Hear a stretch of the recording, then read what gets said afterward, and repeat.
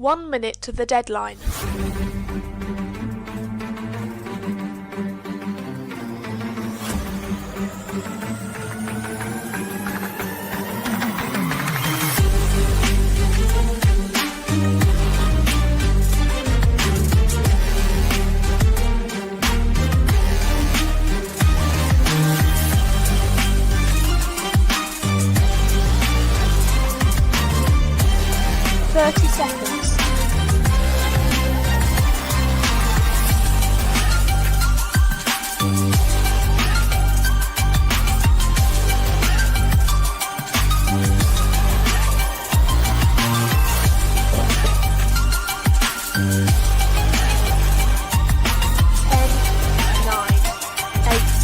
Seconds.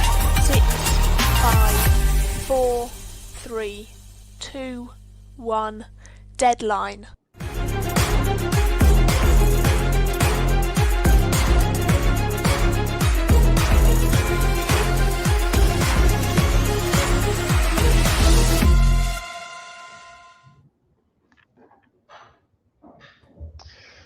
Hello everyone, I'm joined by a few more hobby legends today to talk about the regatta that is going on over in America right now. How is everyone today?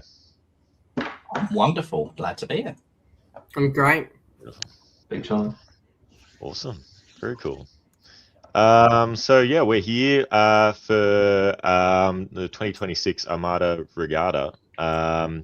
We have the tournament directors Emmett Wainwright and Gabe Raj. I'm sorry for that pronunciation, but it's being held in Denver.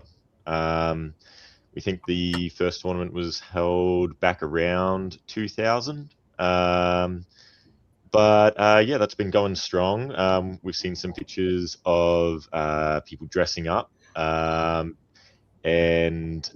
like some very fancy awards as well. So it looks like a very cool event that's going on, or has been going on this weekend. A quick summary of the tournament. There have been 4 rounds. The standings are compiled by the top 3 board scores. There are no game limits other than not being able to continue into the following round. So if you have a evening round, you can go straight through till the beginning of the round in the morning the following day. Crazy behavior.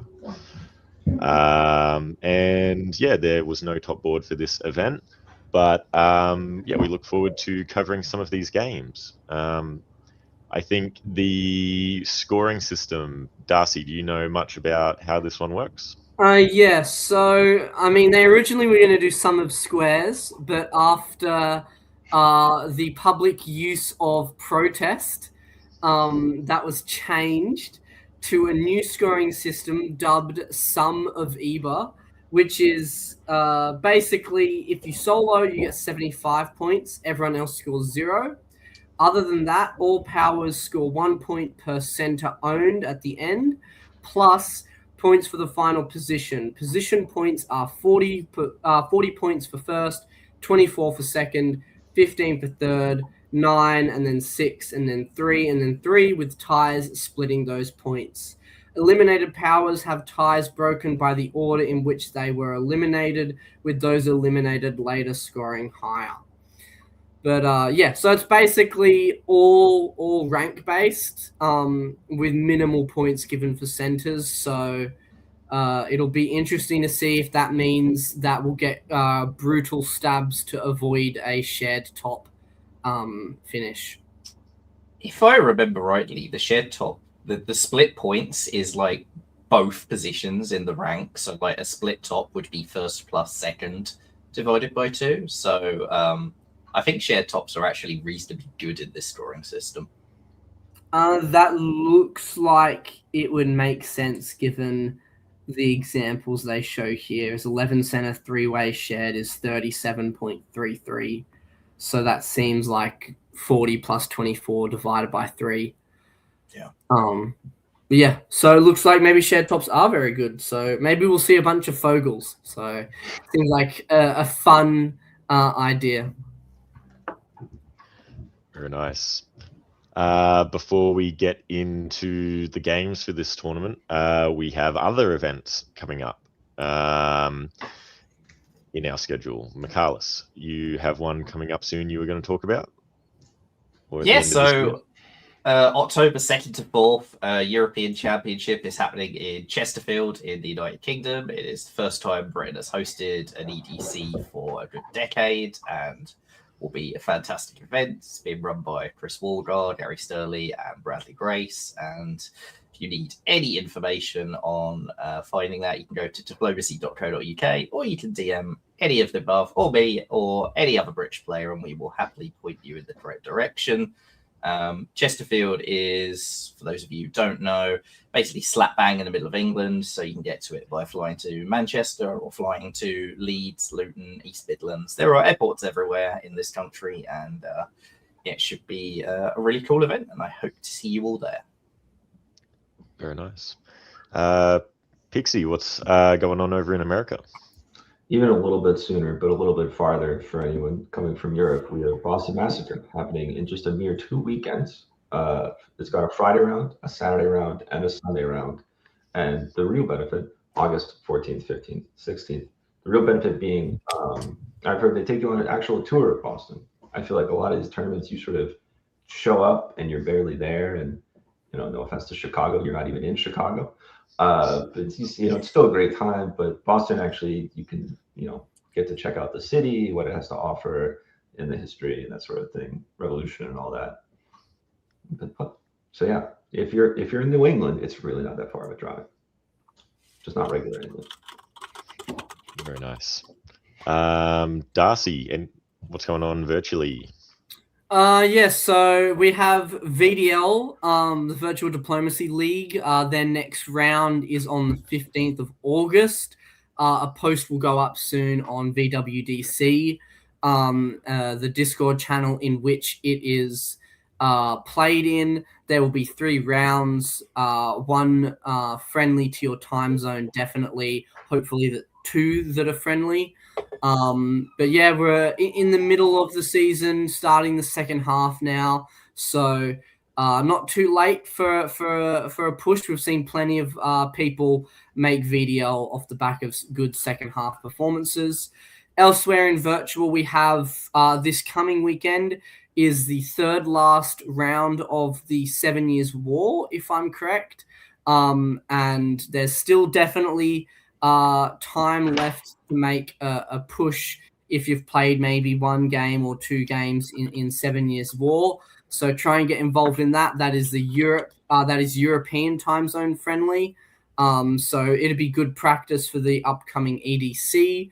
And then the other major virtual league is Snake Pit, which is the Australian and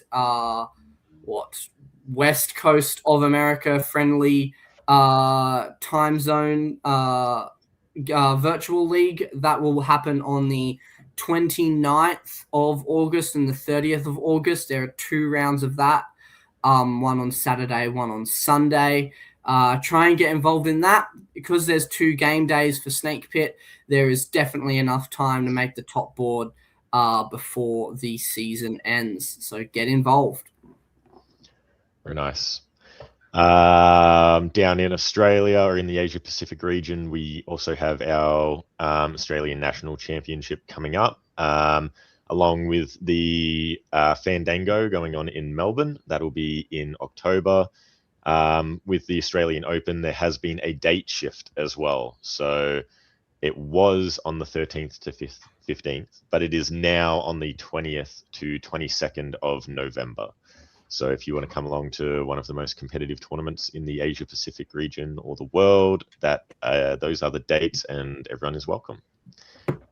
But back to the event that we are here to cover today. This is Regatta, and this is the North American DipCon. So we have a very special event that we are going to be covering today, and we have some very special people that are going to be there too. So let's have a look at who we have. This is, as you can see, sorted by This is the top 10 players sorted by their DB&I rankings. I'm assuming that's from last season, or is that from this year? Yes, it is last season, I believe. All right, cool. Pixie, if you want to shout out some names here that you want to keep an eye on as we cover these games. Wow, this might be the first time there's been a list of people and I have actually met everyone. I guess I'm getting old. I'm going to jump right to the one actually and shout out on behalf of Sadi, Julian Wellman, who I did share a beautiful game with back in Chicago, despite me, disparaging it a bit earlier. I'm impressed to see him just sort of amongst the list, given how recently he's joined, and so I would be interested to keep an eye on him just from how the youth doing kind of perspective. Very nice. Darcy, who do you want?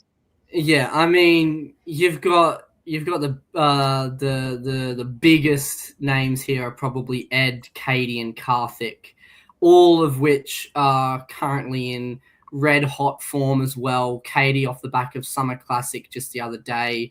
Karthik winning the New York tournament, and Ed dominating press top boards and dominating the scene in North America lately with David Miller. So you've got to be looking at those three, and you've got to be looking at the rest of the players at this DipCon to really stop these guys and girls from reaching the top of the leaderboard by the end of this tournament.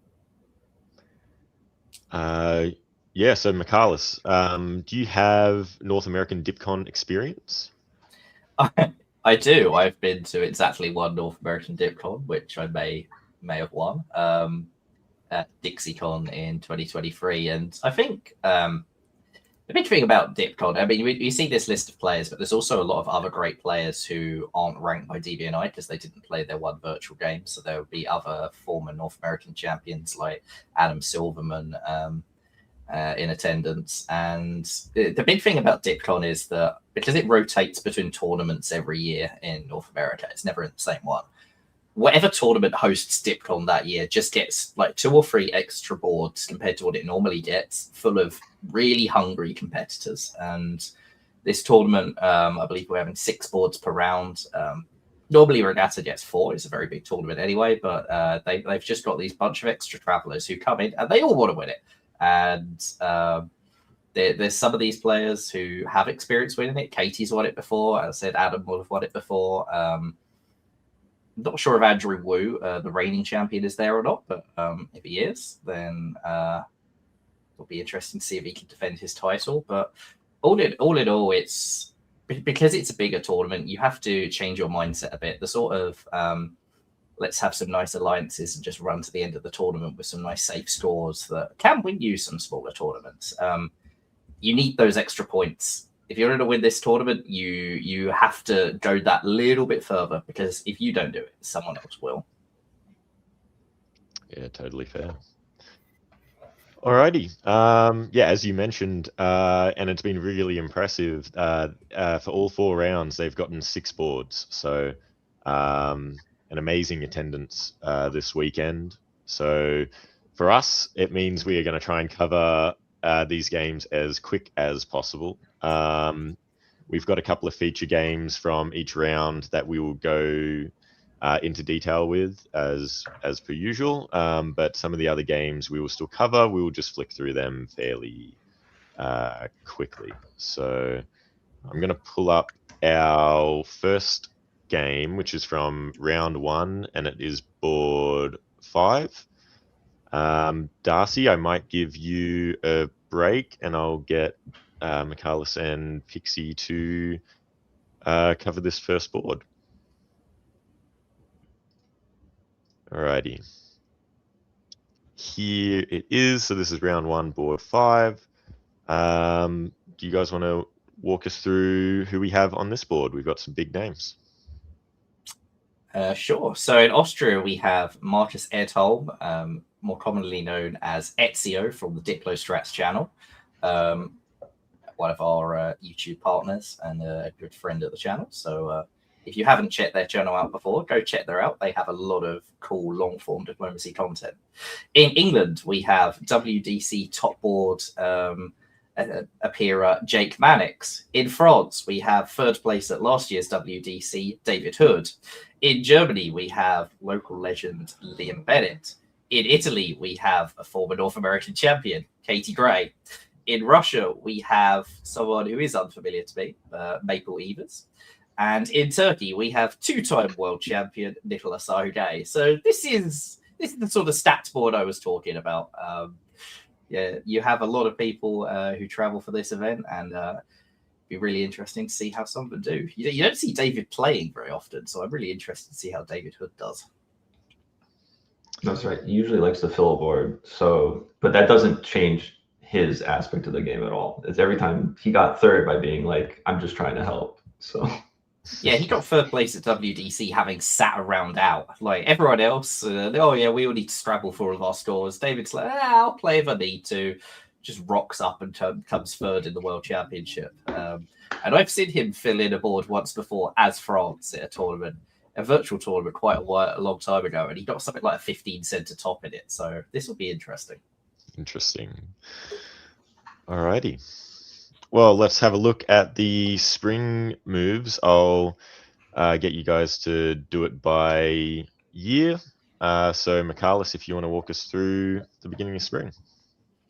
All right, spring of 1901. And in the West, my eye is immediately drawn to a bounce in Burgundy. This tends to be a bit risky for Germany. There's always the possibility that it opens Holland for a bounce, but David Hood doing the opening that he normally does as France, not the full Hood hog, but 2 units north is quite common from David, and the other fleet goes out. In the East, we see very apparent friendship between Austria and Russia. So there's a DMZ in Galicia, also a DMZ in Trieste, which might bode poorly for Turkey. Austria doing Vienna to Budapest. As usual, I'm contractually obliged to mention that this opening has the highest top share percentage of a common opening for Austria and the highest elimination percentage. It either works or it goes horribly wrong. We'll see how it works for Marcus here. And Russia doing Warsaw to Livonia, which is quite an unusual opening. I know that opening to Livonia is a bit more common in your part of the world, Brandon, but I don't usually see both armies going that way, and this does not look very friendly towards Germany at all, so I would not be surprised to see a Sweden bounce. Yeah, the Livonia move definitely does stand out. I can't say that I've seen Warsaw to Livonia, Moscow to Warsaw, but I like it. It's interesting. I want to see where it goes. Alrighty. Let's go through to fall. Michaelis again. All right, fall 1901. There is not a bounce in Sweden, and Warsaw just goes down to Ukraine, so the East looks a bit more normal looking. There is an attempt, perhaps, to snipe at Trieste, or perhaps that's by agreement. The fact that Katie has put the fleet into Tunis definitely implies that this is not an AIR, though.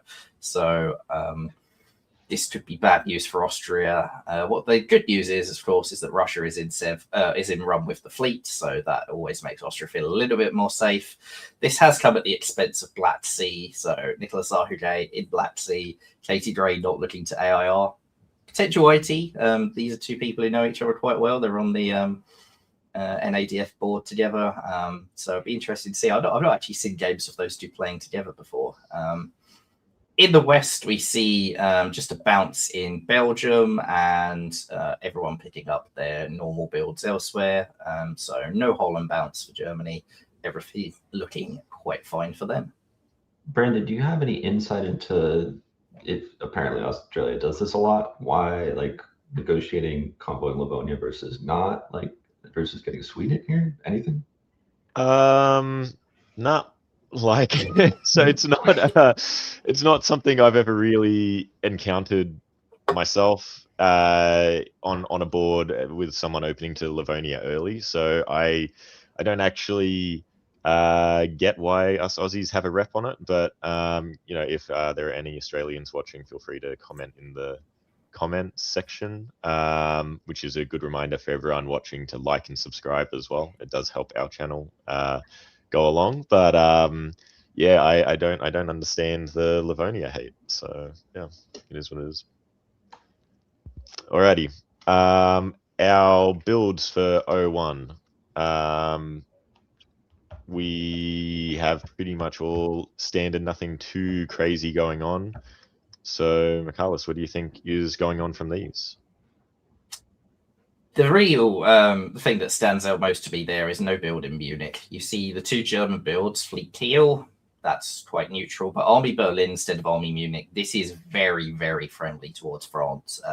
So this definitely suggests that Germany wants an EG. England and France have built Fleet London, Fleet Brest, which could be a sign that they're about to go to war as well. Quite easy to back out of, but either way, Germany has definitely laid their cards on the table.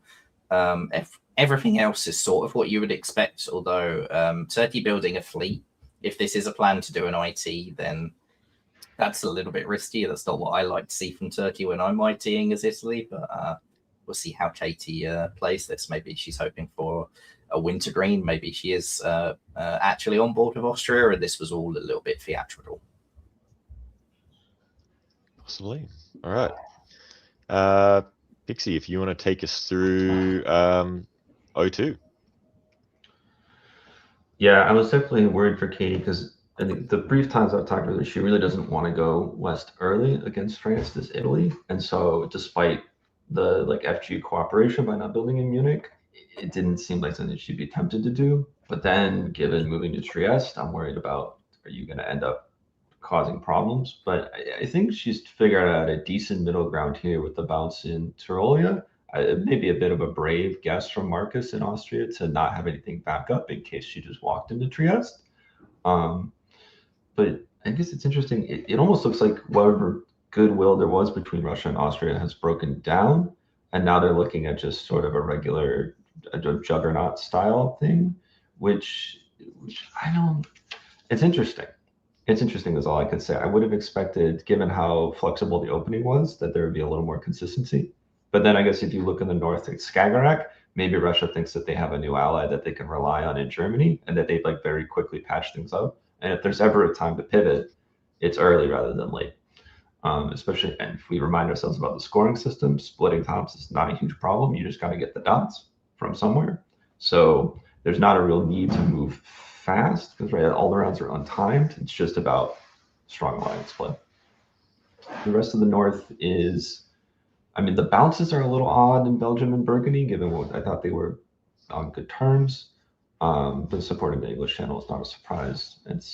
I want to see what Skagerrak does in the fall. Yeah, that's it. Skagerrak and Denmark, they have some flexibility. They could possibly flip on Russia here, or maybe they're working with Russia to pop Norway. So nice flexible moves from Liam here. Andrew, show us the full. Continue on. Let's keep looking at the north. Yeah, they've crossed out a lot of units here. I'm going to presume that this will get rebuilt as probably not two armies. You'd really end up without much potential to grow from there. But you'd certainly make a statement about go bother someone else. I find it interesting that they wanted to force north, they mean Germany, instead of setting up a guarantee on Norway, because Russia seems fairly committed against Austria here. You can't know things during the turn.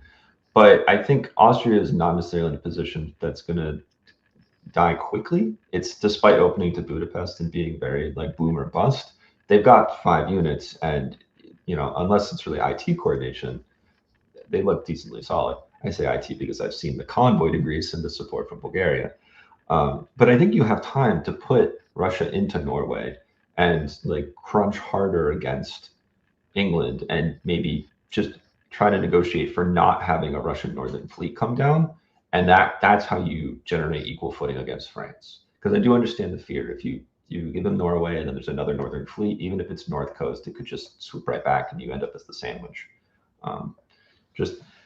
Which is to say, David Hood's in a great position. Yeah, no, it's looking very good. It looks like there's a sort of all-out attack on Austria from everyone in the east. Russia's in Galicia, Turkey's trying to help Italy into Greece. This doesn't look like it's going Marcus's way at the moment, but It's interesting in this situation who you're most annoyed at, because Austria can usually make things very, very hard for one person while the other two get the rest. And at the moment, with the move to Tyrolia, it looks like it's Katie that Marcus has decided is the bane of his existence at this point, which means that she might be in a very tough position if it ends up being RT splitting all of those dots. Yeah, I think the Tyrolia bounce, like I would almost ask to bounce again in Tyrolia or something rather than attempting this kind of a play, because nothing that happens here is bad for Turkey. Either you're making good on your promises with Italy, and you're going to fight presumably a Russia that's not that concentrated and like willing to work with you, or you can just juggernaut. And well, I think he's pretty happy doing that. I think the Greece convoy was very optimistic as well. Like, did you really think that even if Serbia didn't cut Bulgaria, that it wouldn't just be support holding Greece? I think that there was an opportunity to do something a bit more creative there, either dropping into Adriatic, bringing both fleets around, or maybe trying a hostile support to sneak into Trieste. That's a bit more risky, and you look a bit more silly if it doesn't work. But I think I much would have preferred the Adriatic move to trying this Greece convoy. Yeah. All right, so we're now in winter 02. Pixie, what do you think is going to happen? Jake has 2 rebuilds.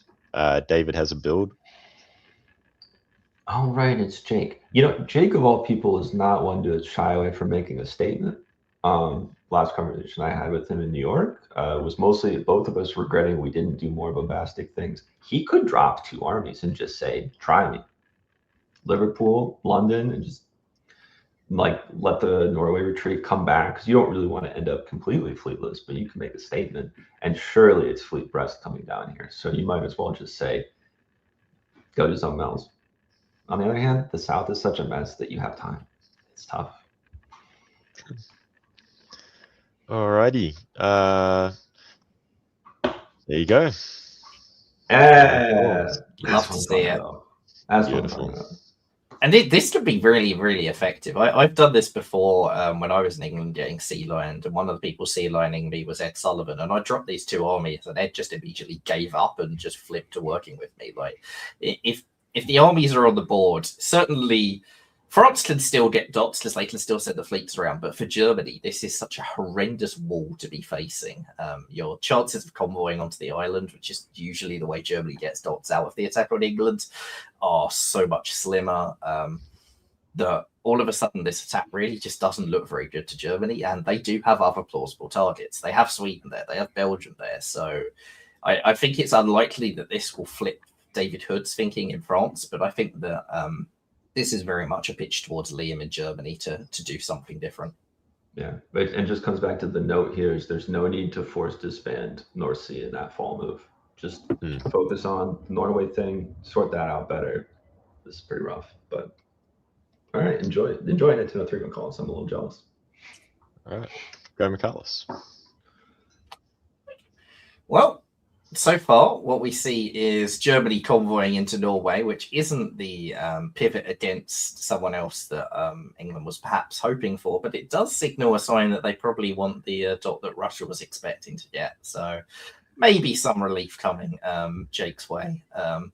But David Hood continues getting in position, and Jake's time doesn't look to be looking any more healthy, given that Germany has pulled away from Belgium. In the east, meanwhile, we do now see Katie moving those 2 fleets around into Adriatic, which is good. Austria has also pulled back to cover Vienna, which, because it wasn't bounced, as Russia's done the quite clever thing. I think I really rate this move to Bohemia Galicia. I like this a lot from Maple. This is obviously terrible for Marcus, though, but it is very good news for Katie, and it means that his ability to block her entirely has reduced quite a lot. Tyrolia is empty. She's got a good chance of taking Trieste here. So things looking better for Katie, and still looking pretty grim for Austria and Germany. Austria and England, rather. Definitely. All right, 4. In full, we do see Liam going for those Scandinavian dots, as I suggested. Take Sweden. The problem, of course, of taking Sweden from Skagerrak and not from Baltic is that if there's nothing in Baltic, it's where that fleet is going to retreat to. And Russia does not have a disband. They've captured Vienna in the south, so Baltic is going to be there, just really annoying Liam. Yes, he's got 2 builds, but he does have Russian units because they're still in Bohemia. He has Russian units next to all 3 of his home centers right now. So this is the potential problem for Liam in the immediate future.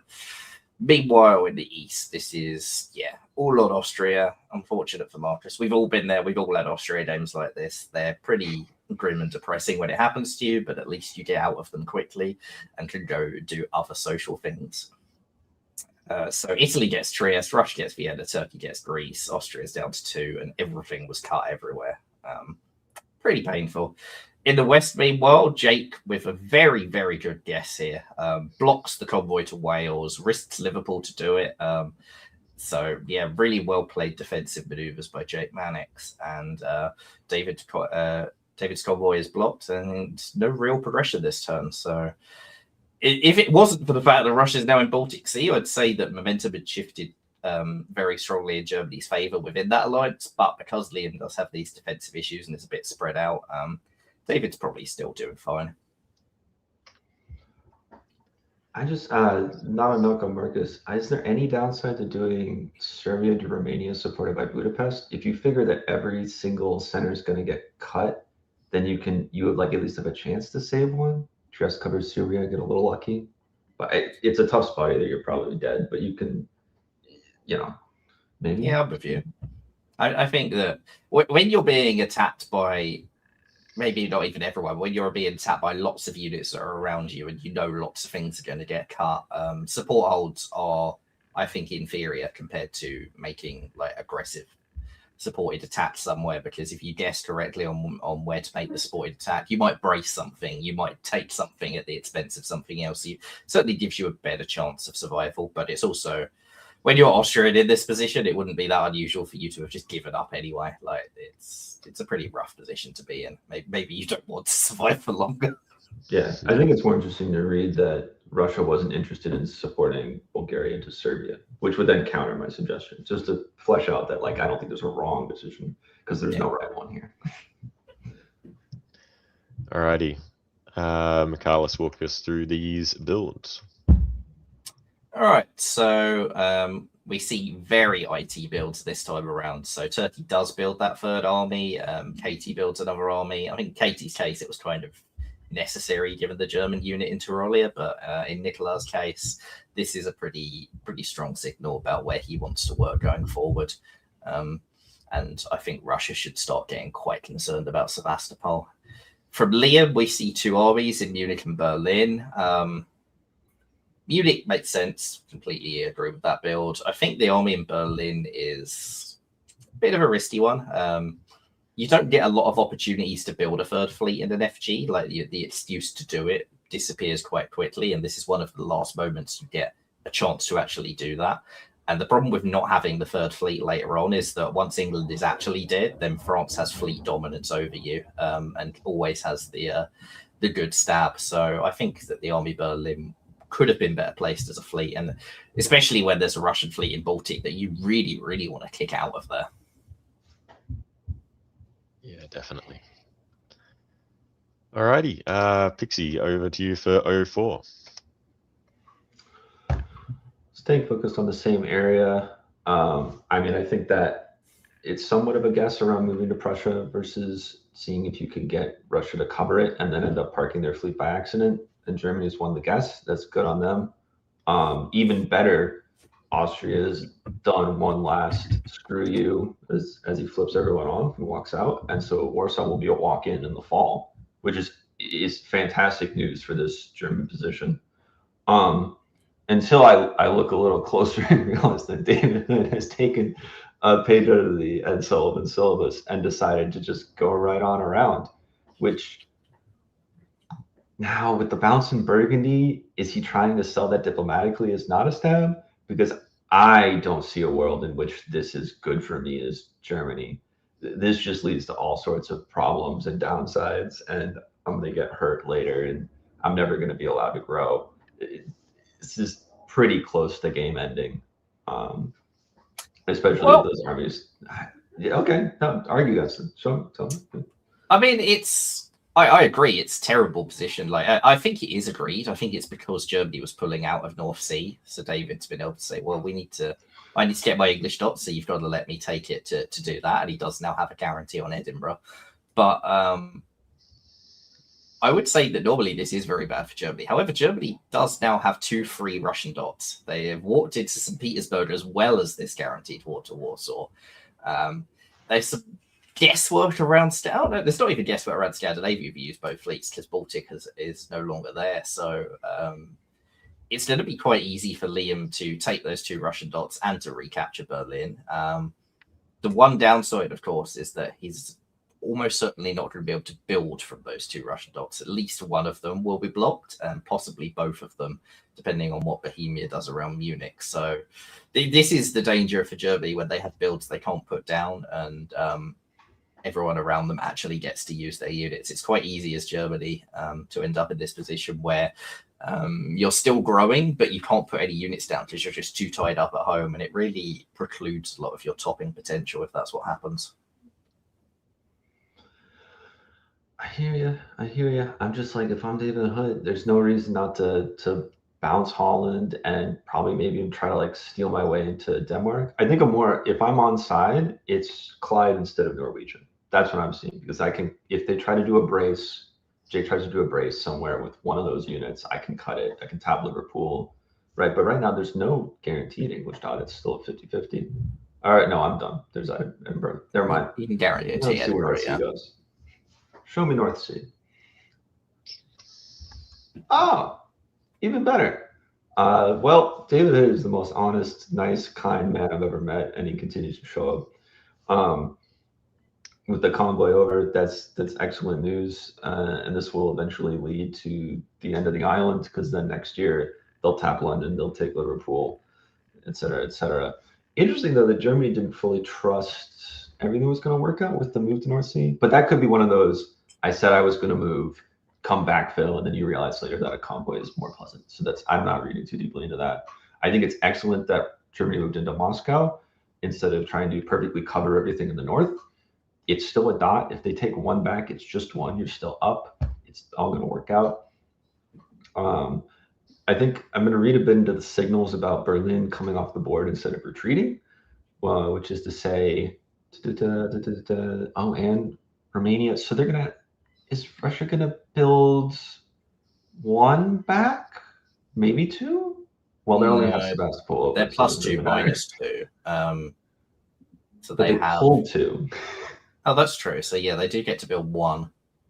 I think so they get 1 back, which is okay. But I think I might set up, like, I might start drafting a contract for rental terms for Germany and be like, so you can stay here forever, but you have to be nice to me, or St. Petersburg will start kicking you out, because Turkey is basically said, IT sounds great, let's run this board, and Katie's happy to oblige. Well, Nicola is doing IT stuff. I'm not too sure that Katie putting Russia further into the Balkans is that committal towards an IT. But Russia is the new Austria. That's the real takeaway from it. Like, Austria's been eliminated, but now there's just 3 Russian units where Austria normally would be. So it's just an Austria which happens to have something up in St. Petersburg.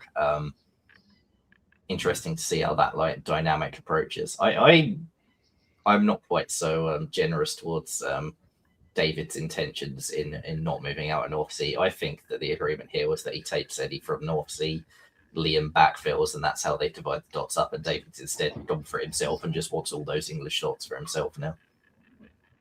Whether or not Germany is happy with it. I guess we just don't trust anyone's intentions on this board, do we?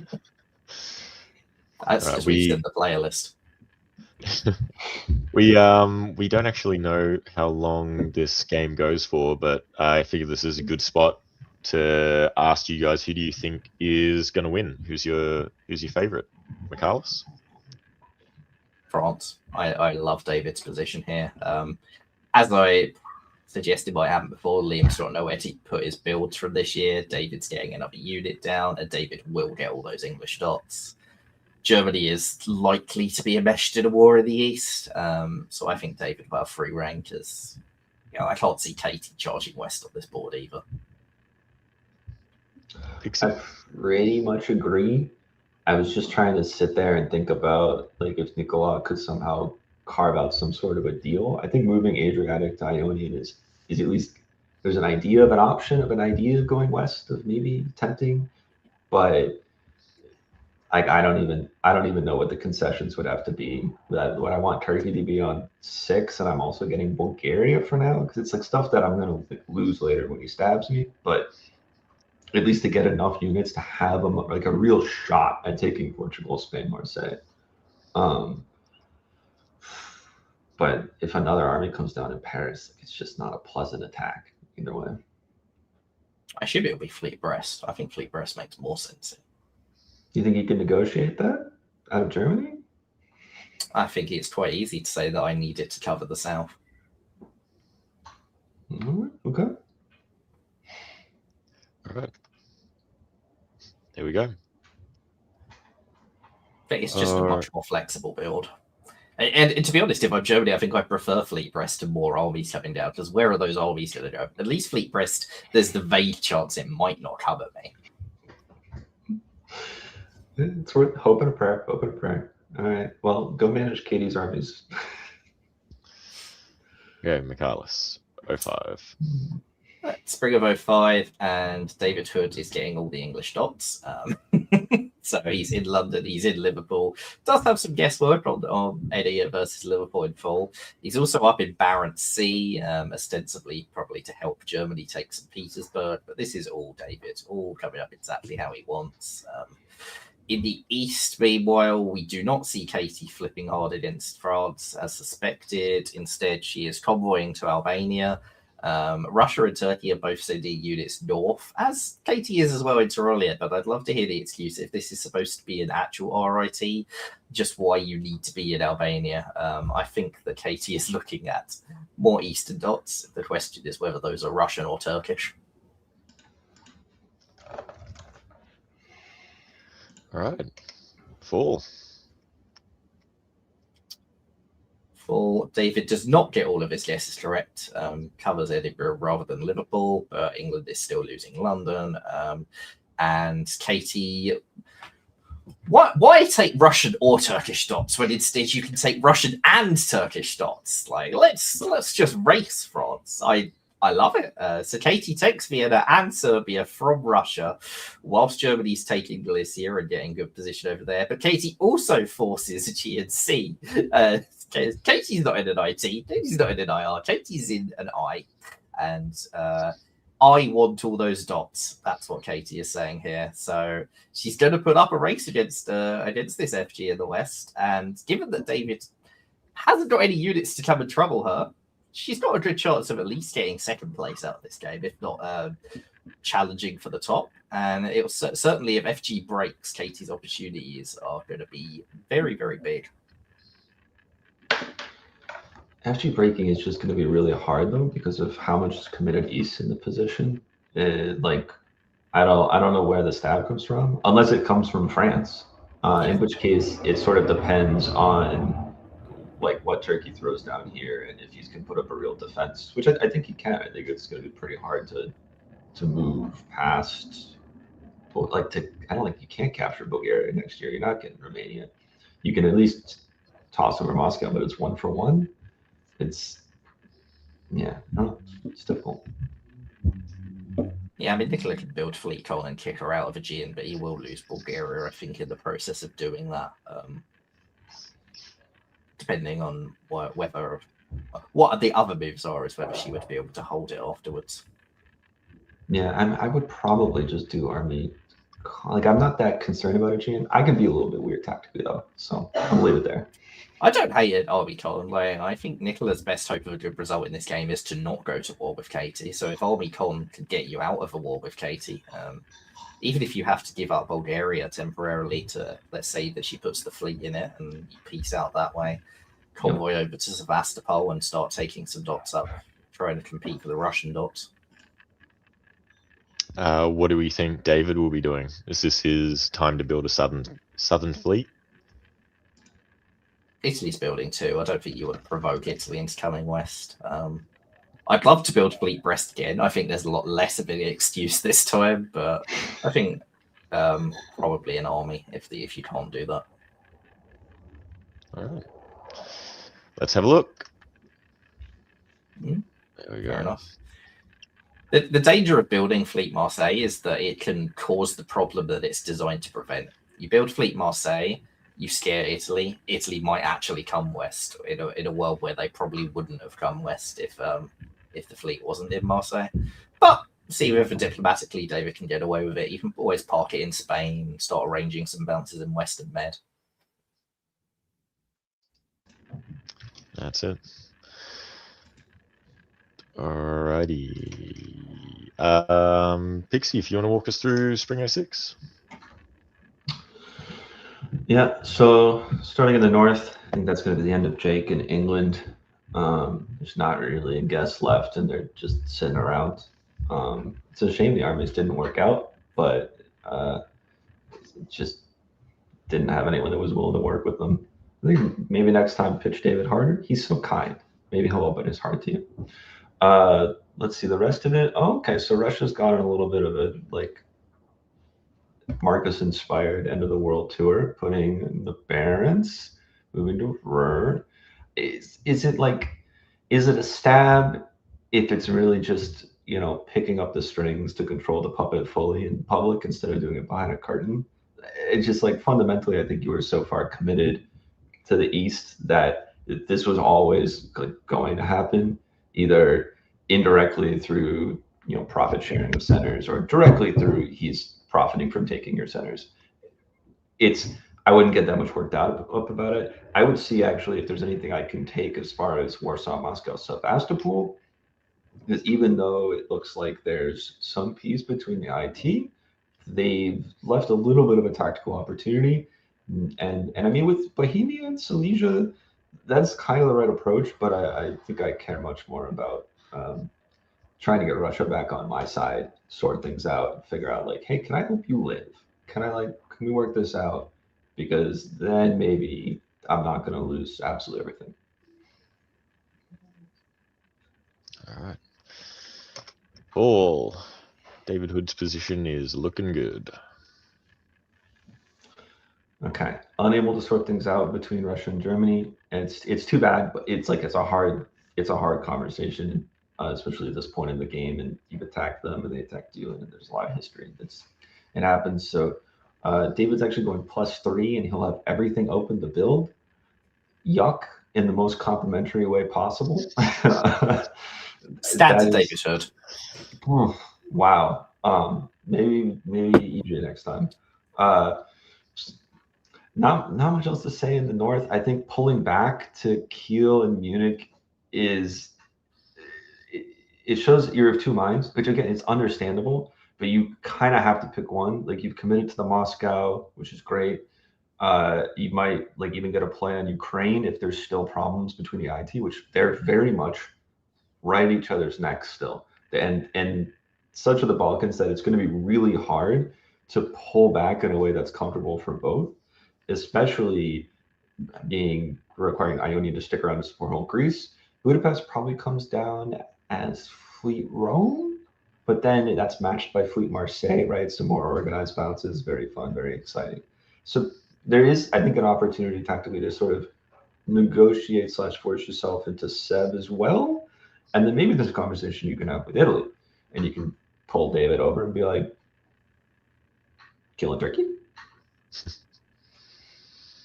I suspect that actually what David's going to do here is say draw, and I'm not too sure anyone is going to say no to it.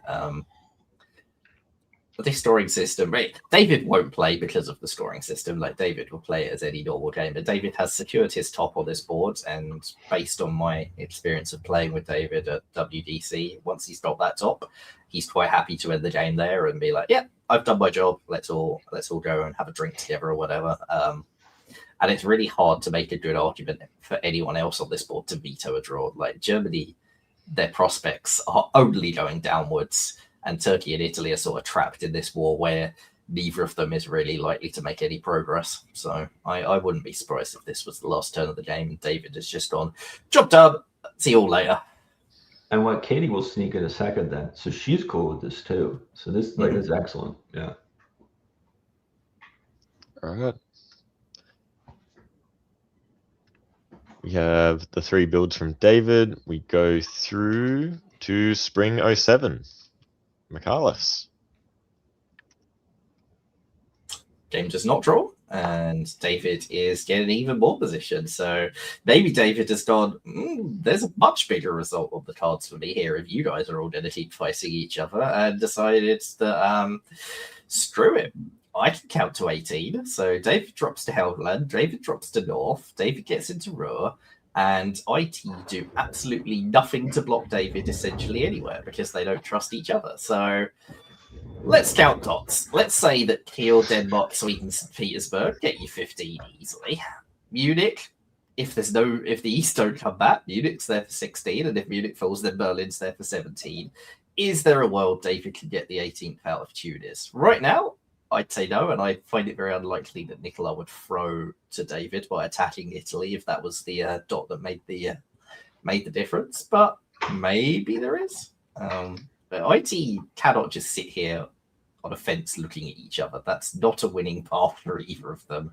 I guess maybe Nicola is hoping that actually Germany loses a few more dots. Nicola gets third and gets more rank points that way. So maybe Nicola has a reason to let this play out an extra year and let David get more dots, because the centers, because it's only 1 point for a center, David's score isn't going up a lot unless he solos. Whereas Nicola's score can go up quite a bit from just staying static and Germany dropping below him. I pretty much agree with that 100%. The difference between third and fourth is 6 points, which is like half of if you're going to get a board top, right? You can't go from 13 to 19 without just soloing, and you can't solo, so it could be a real big difference. Right. The Fall. And David is in Denmark. That is the only dot that he gets this turn. He's got an army in Denmark, which is an unusual decision. Means that it's much harder to get into Baltic for forcing position forward. Other than that, not a lot changes, but Katie now has to start making decisions on whether to defend Greece or whether to defend Tunis. And there's a world where Nicola uses this to take Greece. And that's a world where solos get thrown if you stop dotting people who are holding the only dot that can prevent a solo. So, yeah, this could get very exciting. I'm a little surprised that they haven't been able to walk back, though, because of precisely that reason. Like, Tunis is such a clear 18th that it should be simply, if Turkey, if you take one from me, France will get one more, and then that's it. So walk back. Just walk back. It's not hard. Alrighty. Pixie, Spring. Just goes for the regular supported move into Piedmont. I guess that's not unreasonable. Make them try to guess their way out of things. But as being noted by Patrick Flanders in the chat, like this, even opening up Tunis to a risk was like a negotiation failure for this board. So yeah, I'm let's see. And we got Keith with the know-how from being there, which is Hood would have drawn, but it got voted down. So presumably, I'm going to bear McCall's theory, which is that let Germany die enough so that they can Turkey into third, that sort of thing. So really, that's where I'm going to view the tactics of this turn from. So they got to lose 2 more. Kiel got popped, but then they're going to have to walk into Baltic. So it's going to be another year if that's the goal. The problem also is that Turkey is sitting there doing actually nothing. They're not getting in position to replace the German units, which means that Berlin is going to be lost. Like, if Turkey had charged through to Livonia and Prussia sort of thing, you could actually hold Berlin reasonably effectively. But it's too late for that. France will now get Berlin if they want to, and if the game keeps going. Germany, the Warsaw Moscow, probably you can dot them quite safely as Nicola. It won't make a difference. Germany doesn't have the ability to throw a solo, but if Nicola is going to dot Katie, then Katie can immediately throw a solo. So if Nicola's gunning for second rather than third, it's going to be very difficult, I think, because Warsaw Moscow gets you to 8. Yeah. Oh, there we go. There we go. Okay. Wasn't expecting that, but yeah, I think they would have been making the same reasoning you were there, Michaelis. So, very big board top from David Hood. He was happy with the lead, and yeah, he got it. So, thoughts on this game? Like, obviously, you were just walking through it, but congrats to David Hood for an excellent France position. But yeah, what makes you guys think that they decided to draw here rather than back in the previous turn?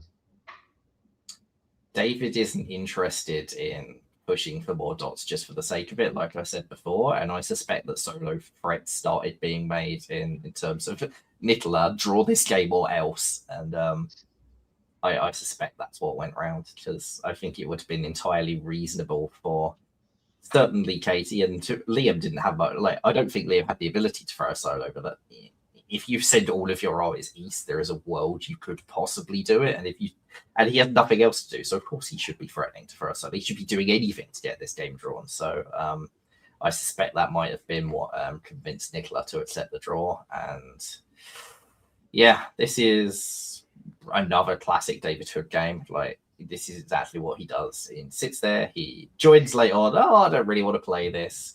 Everyone doesn't pay much attention. Like, look at Vic there. You've got Katie there. You've got Nicola there. You've got Jake Mannix there. Look at them. They're the big scary people. I'm just nice, friendly David Hood.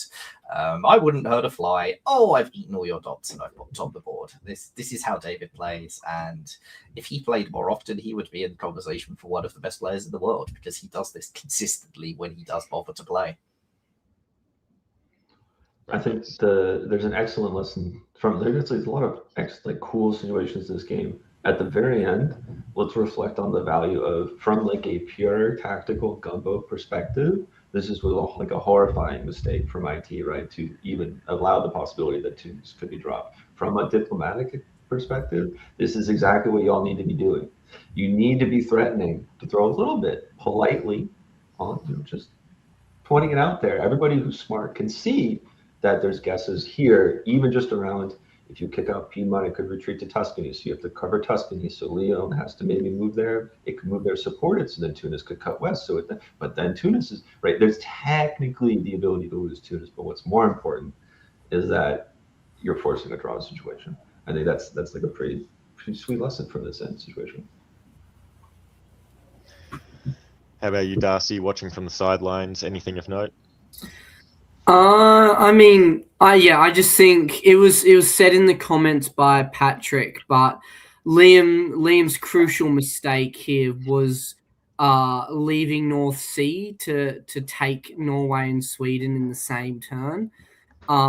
You need to be strong on those sorts of boundaries. Plus, you need to be sure, there's a reason to put a Fleet Brest down instead of Fleet Marseille, but you should be saying in negotiations, no, I don't want you to have to negotiate with me to make me feel okay about building Fleet Brest. I want you to negotiate with Katie about making Katie okay with Fleet Marseille.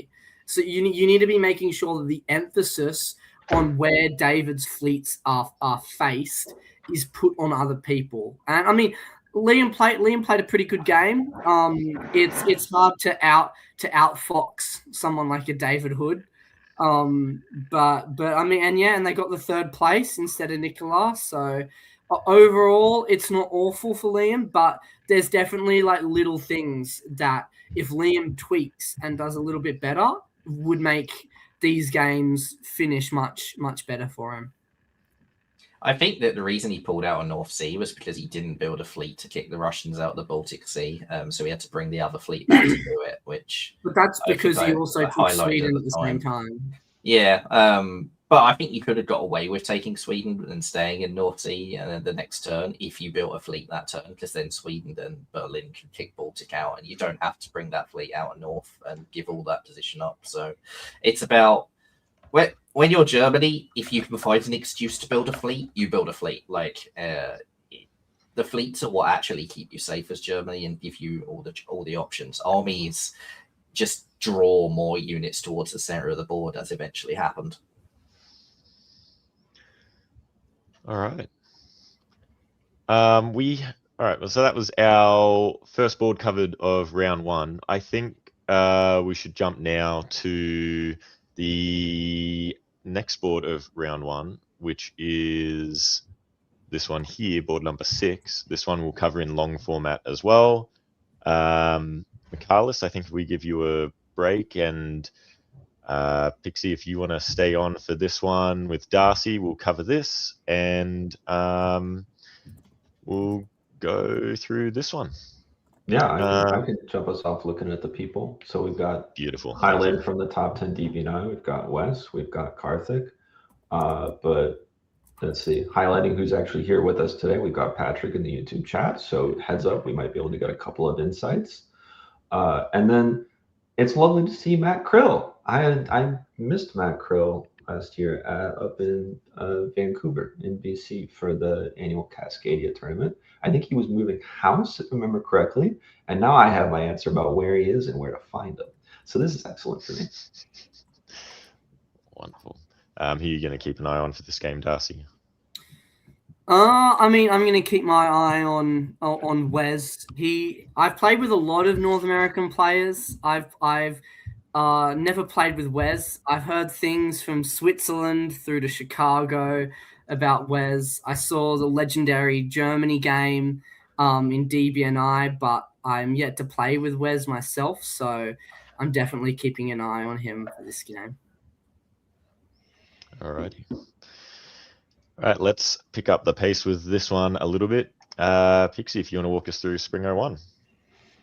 All right, starting in the north, we've got fairly typical stuff, except Liverpool decided not to join the party. Understandable. Sometimes you can have a few too many drinks the night before, and you end up left behind. Other than that, it's not anything particularly unusual. Picardy and Ruhr are setting up for a Belgium bounce. So honestly, the Liverpool army probably didn't have anywhere to go anyway. The only downside is now you can't make any kind of a convincing argument around Convoy to Norway. For the rest of the board, we've got Trieste, parentheses, loan, question mark. Hopefully we'll get that answered at some point in the fall. And it's the usual Spirited Ankara. So normal stuff. Full. All right, the answer is it's not alone. It's here to stay because we've got it tapping Serbia and then supporting the convoy into Greece thanks to Turkey. So it looks like a decent start for the IT here. And there's always an option for Russia to get involved, and then you can flip to a Wintergreen or you can flip to a Juggernaut. I love the dynamics of ruining Austria's game early, as long as it doesn't happen to me. Looking at the north, now that's interesting. A support into Belgium makes it feel like maybe Wes and Karthik looked at an England that missed one move and said, well, I'd rather ally with the person that I know is experienced rather than not. Now, I'm not just bringing this up because Karthik made a kid cry in New York for over an hour, but it's important to have the full context of the situation. And that's kind of what I'm seeing here. Credit in that regard, I think it's a little interesting to let Sweden in, because if it's so obvious, maybe Russia reacts and says, well, now I'm going to build a fleet in the North Coast and actually take it, like try to grab a part of it, or in the South Coast and try to like attack under. So I don't like, I think there's an argument to balance, especially if you think they're kind of being chill in the South, but I'm not bothered. Not bothered. Perfect. All right. A quick read on the builds. We've got France with 3. What do you think everyone's going to be building, Pixie? I mean, France 3, just throw down 2 fleets and don't think too hard. You can sort it out during negotiations. But like Belgium is never a concern. I'm honestly a person, I don't freak out at a 3 build France, because you could just say, hey, kick me out of Belgium, and then we'll sort out the rest later. Let's deal with that. Beautiful. All right. There we have it. Rome's a bit odd. I'll say that. Other than that, I'll let Darcy take it. Go, Darcy. Yep, so we see the continued dismantling of Austria, with now Russia joining in by moving into Galicia. Elsewhere in the west, we see Wes move those fleets up towards France, which is not shock to anyone. Furthermore, Carthage moves into Heligoland, so this is definitely a sea lion. Meanwhile, in the north, however, we do see Patrick move to Finland and holding Sweden. So there is a chance, combined with Chris's move into Skagerrak, that Patrick could look to counterbalance the FG by working with Chris around Denmark. Chris does leave North Sea to get into English Channel, which could leave North Sea under threat in fall as well. There we go. All right, in fall, we see in the west, if we continue there, Patrick decides to do neither, doesn't take Norway, doesn't make a move on Denmark. Wes fails to get into English Channel, as the correct guess is made by Chris. Chris does doesn't let in to North Sea, as Carthage supports himself in. Furthermore, in the east, we see Tim takes Budapest from Serbia, however, does lose Greece to Matt Krill, but Tim also gets Tunis, so we'll be building one anyway. Walk us through that. There we go. All right. Classic IT builds from both Matt and Tim here. Pixie, back to you for 03. Man, there's the move here. Tim, you had taps on Albania and Budapest. You could have safely shoveled up to Tyrolia. And I think it's, one turn sooner kicking out Vienna might have been nice. But if you have a good ally, that's all that happens. So, on the other hand, the help into Serbia and Smyrna not going to Armenia makes me a little suspicious about what Turkey actually feels on the situation. And there's really no firm reason to stick with Italy here if you think you can safely put down that third fleet and rotate. That's a point I don't really know. We don't have time to talk about now. How do you actually get your friends to stay your friends? Maybe that's a bigger problem. In the north, now, is Norway going to stay? Is it going to go? I'm just not sure what the right move is for Patrick here in Russia. I think it was reasonable to hold on if you don't think that you can get Carthage and Germany to pick you over France. The question is, do you think you can get Carthage and Germany to pick you over France now? I'm not sure. I think he's pretty comfortable just playing an FG. I think he knows what that feels like, as opposed to maybe now if you're allied with Turkey, you're much more of a looming threat to him long term. And you'd rather have a reliable ally. This feels like another France gets out of control game, I'm going to be honest. All right. Let's have a look at fall. Well, at least they covered Tunis, so that's nice. We've got the convoy over to Clyde, setting up for future gains. This is once again a France with no enemies, realistically. And even to the point where I think it's reasonable to be harassing Italy a little bit. Not because they're in any way out of control or anything like that, but it just signals good intentions to your ally in Germany, and then you can sort of build and adjust there. You can always just bounce forever, and it's not really that big of a deal. Again, because you already have the position on England and the island, and these are dots that will simply work their way through. Yes, I want to Wallace makes a great point. Excellent negotiation around getting Greece back. It really shows that actually Turkey, I think, is maybe not flip, but they're leaving themselves open to both options. And I'm not sure if that's the best idea. I think it would be better to maybe pick an ally now and commit, because the North is very close to resolving. Probably next year, England will be dead, and then that'll be sorted. I have to assume Germany and Carthage going to go after Russia, and then it's going to be pressure on Italy. But I think you could do better by picking one of those to boost up first and have them be a real like stopper for that side of the FG. And then that gives you more time as Turkey to eat stuff from behind. I think ending up in the middle, you might end up with the two of them going outside and being like, so what is he telling you the same thing he's telling to me? Oh no, he's lying to both of us. Well, then let's kill him. I mean, there's a brutal hold order by Liverpool here, which would have kicked out and piffed Edinburgh, which has got to sting for Chris, considering he did manage to get Patrick on side to move out of Norway. So a little bit of a brutal misplay there by Chris, but maybe he'll be able to hang on for a little bit longer.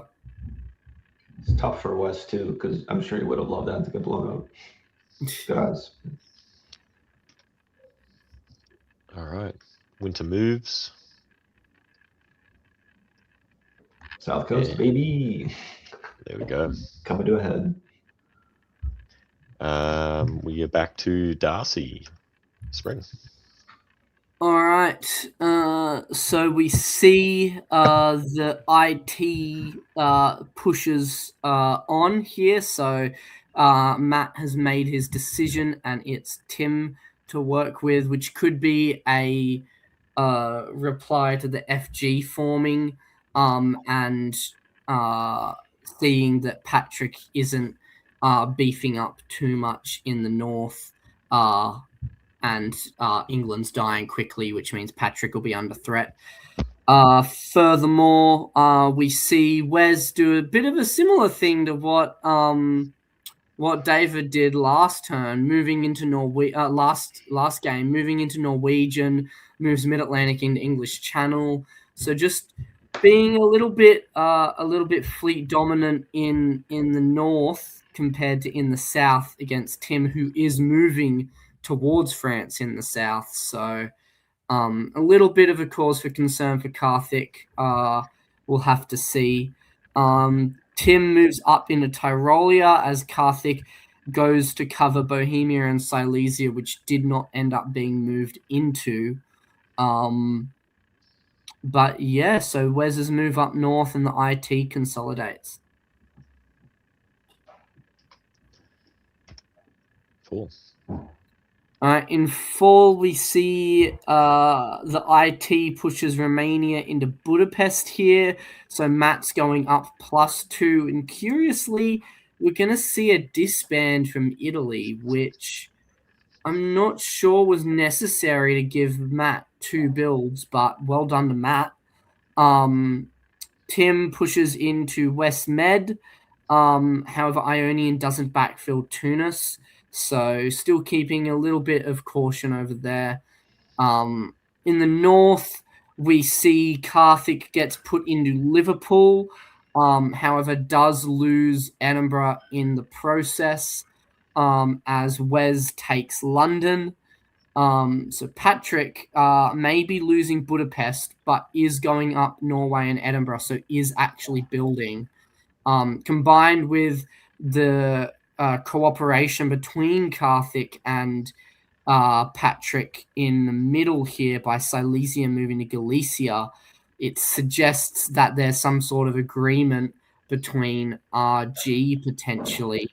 But we'll have to see.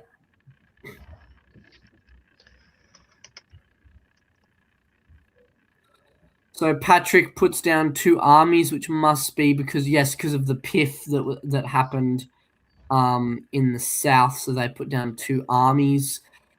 We say goodbye to Chris, unlucky. And Wes puts a fleet Brest down, which is again a little bit of a cause for concern for Karthik, but shouldn't be too bad because Tim is threatening the south. Matt puts down a third fleet in an IT, which he has the convenient excuse of saying is to take Black Sea. But still, long term here, you wouldn't be happy if you're Tim, especially because you had to disband Trieste as well. All right, back to you, Pixie. Yeah, you're not happy. I was mostly looking at, so we've actually somewhat formed a triple in the north. I guess that's a little bit of my answer is popping Edinburgh. That looks like with everybody's consent is the cleanest way to get Russia down a fleet. But they're almost starving a little bit for centers as opposed to the potential growth that Turkey's really bringing to the table here. I'm a little surprised Germany is willing to go whole hog against Italy. It's the alliances just seem very in flux for what are like not a lot of dots at the end of the day. And granted, given its rank, you don't need to be above or below much more, and it could be working for like a three-way that makes sense, especially if you let Russia keep on holding on to Norway and Sweden long term. I can see something where you're like, it'll even out in the end. I guess this puts them at 7. But it's like Germany just really doesn't have enough units to do anything. And I don't think they're ever going to, because picking up Vienna is not a dot that usually leads to more. And you're going to force Tyrolia, and you're going to Turkey to help you into Trieste. That's probably not going to happen. It's like by staying friendly with Russia, you've really limited your potential to get things done.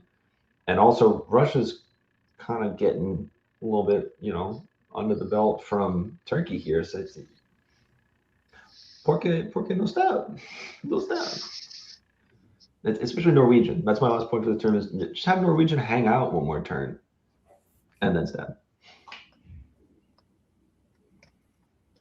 All right. Cool. And it's like the extra emphasis as well is Italy. Sorry, we're just completely ignoring it. Italy moved somewhat against the line in France too. So if you're Germany and you can get France to help you get builds now, I think you could really pivot this game into the one where you're in control, because France can't turn around with these Italian fleets here. Even more so with Ionian coming into Tunis, which really makes Turkey the one that's running the show. They're the one with potential growth. They're the one with a clear direction to head. They have a firm ally in Italy who's moved very far away at this point. And so, no disrespect to Patrick, it's time to cut him out of the deal. It's just get North Atlantic back into Norwegian. I'm kind of hoping that maybe I'll see that in the winter, but then he's given up Liverpool. He's traded that back over because France needs a fleet here. I don't think he does. I don't think he does at all. So credit if you negotiated that, but it's like what, another army or another fleet? Sorry, I think you negotiate for London has to come and help you out. You have to let me get my third fleet down in Berlin or something and force the Russian, and then I'll give you Edinburgh when I convoy it over.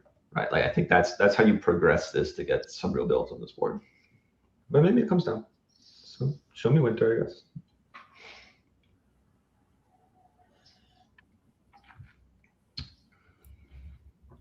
I mean, this is the other reason. This is the other Yeah. reason why you don't necessarily go after Patrick and cut him out in that last year. Is Patrick is someone that will punish an ally who doesn't read the fight on the other side of the board correctly. And I think Karthik is probably well enough aware of Patrick's punishing playstyle that you want to get the beneficial disband, right?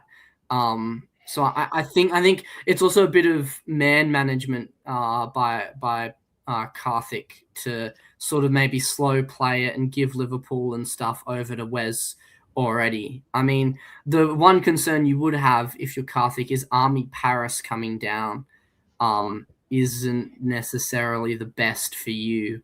You'd probably rather see a fleet go down so that it's easier to commit to a fight against him. Yeah, I mean, anything where France can get the build, I think is better. But I guess it's hard to negotiate that. But yeah, it's a great point. All right, Darcy, 06. Well, here's more of the Karthik man management with Patrick by convoying him into Denmark, presumably to then push that unit down into Livonia.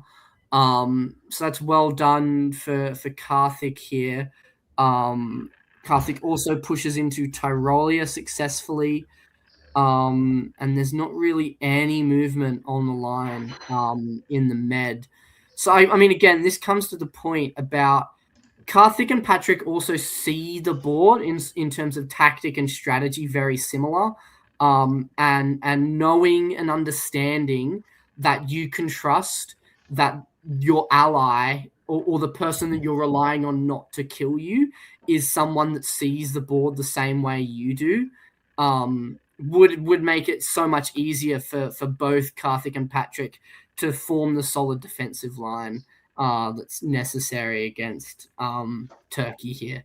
So I think this is just well played, and we'll probably see a slow grind now because of this. All right. 4. All right, we see Denmark gets convoyed into Prussia, not Livonia, which I think is probably even more beneficial for Karthik, as it makes St. Petersburg easier to hit. Further, we see a move out of North Sea by Karthik, which, while there's no movement happening on the Med line, you've got to be a little bit more worried about that Wes could just flip and turn. Wes does move London to English Channel, which I guess is showing a demilitarization, but it's still just as close to North Sea as it was in London. There's just absolutely no movement in the center of this board this turn, so it's going to be a slow play here and waiting to see when the stab for Scandinavia will happen. Really, at this point, it looks like. Yeah, Darcy, you McCall's, I mean, it's excellent, I would argue even correct points about man management, moving the units down. I think my questions are really like, what does this serve for Patrick? You're like, it feels like you're walking yourself into a worse position. I would be, and I'm assuming he was at the time, be like, look, guys, it's kind of a stalemate. Draw? Anyone want to draw? Who doesn't want to draw? Make you publicly veto a draw, because there's no next center for you as Russia. There's just getting smaller. Definitely. All right. Spring 07. Pixie. Yeah. Yep. And it's not that they won't honor their part of the deal and like keep you on 6 or maybe on 5 or maybe on 4 and maybe on 3, and then maybe it's just Warsaw, Moscow, and Sevastopol until they decide that you don't need those 2 anymore and you live on 7. Like, living is better than nothing. But I don't know. I don't see where the game is. Because as well for France, let's talk about the West. So you've gotten into Lyon. Presumably this was a negotiated move, because like, why else are you in Tuscany? It is quite strange. It seems like it's probably Tim trying to slowly demilitarize, expecting Wes to further demilitarize as well, and then Wes is just like, oh, thank you for Lyon, I'll take it, and wish you good luck, sir. Yeah, because it's very much not aligned is the problem. Even with if you get Turkey and Ionian to protect Tunis, even if you've got Tuscany, Tyrrhenian, there's 3 against it. You can't support Piedmont and risk all the guesses around Venice, Trieste, Budapest. So the state of the board being France has real progress and growth. What happens next? That's it. Like, I guess you've sort of mentioned it already, but who do you both pick going forward from this position?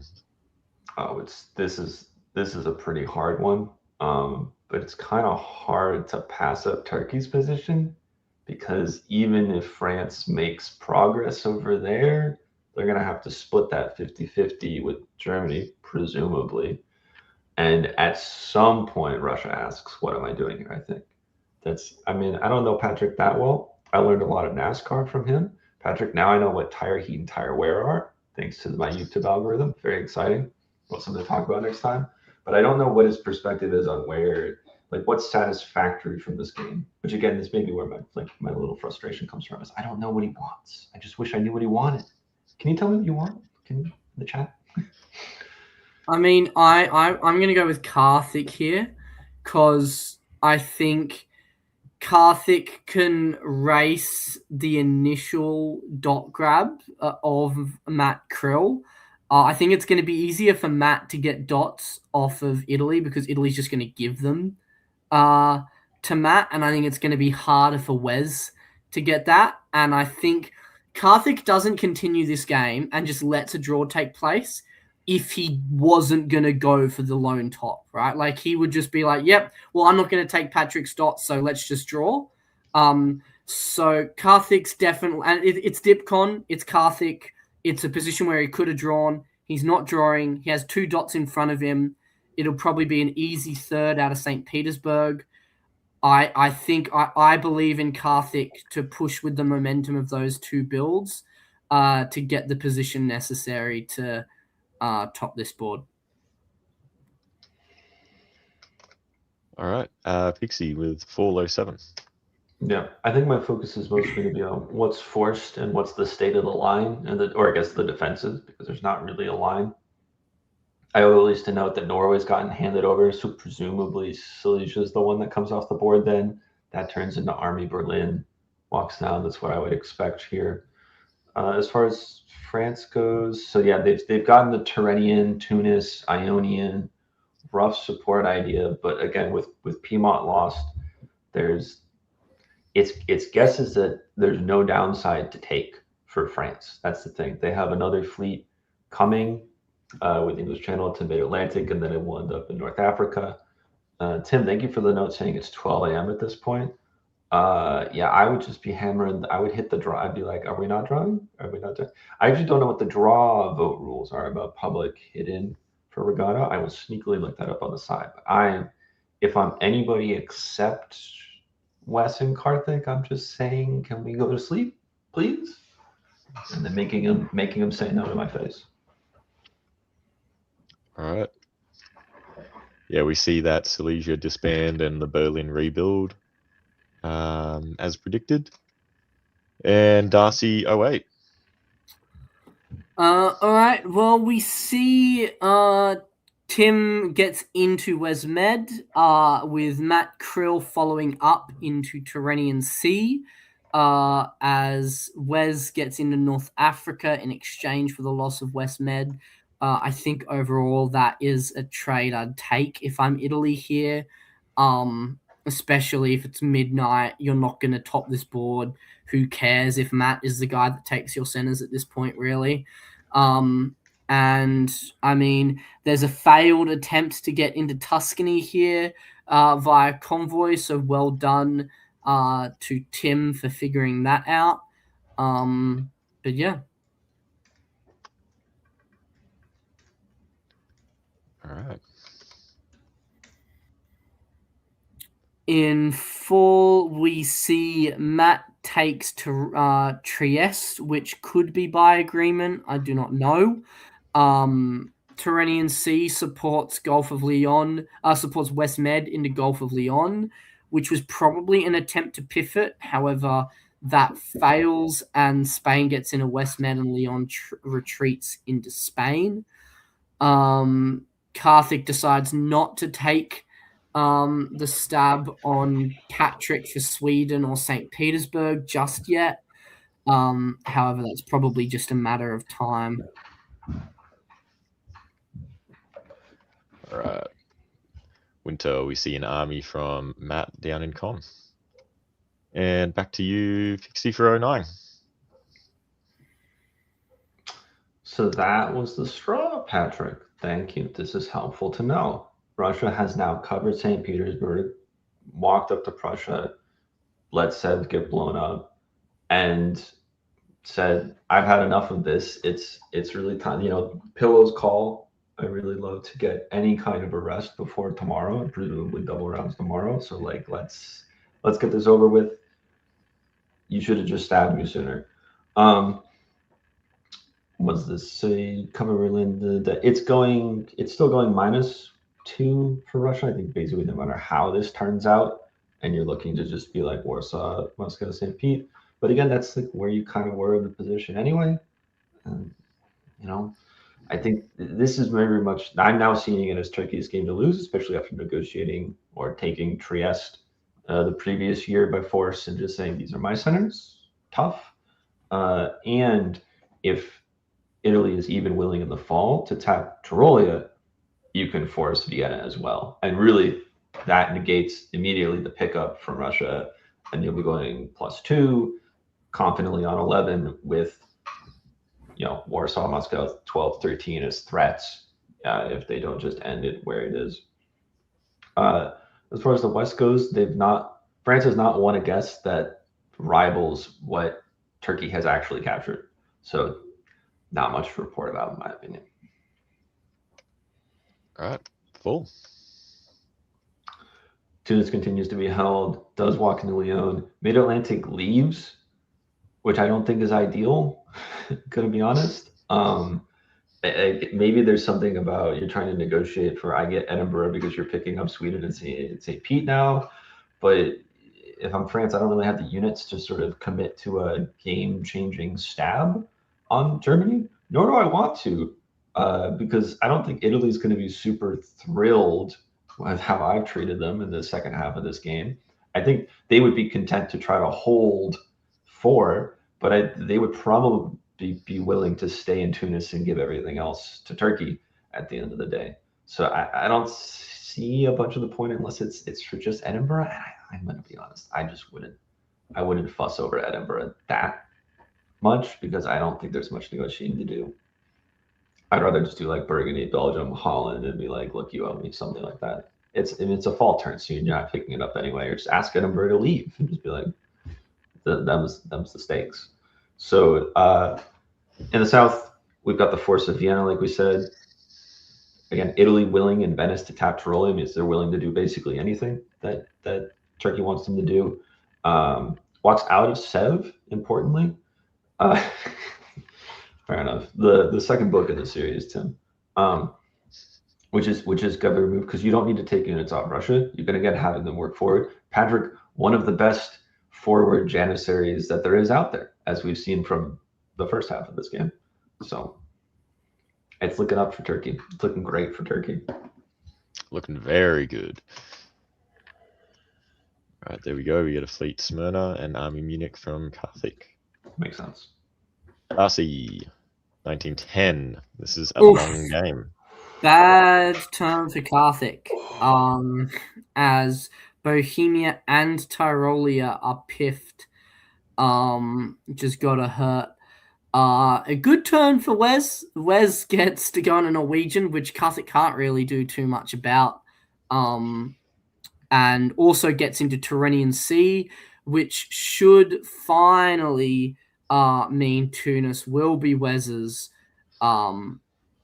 So the hard work has paid off for Wes down there. So now we've got to look for Wes, who could get Edinburgh, gets Tunis, goes up to 10 here.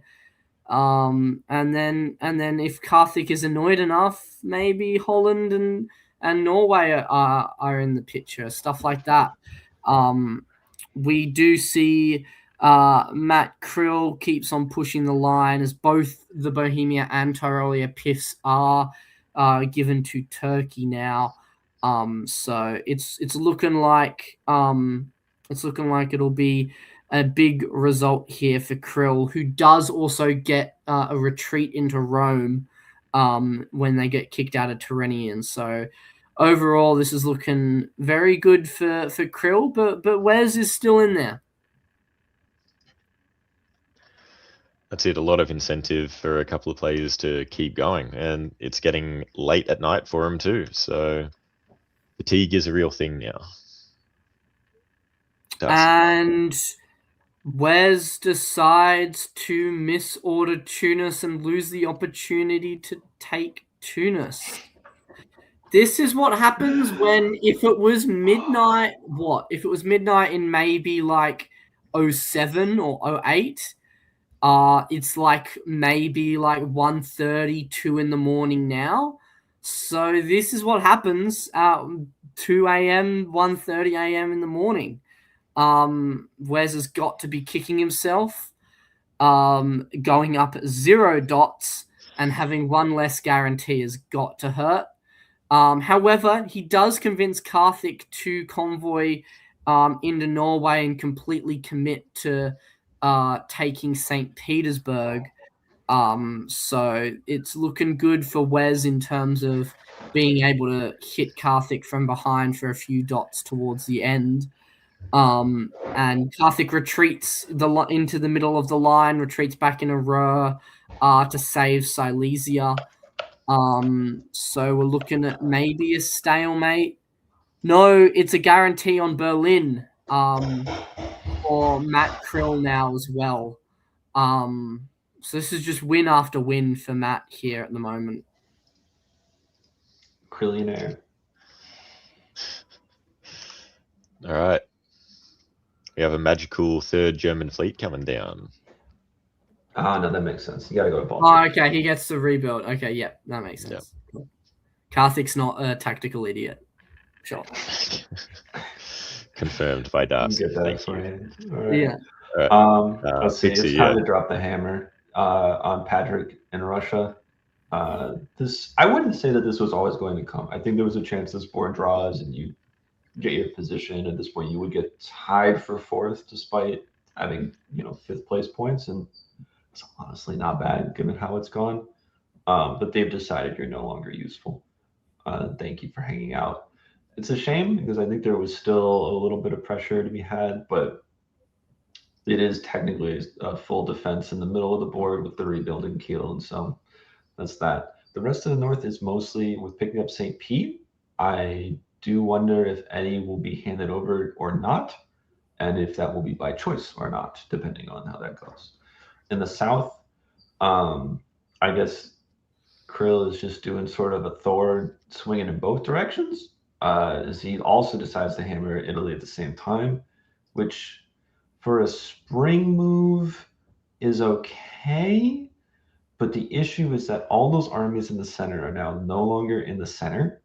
And it's going to take a while to get more units there because you're Turkey and it takes a while to get more units there, especially since you've moved Aegean to cover Ionian. So you don't have a natural convoy position, as opposed to if you decided to, you could force Naples in the fall. It's not over. It's close, but it's not over. You needed maybe one more grabby build, maybe grab Sevi earlier and gotten one more army a little bit closer, and then it would be over. But I don't think it's quite over. Is it over? I mean, yeah. So this is the oh, that's another misorder in Tunis. Oh lordy. Okay, because if Tunis manages to cut Ionian, Naples lives, Venice dies, but you still have something in a little bit of a drawish, I guess, in the fall. There's guesses. It would be much nicer. Instead, you're gone. Thank you for playing. And unfortunately, this sounds like one of those games where you probably just want to continue sitting there to see if people suffer for their decisions. So you're not getting any sleep anyway. Russia is down to 1 now, which makes sense. It's a clever move to Silesia, but you probably have to pull that. I guess maybe it's more about putting Germany into Prussia on decent tempo and in a safe way. No move on Edinburgh either. So yeah, this is. I mean, if you're Wes here, maybe you have to just hit Norway and Eddie here and race Krill. I mean, it's leaving a solo push on the table for Krill, but I mean, it's 2 a.m. according to Tim, right? You're not playing for second place if your game's going till 2 a.m. I'm sorry, but you have to sit there next to Karthik and say, buddy, it's 2 a.m. I have the dots in front of me. I could get to 12 here and race Turkey.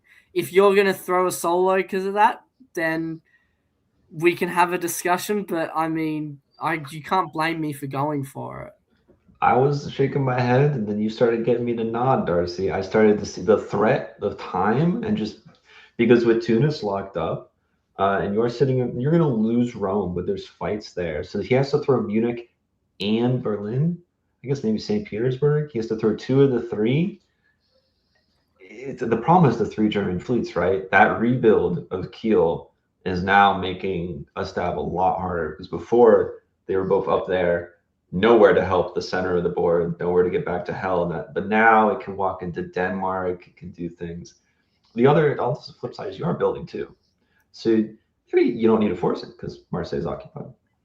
I And mean, congratulations. Like Michaelis is saying in the chat as well, why throw dots to France when France can take Italian dots? Like that blow up in Rome was absolutely critical, and now the Med's just opened up. I mean, well done to Tim here for finally getting to go to bed at 2:10 in the morning. I think you're the real winner. Actually, no, you're wrong. I think Chris and Derek are the real winners on this board. Yeah, keep on going.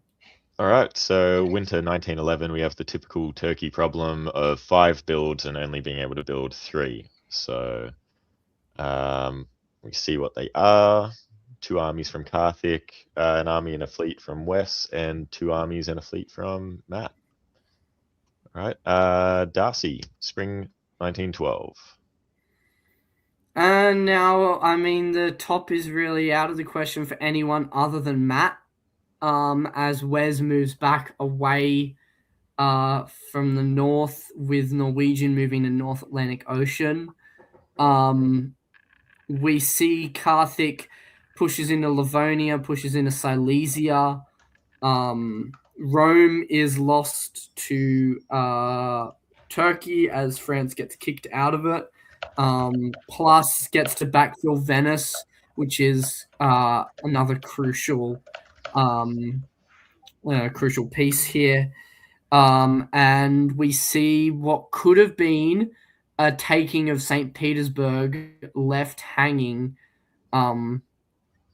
as St. Petersburg decided not to hold Moscow, but there wasn't an attack on Moscow made by Turkey.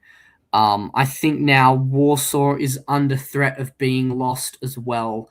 So this might be the screws getting turned on Matt in the north, but the south looks a bit more favorable for Matt this year. And the 4. So Warsaw is indeed lost. But that's fine because Rome is taken in its place. How long that lasts, I'm not sure, but Matt does get into Piedmont, which can mean Tuscany can be threatened with PIFs, and just overall makes life a bit difficult. However, the middle center Austrian dots are now under threat as Karthik manages to sneak into Bohemia here and piffs Warsaw by bouncing Galicia. So Vienna is now under threat, and it's going to be hard to get armies into there in time before Karthik can really start dealing some damage there. So yeah. Yeah, I think there might have been an opportunity to support yourself into Galicia with Ukraine and be like, this is a line anyway, and try to negotiate from there because this is a bit worse. But we'll see what happens. I think Wes is down 1, so Liverpool comes off, surely, right? If it's not Liverpool, Karthik's going to have stern words. Stern words. There we go. And we continue on into spring 1903. Pixie. All right, let's just do the highlights. Tuscany is gone. Piedmont's taken by France. Tyrol is forced. Burgundy's in Munich. So we'll see where that goes. And the guarantee on Galicia is taken, which is excellent. There's really not much else to say. Turkey's going to try to get all their armies as close as they can, but we'll see. They're pushing. Oh, Bulls of Ukraine. Oh my goodness, it's just hit after hit on this one. I mean, covering Budapest is reasonable. You got to get something in there. They're probably not going to try to jump for it, but you got to do what you got to do. This is very clever from Karthik about like eating around the position before you actually close the jaws. But on the other hand, I don't think Sev is really something that you're like gonna take anyway. I wonder if it's better to try to just do the Vienna Force here instead. Given you can do Silesia War like supported by Warsaw, so you still English at the end of it. Or no, you can. No, yeah, you can. And that pops like another unit, so it's another unit that Turkey has to drag all the way back to the line. Other than that, nothing changed in Italy, so I'll wait till something does. Okay. Darcy. Sure. Moscow gets taken here. Piedmont moves down into Tuscany and is backfilled by Marseille. Paris to Burgundy means Karthik does have to sort of sit there and make sure that Wes is a nice little ally and doesn't get any mean, nasty thoughts. But yeah, I mean, this is just Karthik and Wes. This would be 3 a.m. or thereabouts, based off of when Tim said it was 10 past 2 in the morning. So I'm keeping a mental note of when these turns would be adjudicating to try and keep an idea in my head. But I mean, like Mikala said, this France and Germany, if they want to play it out, can push Turkey down to third. Let's see how much Wes and Karthik are willing to do to get that to happen.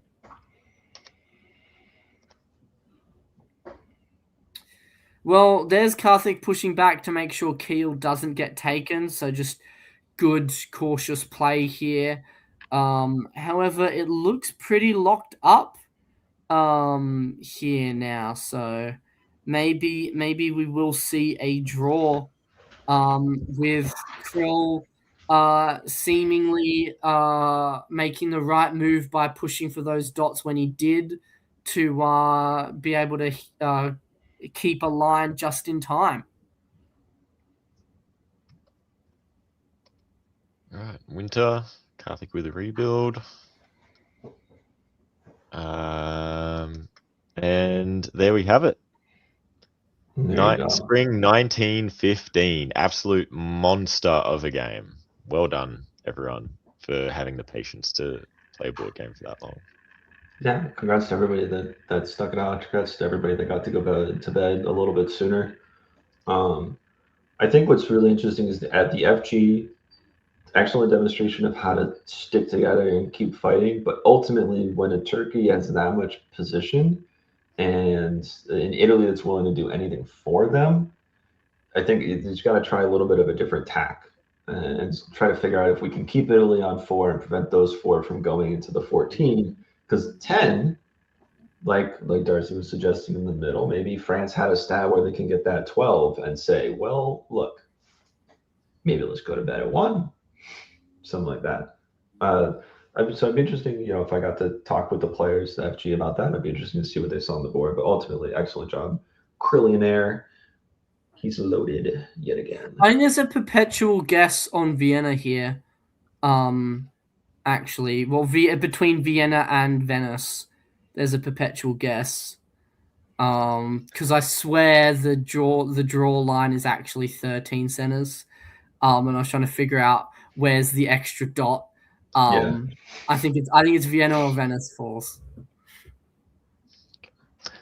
Alrighty, well, welcome to the stage, Siobhan, who has had some very reactive responses to these movesets as they were going through, which I saw off onto the side. What did you think of this game? And also, welcome to the stream. Well, hello everyone, and thank you for having me. Yeah, I jumped into this game about halfway through, and I looked at Matt Krill's position, and I know Matt Krill very well. I played a lot with him in North America over the years, and he's a very patient player. And I think there were some mistakes that were made along the way, and he could have maybe gone for better, but it's, nearing 3:30 in the morning in round 1 this is. Everyone's going to need some sleep. So, Yes. yeah. I mean, well done, Matt. And, I didn't see the beginning of the game. I'll go catch up on it later, but I feel like Wes and Karthik had opportunities that other people messed up for them, it looked like. Definitely. Alrighty. So they were our 2 longer format games we were covering from this round.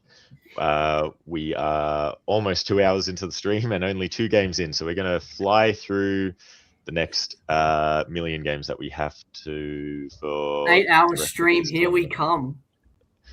Let's go, Darcy. It's all for you, Darcy. It's all for you. Brandon's just going to nope out, and it's just me, you, and me. All right, then I'm going to escape. I'm going to head out then. We'll see y'all. Well, thank you for joining us. Yeah. And we'll catch you on the next one.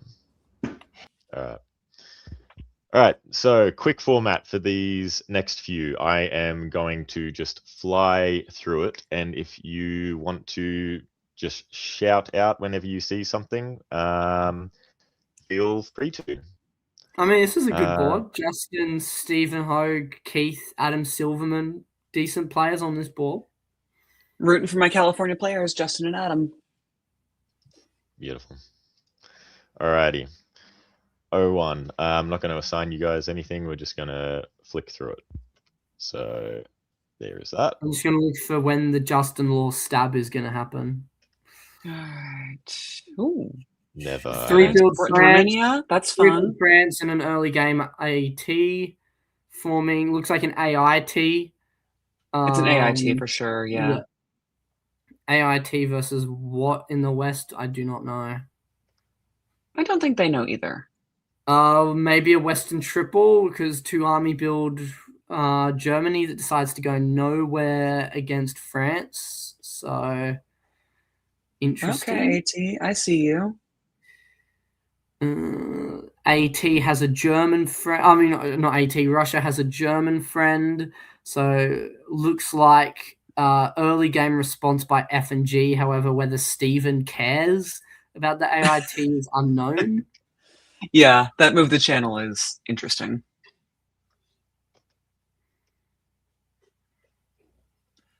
Blow up of Sweden, which I'm going to guess is going to be a walkout to let an army build happen. Letting Austria take Tunis while Turkey backfills Ionian. Are we stabbing the Italian? Stabbing the Italians here. So there's the Justin stab, number 1. Let's see if we see another one later in the game. We see you, Justin. But I mean, yeah, and Stephen doesn't care about blocking the AIT because he takes Holland with French support and takes St. Petersburg and goes up +2 here. However, Brendan does backfill English Channel, which is very funny. Yeah, keep on pushing. Yeah. We see our favorite thing is the Italy decides to Janissary for the AT that stabbed him. I mean, Justin and Adam are very likable people. They're very charismatic people. Yeah. Stephen continues to have no mercy. Convoys. Thank you, Elliot. However, we do see Elliot moving to Irish, which is very funny, but Stephen saw it coming and covers it with North Atlantic Ocean. Germany takes Sweden and Warsaw, so actually we'll be building. Good work from the AT to get Germany to give up on Russia, so the AT has more growth. The AT takes Venice and Rome, which means it's actually a good game. Elliot, sad to see you leave. Was Justin supposed to go to Western Med, or did he not trust Adam not to take it behind him? Probably didn't trust. I mean, smart.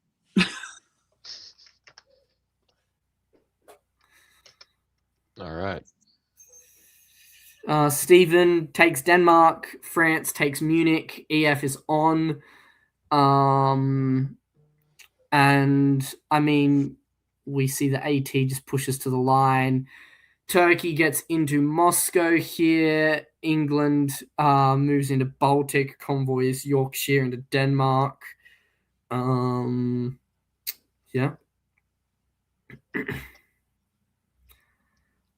Bounce of Livonia. AT continues to pressure at the line. Nothing really much happening. Yeah. Stephen's got a 9th stop for free, so Stephen takes the center count lead for now. However, I'm not sure Adam Silverman will let him keep that solo lead Agreed. too much Yeah. longer.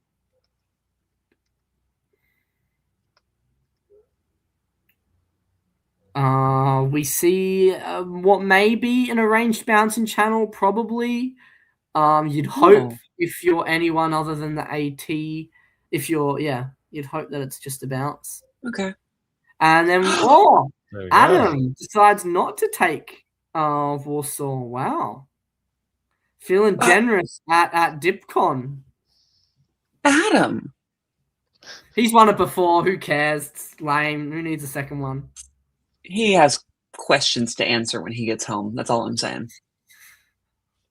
Wonderful. Well done to Well Stephen done, Hogue. Stephen Made Hogue. Summit Yeah. Classic top board the other weekend, and comes to DipCon in good form and continues it going into round 2. Mm-hmm. Alrighty. Darcy, I'm going to kick you off and I'm going to bring Michaelis back to the stage and we'll flick into the next game. Darcy talks way too much. Just kick him off. Just kick him off, yeah. Alrighty, here's our next board. Again, we'll do this in a quicker format. And Siobhan, feel free to take the lead on this one.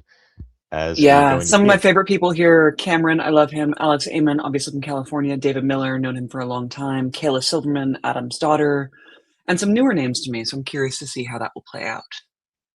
Okay. Beautiful. All right.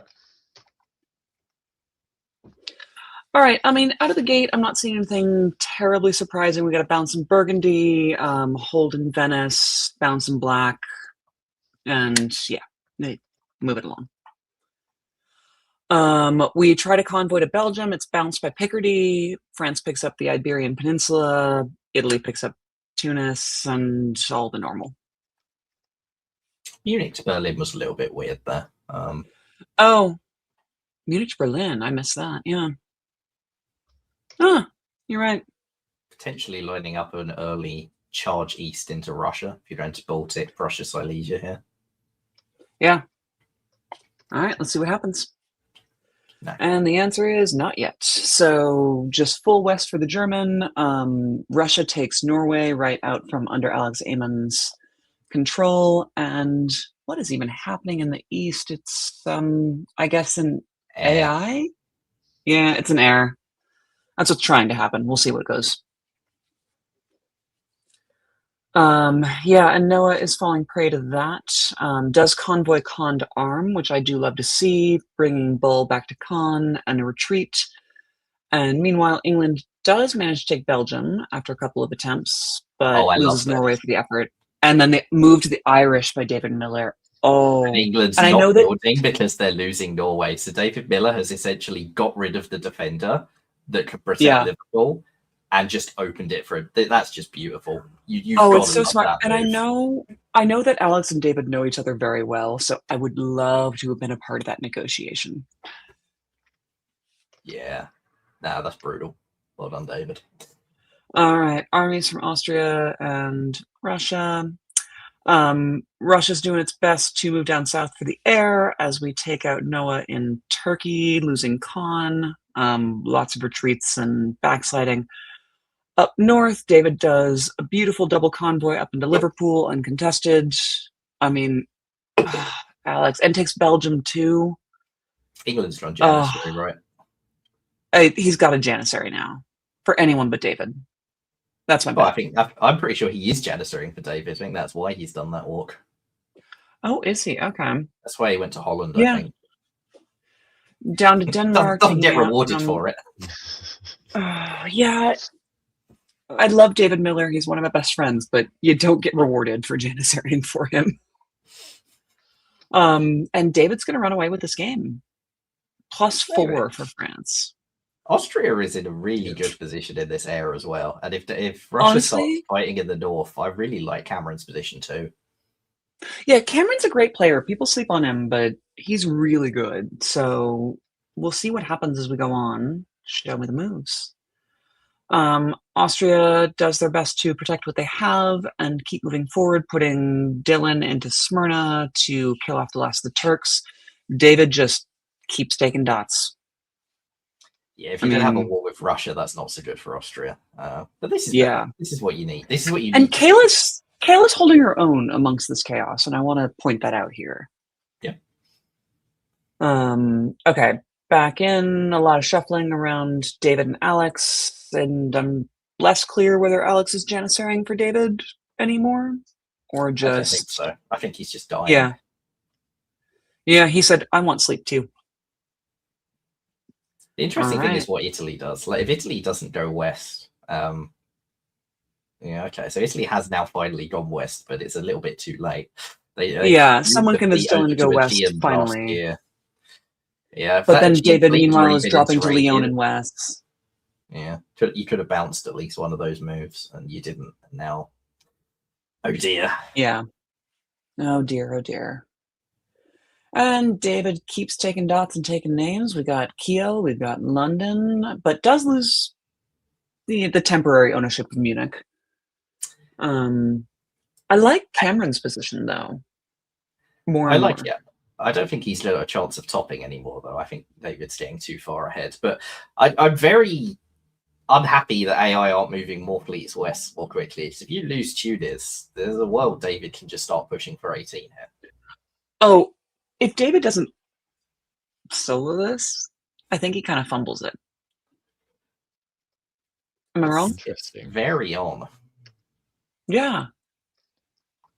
All right, so we drop the fleet and the army for David, and we go to Tunis, where Italy just walks out and then walks back east-ish, or back home to the boot. Oh, this is David's game. Wow, this is, yeah. Tunis is gone. You've lost that stalemate line. So now Munich and Berlin are everything. You have to hold Munich and Berlin, which is doable. And it looks like Russia and Austria are trying to set themselves up for that. Yeah, the question here is basically going to be like, Cameron and Kayla are newer, younger players. Do they have the stalemate line experience to work out the exact? Because there is a line where you can hold Berlin and Munich here, but it is not the easiest line to spot, whereas the Tunis line is much easier to spot. And so far they're doing it, and Cameron is marching around Venice to get into Piedmont to help hold part of that line.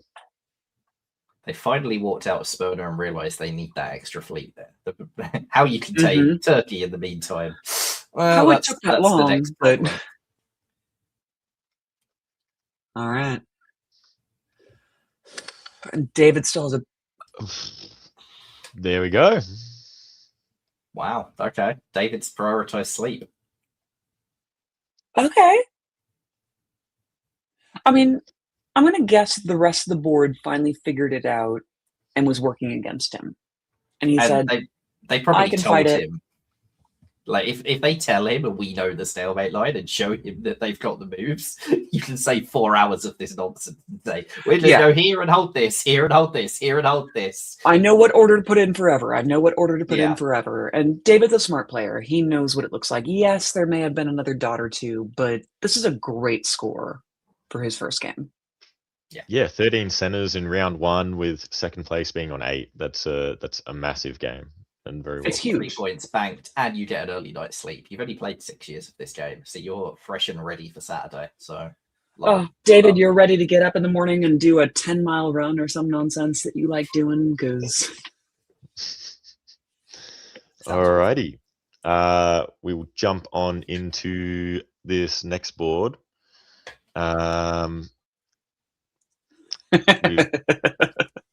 Sorry. Ed Sullivan and Doc Bender in Russia and Turkey is hilarious to me. Ed Sullivan has won Regatta twice before, so he knows how to win this tournament. Doc, seen him play some excellent turkeys over the years. Another former world champion at this event. So. Something world champion, yeah. Yeah, just another. Alrighty. Michaelis, if you want to take the lead more on this one, again, nice and quick. Read. Yep. All right. West, nothing interesting. No bounces anywhere. East, Italy sends both armies north, usually anti-Austrian. Interesting to see how that goes. Turkey does the Andrew Goff, I'm going to park in Syria. Fall of 01, the West is still nothing interesting or committal, although Germany does attempt to bounce Sweden, and Ed Sullivan sees it coming and doesn't go and goes to Baltic Sea instead. Delightful. Don't see that very often nowadays. He's also in Silesia, so immediate RG war. Is this side of a Western triple or is it something else? In the East, meanwhile, not a lot happening. Austria defends Trieste successfully. Fleet Sev is very nice for Austria. Fleet Run rather is nice for Austria. Could be a rat. Build Fleet Trieste, that's fun. Fleet St. Petersburg South Coast because you're already at war with Germany. Sure. This is so very rapid. The question really will be what England does. They've got the sort of initiative on this board while everyone else is about to commit themselves to a fight. So France is coming into the bed doing Tripoli moves. England's convoying to Denmark because Germany hasn't taken it. And yeah. Right, fall of 02, and England sides with Russia. So this is the big question. England had the strategic initiative, and they've decided, I don't want to just do triple versus triple, lock the board up. I want dots. I'm going to take Holland. I'm going to put Ed into Sweden, and Jason Bennett is making his play. I like it. I rate this quite a lot. France, meanwhile, they're charging into the bed, but Peter Cook is going to be given Tunis for free, essentially, because Italy is at war with AT.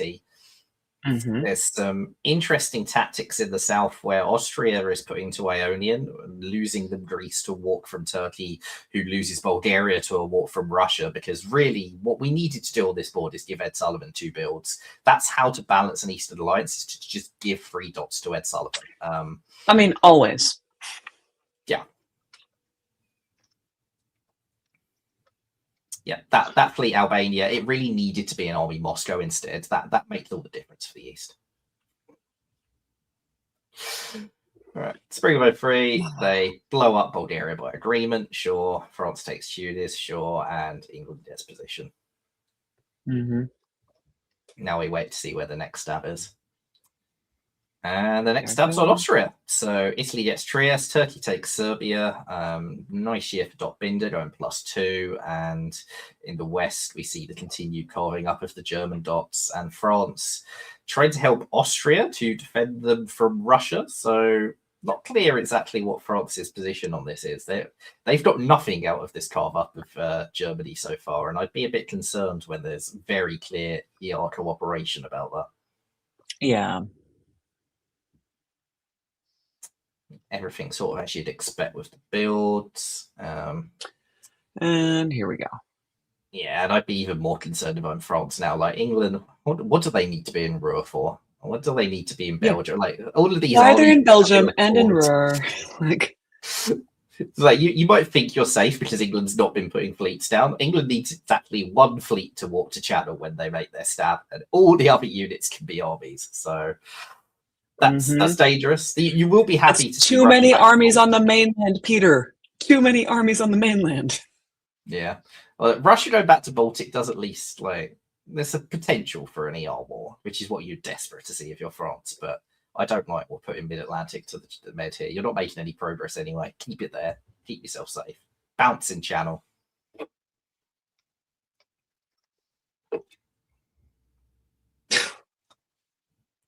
Everyone tries to support other people into Munich, and England's the one who gets it because, of course, they do, because they have all the armies on the mainland.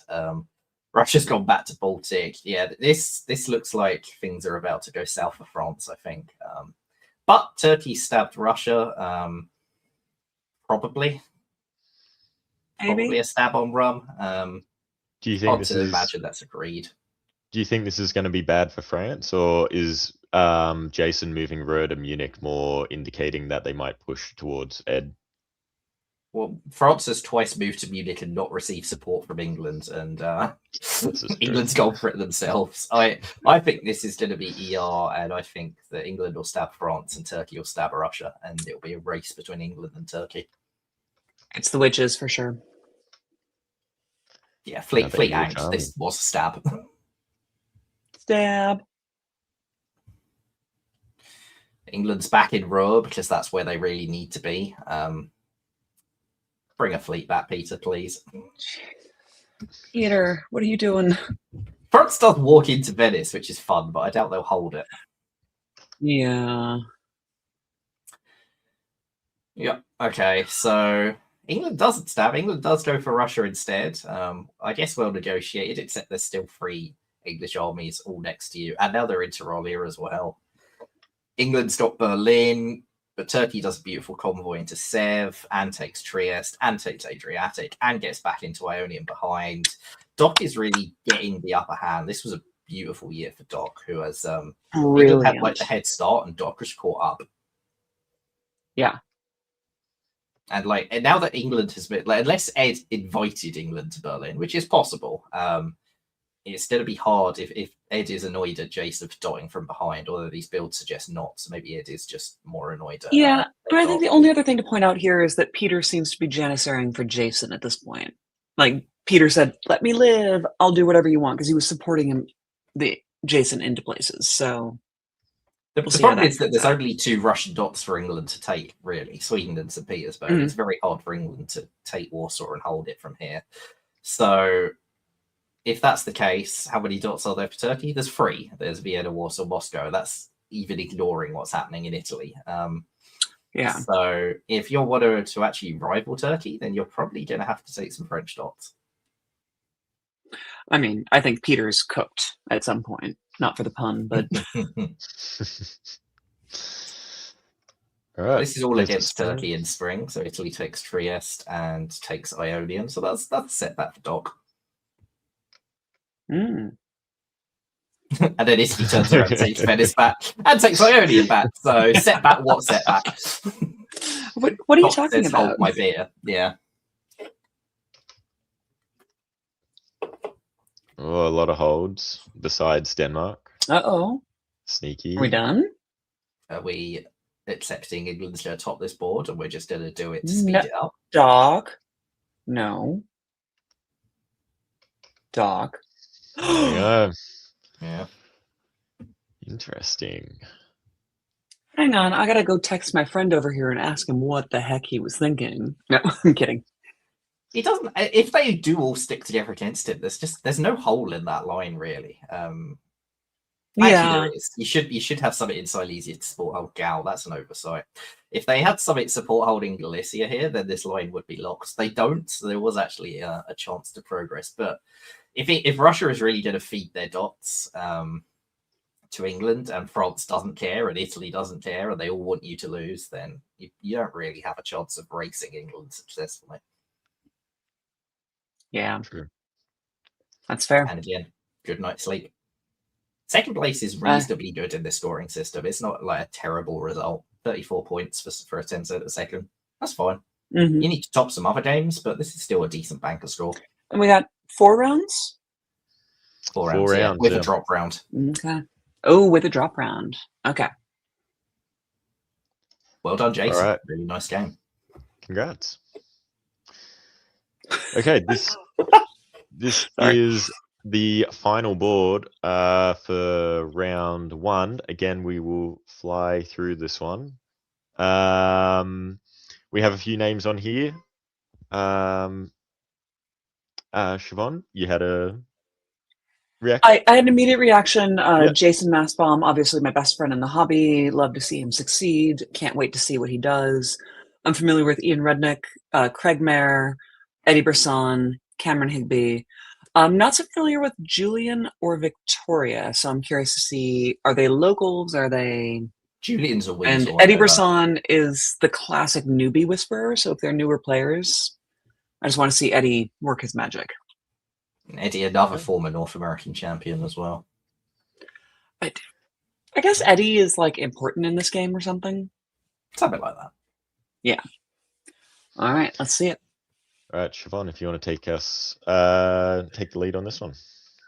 All right, Jason, not doing anything too exciting in England. We do have Brest moving to the English Channel. I don't know who can convince Victoria to do that, but kudos against Jason Massbaum. Love it.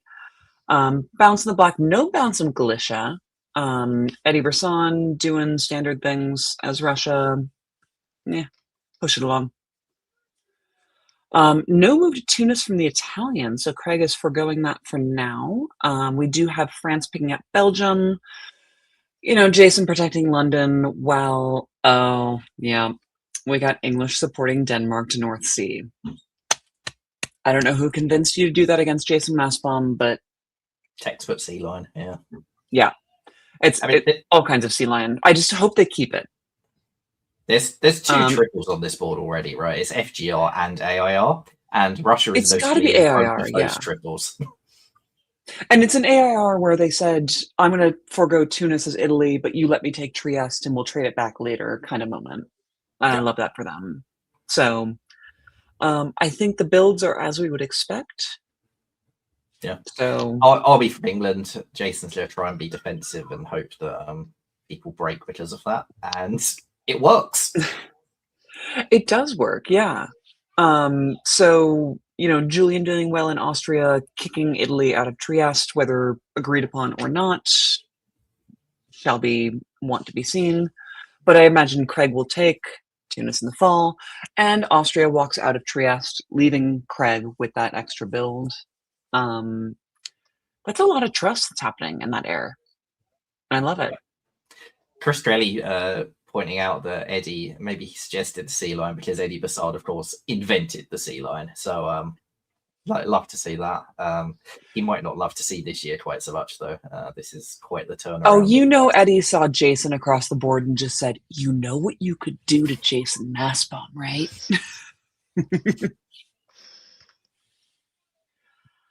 All right, so we got Fleet Brest, Army Berlin, 3 builds from Craig. Strong Italian position coming out, but kind of spread a little bit.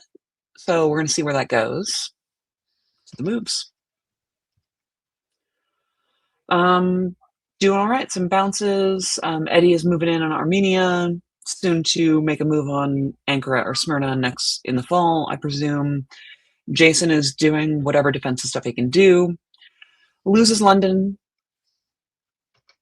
Loses Norway. It's rough for Jason, honestly. And I just imagine Jason going around and being like, I'm trying so hard. Wait, did France leave London? Oh, it tried to leave London. Bounced in Okay. Belgium. That's actually a really smart move. They knew that the bounce was going to happen, so that had to be arranged. I really like that bounce. That's a really cool bounce. That's brilliant, honestly. Yeah. Jason does get St. Petersburg.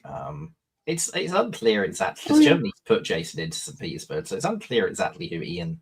Maybe Belgium was an attempted stab, and maybe Victoria sniffed it out. That's actually possible here. I like that even better. But it's nice for France either way, yeah. Yeah, but Jason does immediately disband St. Petersburg. We lose Finland and Livonia for Eddie, and 2 builds so for nice for Ian in Germany. Oh, this is great for Ian. Dang. All right, now Craig has all of these units and is trying to figure out what to do with all of them. He's helping Austria into Constantinople, which is his center for now. Arguably, probably with moving it on into Enk. I don't know. Jason does what he can do, and Victoria realizes there's a threat from the south and starts trying to shift her fleets downwards. Convoy order, misorder there in the English Channel. Oh, which one? Oh. With English to Belgium, unfortunately. Missed that. Yeah. Or maybe it was deliberate. Who knows? I'm not sure why France really wants to leave London, to be fair. I mean, if I were France, I would not want to leave. All right, onwards and outwards. We get Eddie Brisson back into Moscow, a bounce in Sevastopol. We do take Smyrna from Craig, who has to retreat to the Aegean. And Craig is moving up into Tyrolia, Trieste, Piedmont falling behind, a tap of Marseille, getting into MAO, which is, I think, huge for Craig. We finally do get the convoy into Belgium. It happened, but losing London in the process. Yeah, loses London. I mean, Craig's got into Mid-Atlantic, but has 2 disbands because he's lost all of the Anatolian dots. Yeah. So Austria's made a big stab on Craig. But for Ian, Ian's just pulled both of his fleets back westward, and I don't think either England or France should be overly thrilled by the fact that Germany's fleets are coming west again. Yeah. Looks like a sort of Germany-Austria alliance is the main alliance on this board, which is cool. You don't see that very often. I mean, you love to see it. And Austria going 3 right now, but only can build 2. All right, so Craig disbands MAO, does what he can to come back and defend his own, but I think he's not long for the world at this point. And France and England are back on board, I think. Because English Channel does what? It does this. Support held north. Supports North. Okay. They're a Liverpool unit and short of Holland. doing that in full, though. Yeah. And Germany's getting Moscow and stuff as well. Like, this is just all coming up Ian right now. Oh my God, Ian, this is so good for you. Okay.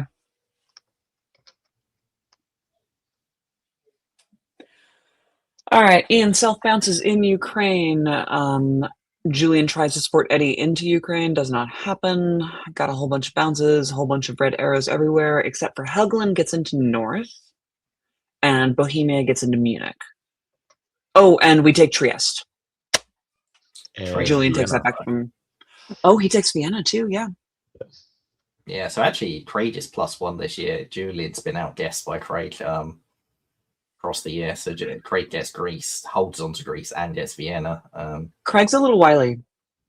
I mean, this is like, given Craig's position was pretty awful at the start of the year, this is incredible. Incredible year. I mean, 100%. And now the question is, can Craig get Russia to do something anti-Austrian? Or he could just draw.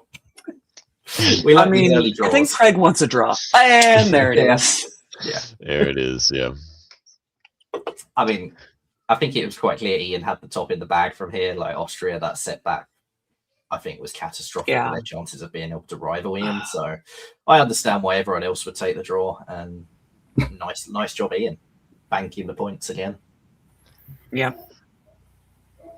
Alrighty. I'm going to pull up the standings since that is the end of round 1. Make sure it's the standings for the end of round 1 and not the whole tournament. That's what I'm doing. We're here for another 6 hours, and I'd rather not be spoiled who's winning the tournament. Have I made that mistake in the past? No, as host. Just for you, Darcy, just for you. Here are the standings at the end of round 1. Well, I mean, Matt deserves to be first, considering he played until like 3 in the morning. But I have heard that Matt didn't play round 2. So Matt will have no drop round, which means you've got to probably give the edge. You probably got to give the edge to Miller, Hood, or Bennett really at the moment. I mean, it's notable that Matt played until 3:30 a.m. to get a 1-point lead over someone who drew at the end of 1906. Like, this scoring system is all about rank. Centers, because they're only worth 1 point each, they're essentially a tiebreaker and nothing more. And I think that all these people who drew early got a better night's sleep. I think that they've got an advantage. Well, someone in the comments section says that Matt overslept. That's one way to not play the second round, I guess. Well, I mean, I picked David Miller for my first place in the Nostradamus Awards, so it's looking decent. It's looking decent. I mean, always a good bet. David Miller's a really good player. I wouldn't count out David Hood if he wants to play for the win. It's 50-50 whether David is there to like play for diplomacy winning or just there to hang out. So what David are we getting this weekend?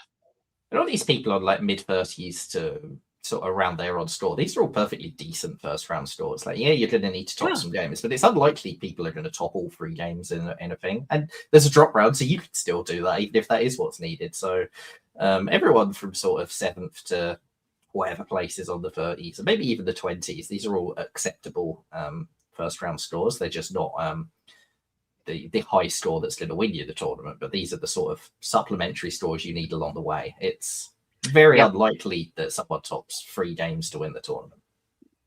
Well, and there's so many big names in here, and we've talked about the top 3 or 4, but like we can't count out Stephen Hogue, Doc Binder, Katie Gray, like any of them. They're all right there, and even probably the next 10 have some contenders in there. I mean, I'll have Karthik and Wes in the next 10 because they shared a 10 cent a second. But yeah, I mean, it'll be interesting to see. I mean, I tend to disagree with the cast when it comes to these big like DipCon or EDC level tournaments or WDC level. I would put money on someone winning or topping all 3 of their games, whether it's a shared top in one of them or something. Shared tops are possible. I just think it's a little bit. I wouldn't bet that the winner's going to be 2 tops in the second. I think you'd be looking at a shared top and 2 tops. Okay. All right. Yeah, we I think that's fair. We have a photo from David Hood as well of a watch party that was going on. I'm not sure if it is still going because the stream has been going for a little while, but a few people were tuning in, watching the stream on their phones and enjoying a drink after their games of round 1. Oh, actually, this is after the tournament. Sorry, they were watching this. So yeah. Nicola notably doesn't look like he's just won a tournament. Nicola never does, even when he has one. Just saying. Okay. We also have an interview with I believe it's Ian Rudnick. I was about to say, surely not Matt Krell at 3:30 in the morning. Yeah, so understandably, Matt crashed out for like 12 hours. I suspect David Hood wasn't staying up just to interview Mackerel at 3:30 a.m. either. No, so I believe Ian was the next was the closest to the top available for an interview at the time the interview was done. So we will bring that to the stage now. Ian Rudnick. Hello. How are you doing this morning after round 1? I'm doing all right. I had a bit of a messy game last night, but it worked out. I'll say it worked out. Tell us how it went. Well, I was Germany, and then I have Massbaum in England and Eddie Burson in Russia. And then I have a France who I might get along with pretty well. So first the plan is a sea lion, but then I see there's also an air on the other side of the board. That sounds a little scary.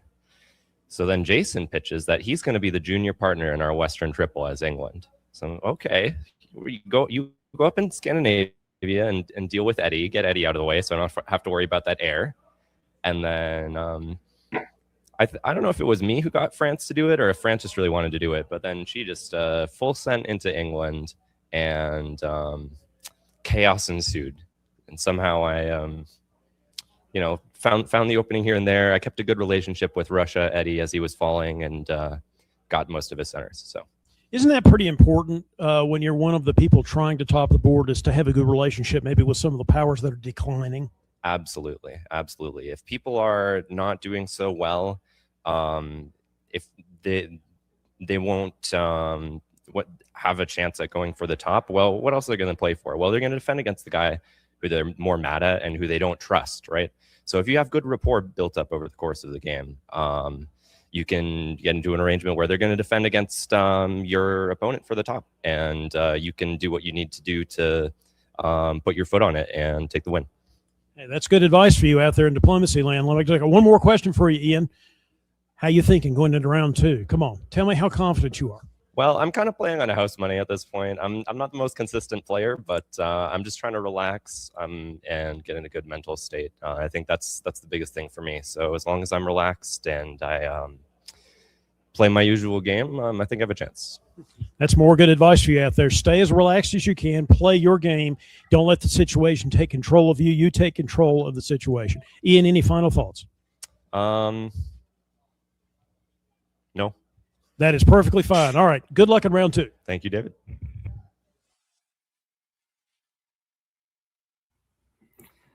Notably, David didn't interview himself, who is actually higher than Ian on the standings after round 1. I would look forward to seeing that. Yeah, I also used that little break to do a bit of research, and David Hood is the only 2-time North American champion at this event, so don't sleep on him. No, never sleep on David. He came to my Matt slept on tournament. David. So, Yeah, many years ago, David came to my tournament at Whipping, played 1 round, and came in second. 1 round. Sneaky. Yeah. I would love to see David Hood interviewing David Hood. But I did love Ian's attitude through that interview. Like, he said, I'm playing on house money. He's just here to have a good time. He's here for, like, I'm going to approach every game the same way I do any other game. And I like that because I think that sometimes, especially in big tournaments like DipCons and whatnot, a lot of players can get in their head. And it's just diplomacy at the end of the day. It's the same game. We're all still playing it. Yes, it's stressful. Yes, it's anxiety-inducing sometimes. But I think Ian had a really good perspective there, and I liked that. Yeah, important to stay relaxed for sure. And you're 1 round in, and there's drop rounds and stuff, so certainly too early to get ahead of yourself there. It's just, right, cool, I've banked a good score, next. Yep, it's just on to the next. And on to the next. So this is a longer format board that we will cover. I'm not sure who wants a break, Michaelis or Siobhan. I think I will take one real quick, if you're okay with it. Yep, do it. Yeah, no, that's completely fine. I mean, I love this board, but... Okay, too easy. We'll see you after this one. We'll cover this one longer format, and we'll see you soon. Notably, this is Katie's second board we're doing in a longer format, and she's the highest placed person on this board. So good omens for Katie on this board. I mean, that East, Katie in Austria, Keith in Italy, and Keith's diplomat's partner, Ed, in Turkey. This is quite a tasty board. When we had a similarly stat East at Mischief, Ed in Austria decided that the way to play was Vienna to Budapest and got immediately killed. I'm going to put good money on Katie not opening with Vienna to Budapest here. Alrighty. We actually have 3 longer format boards to cover for round 2, so we will do this a little quicker than we did for the ones in round 1. But Michaelis, if you want to take the lead for 01. All right, spring of 01, Katie does not open Vienna to Budapest. My money is safe. Ed opens with an immediate Sundstrom, which I'm not surprised about. Ed will be hoping to work with Keith and will be probably making pro IT moves as a result. Keith doesn't have to commit to anything yet. Certainly hasn't opened to Trieste to do the aggressive IT. In the West, DMZ Burgundy, DMZ Channel, nothing too surprising. Cool. Fall of 01, we see another free build France, and England supports them to Belgium. Russia does get Sweden, so again, nothing hugely committal. What we do see in the East is those IT moves do happen. So Keith snags Trieste, follows up with the army. This is not a Trieste loan. He's taken Tunis with the fleet. This is streaming IT.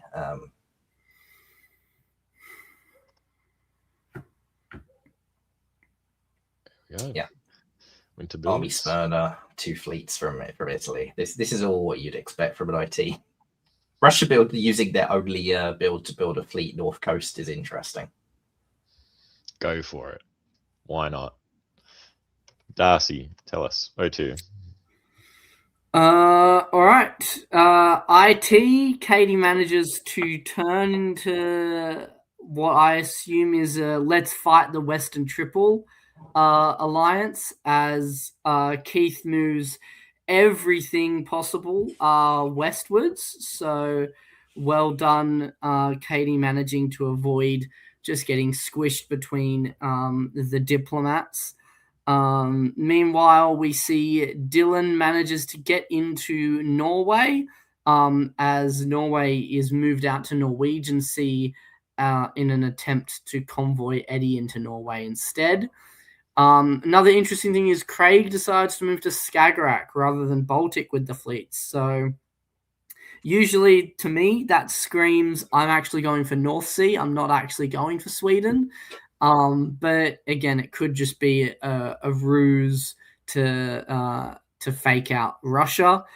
Elsewhere, we see Brest holds, which is another interesting must-be misorder or something, because Brest holding when there's 3 Italian fleets headed your way is not usually a good sign. And we see time.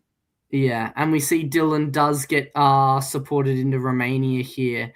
However, it is the fleet headed in. So overall, probably the best Katie could have asked for this turn. Cool. All right, in fall, we see a self-bounce in Trieste, so a bit of restraint getting shown in the east. Nothing really happens there. And I'm right, Craig is going for North Sea and gets into North Sea with the support of Dylan. And Craig is also stabbing France to get into Belgium. So Craig is pulling for a GR or some sort of 3-way alliance with Italy and Russia. As we see, Keith successfully gets into Lyon. However, Piedmont is forced to retreat back into Venice. Piedmont's a fleet, though, which is not good for France. That's very piffable there. Danger for next turn.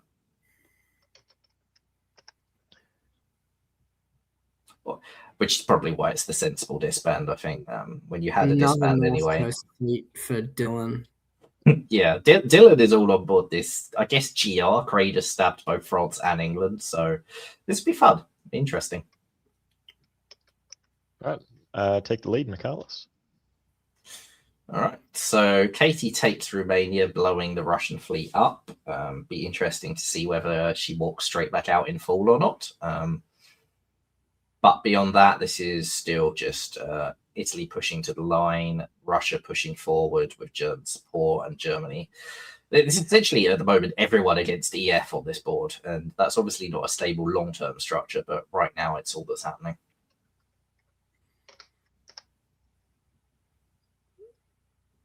Katie does indeed walk straight back out of Rum to let Russia build maybe another northern fleet.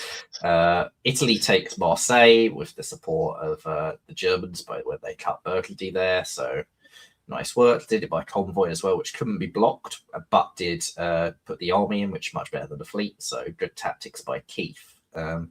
Russia pushes to North Atlantic, and this all against EF continues. Fourth Northern Fleet, because why not? Beautiful. I mean, if I'm Katie, I'm probably asking Keith, hey, I'm taking back Trieste here. You IT'd me at the start of the game. I think it's only fair, especially now that Spain's also easy to take. Yeah. So we'll see. And at a certain point, the East has to decide, do we really need Russia anymore? And we've got another Northern Fleet out of them. They still only have 3 armies there. How much do we need Russia, or should we just take those dots?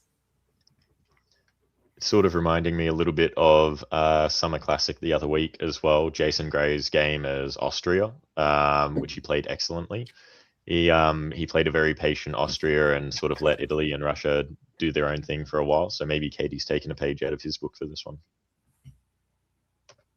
All right, Darcy. All right, we do see Katie moves into Trieste this turn and does have a sneaky walk into Venice if she so chooses. So we'll have to watch for that in fall. We see a move into Romania finally takes place and will probably be a bit more of a solid overall move against the Russian. Russia does move into Ukraine, however, it's not with Warsaw, so it's a little bit harder. It's impossible to hold on to Sev if that's what AT decides on. Furthermore, we see Dylan moves into Clyde and must be a misorder to get into Norwegian as they try to move into North Atlantic from Norway instead. Furthermore, we see France may be giving up on this game, convoying London into Brest, moving Spain into Portugal, suggests potentially Chris is just a little bit over this game, as Craig convoys into Yorkshire as well. Yeah, that's a painful misorder for Russia there. Like, the Northern fleets are fun, but if you don't get to move them, they're really significantly inferior to armies. And given that you've been moved on in the south, not moving the Northern fleet to make up for the dot you're going to lose is definitely a tough one. Yeah. Cool.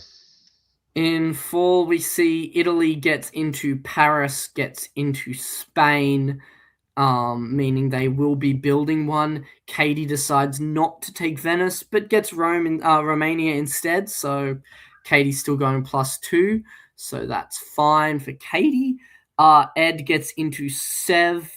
There's again another bounce in Bulgaria, which is well played by Katie. Dylan finally gets those fleets up in Norwegian, gets Liverpool, will still be disbanding one. However, due to losing both Rum and Sev. And France is down to 2 centres as England gets Brest, meaning that they will not be disbanding. Keith put in a really risky order set here where he could have been bounced out of Paris, and Marseille could have been tapped, and he could have not taken Spain either, and could have actually been down 1 for the year. So he took a calculated gamble. It looks like EF really just want to punish Germany based on all of their moves, and it looks like Keith worked that out and believed that that was what was happening, and so got himself the dots and the position, which is really nice for Keith. Craig, this is a little bit risky. Although there's no likely to be any threat from Russia anytime soon. So for Craig, it's more of being slowed down rather than an existential threat at this point. But if Katie moves onto the line against him, he could have some real trouble. We could be looking at an AIT that could roll the board. Yeah.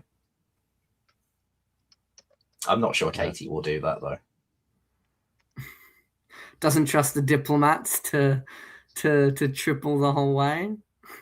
Well, she sort of is. So, Spring 05, she's in Tyrolia and Bohemia, which could, of course, also just take Venice. She hasn't moved to Galicia for the follow-up to Silesia, so definitely some level of distrust being displayed. And not moving to Galicia also doesn't help Ed move forward either, because there's no way to force Ukraine now. So there's a curious hold in Budapest, actually. Shouldn't make either Italy or Turkey particularly happy at this stage. In the West, meanwhile, England is taking Liverpool with the support of the Italians. So Italy has decided they don't need Russia, which is interesting. And Russia is covering Sweden, so distrust between them and Germany.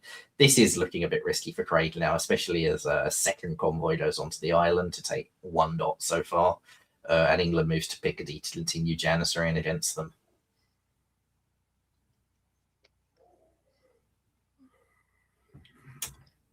Fall of 05, and the AOT has stuck together. So Russia covers Warsaw and does it with the Ukraine army, which didn't need to do. Livonia support holding Moscow when Moscow wasn't at risk. Should have covered Warsaw with Livonia and support held Ukraine. So that's a tactical error, unfortunately, on Dylan's part, and a big boost for Ed Sullivan. Katie moves up onto the line. But Russia has walked out of Norway and given it to Craig, which is something you are capable of doing. They also held Wales rather than supporting Craig into Liverpool, so I don't really know what's going on there. Craig has lost Belgium for his troubles, but is +1 on the year because of Norway. And Keith just gets 2 more dots for free, Brest and Portugal. Beautiful position for Keith now. Yeah, Keith's had a really nice time just rolling west and not facing a lot of opposition as he walks into these dots, because the EF are just so focused on Germany at the moment. The real question here is whether Ed actually wants Russian dots or whether Ed's just going to flip on Katie now, which is kind of what I think I would be doing if I was Ed. Another Well, I mean, the army issue build. is if you flip on Katie, I mean, Keith's got Keith's got the top. If you stab Katie, I think Keith's just got the top if he wants it. Does Keith not just have the top anyway? Like, there's no AT to attack Keith. Well, I think Keith will play nice and help Katie into Munich, and Katie will get Warsaw, and I think there's a risk that Keith just lets the AT catch up to him. Maybe, but they're not in a great position to do the catching up because he has an English Janissary as well, bearing that in mind. All right, Darcy, walk us through 06.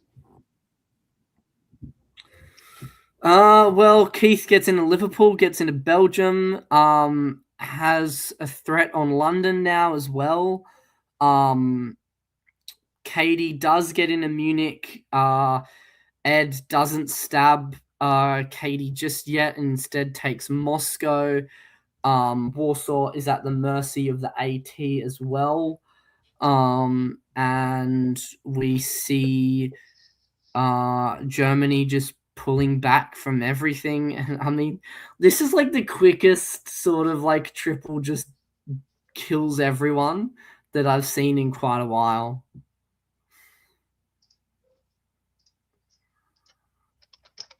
Four. And there's the stab on Katie. Shock, the diplomats stab Katie. Trieste was open to be taken. Romania was open to be taken. And Ed's going up +2 from Moscow and Romania. Keith is going up +1, 2, 3. So Keith is up to 12 now. Katie doesn't even get to keep Munich. So it's looking pretty good for Keith, and this is solo territory, I think. 100%. There's no line whatsoever because he's on both sides of it and has so many northern fleets. But yeah, I mean, I'll be interested to see how Katie reacts to this, and if she just goes full pilt against Ed, which could really open up the solo. It'll be interesting to see. Eddie's takeable. Won't be hard to get Greece, Vienna. It's looking on for Keith here. Michaelis, 07. 07, Keith takes Ionian. That's the only thing that really happens. It looks like Ed is trying to work with Katie to defend that stuff now, which I don't know, might well be too little too late in that regard. But nothing else changes that much. Craig's position in Germany is looking a lot stronger than it was before, especially as Russia doesn't appear to be anti-Germany. So that's good for Craig, and a problem for Keith for making any advances in the north. 4. Yeah, Keith doesn't progress anywhere, and Bohemia and Galicium shift over. So this appears to be an all against Keith alliance at the moment.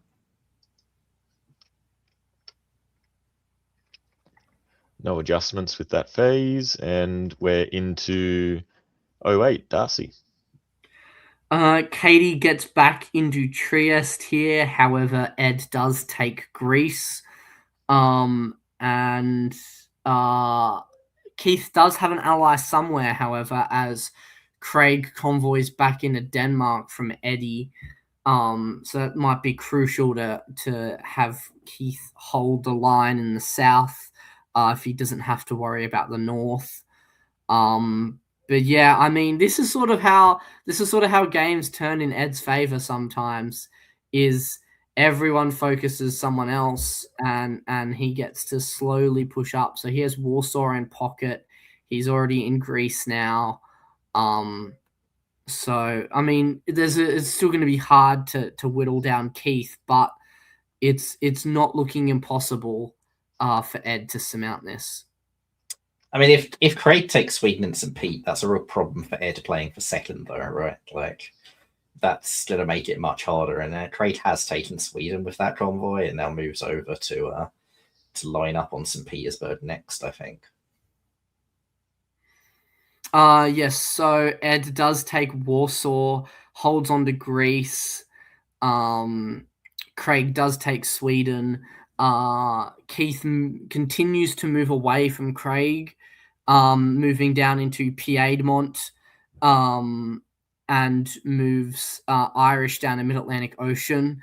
So there's potential if this war in the south also continues to develop, that it allows Craig real opportunity around Liverpool and Belgium, and opens up this game for Craig as well.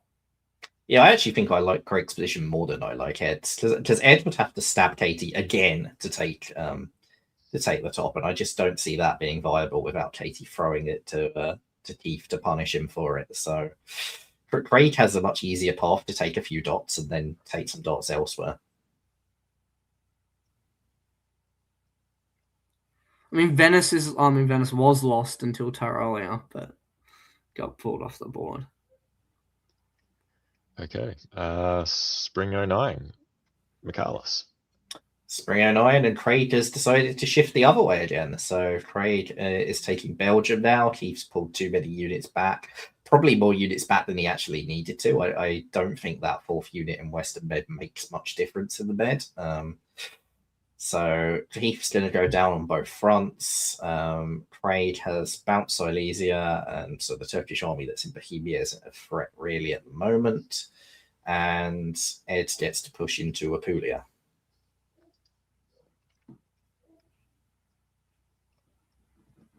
Cool. Fall of 09, Keith blows up Ed in Apulia, which is nice. Loses Ionian for his troubles, but that's fine. Now he's brought that fourth fleet back. He will get to use it. And other than that, nothing really changes. Ed shifts another army up to Romania, which can't make Katie happy at all to see more units lining up against her. It's got to go to Silesia. It's got to go to Prussia. Like, it's so needed. And Bulgaria needs to follow up as well. That's needed too, yeah.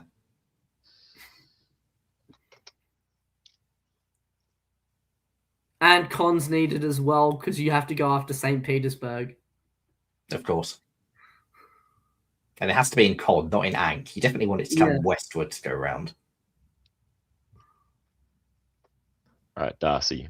1910. I would like to say that I feel like I was vindicated, because Ed now walks into Budapest, walks into Serbia, and now takes the top lead.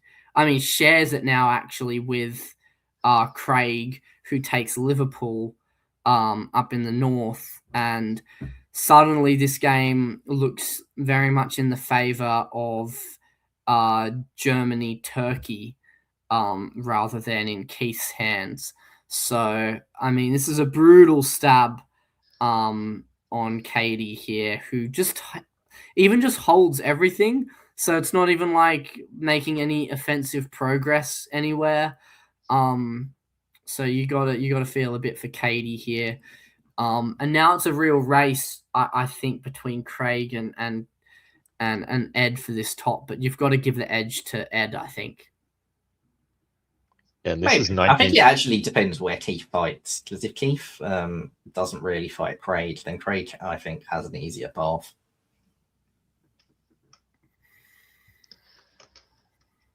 $19.10. It's been a long game as well. I mean, Ed didn't get a good first round result. Keith didn't get a good first round result, and I'm not sure what Craig's was, but it obviously, I don't think it was a top. So all three of these people would have high tournament ambitions, and this isn't working for any of them at the moment. Well, this is a catastrophic order set from Craig, who risks Belgium and loses it because he risked it. Like, you could have just double support held Belgium and tried this in a spring turn rather than in a fall. So that's pretty disastrous for him. And Ed just takes all of Katie's dots bar Serbia because Katie is still more mad at Keith. Yeah, okay, so this is now very much advantage Ed. There we go. I mean, that's what I said. Like I said, this is how Ed wins his boards.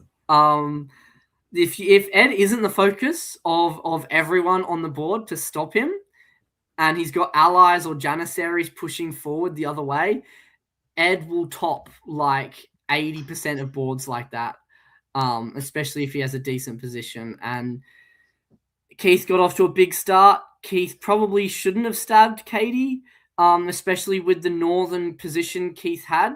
There's probably no reason to let Ed take such a big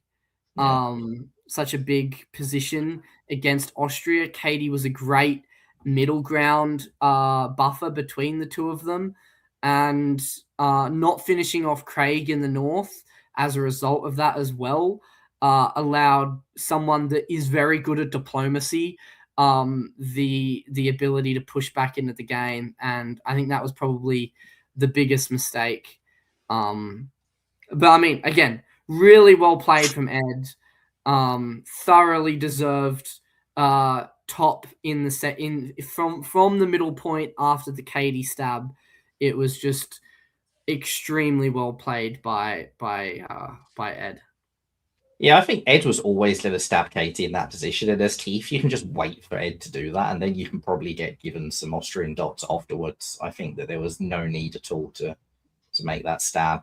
Like Ed had no game except stabbing Katie, and so just be patient. Keep taking stuff in the north. He had such a good position up there. He had no need to make a move on Katie.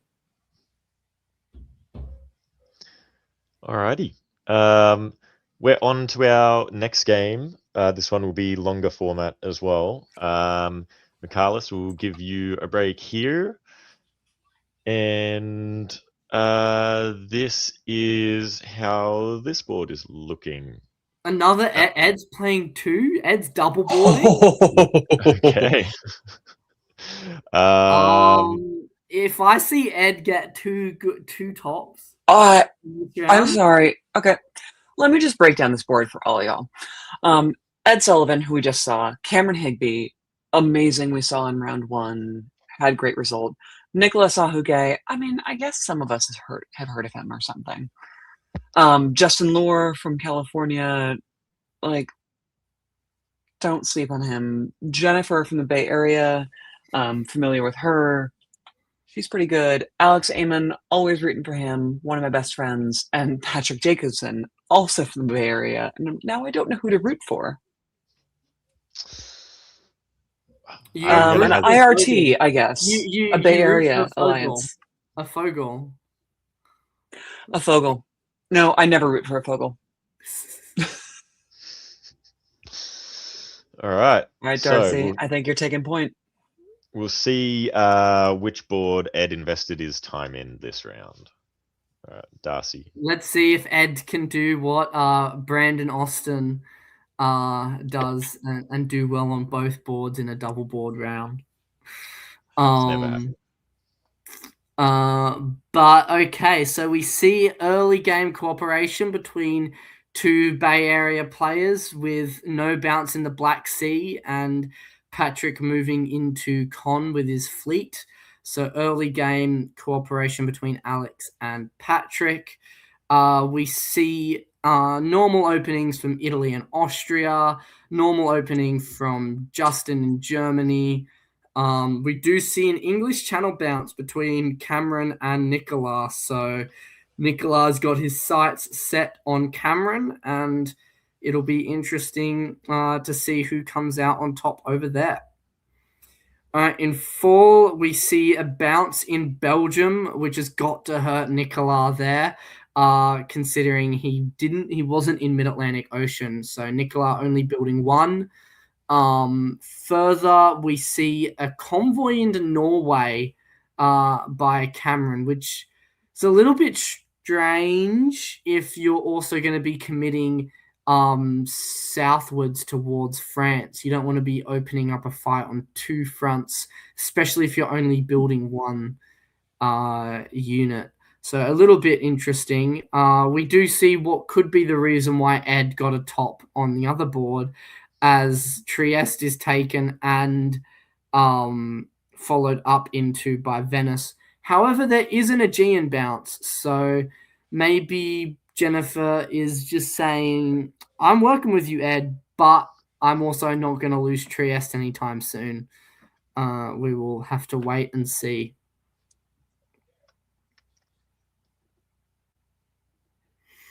Well, we see no army build in Munich, which suggests some early game cooperation between Justin and Nicolas. However, Nicolas builds Army Paris, which is an interesting decision to make when London had moved to Wales in fall, and then London is built in winter. So a little bit interesting there. Let's see if Nicolas can work this position though. Yeah. Sean.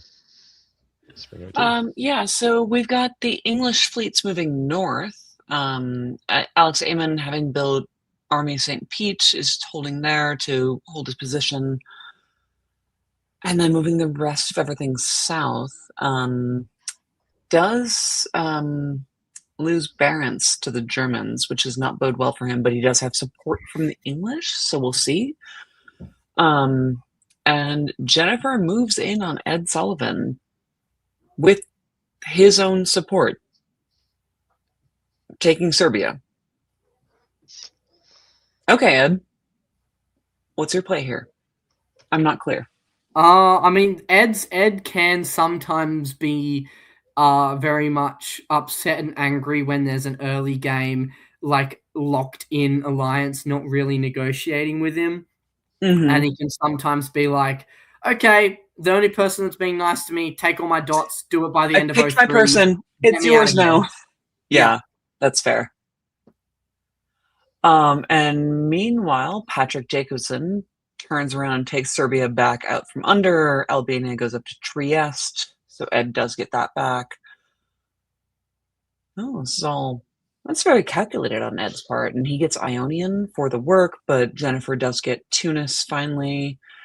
And meanwhile, up in the north, France little convoys over into Belgium with support, keeping Norway, and Denmark held. Misorder must be.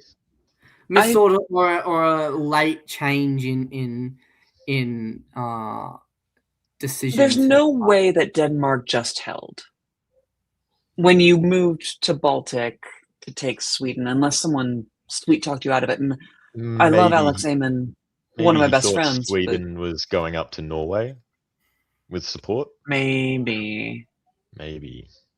Oh. And he could backfill Sweden, but who knows? That feels like a misorder on Justin's part. All right. Builds. Fleet. Yeah. So many boats. That's it. All right. Darcy, 03. All right. So the EG fails to make the right decision around Burgundy or Picardy, and gets really nowhere, as there is another no support by Denmark. So that's interesting. However, we do see Jennifer decides to head Tunis to Western Med, which is going to be a thorn in the side of Nicolas, that's for certain. Further in the east, we do finally see Patrick move that fleet into Aegean. It took him 3 turns, but gets there eventually. And Ed bounces Budapest being taken.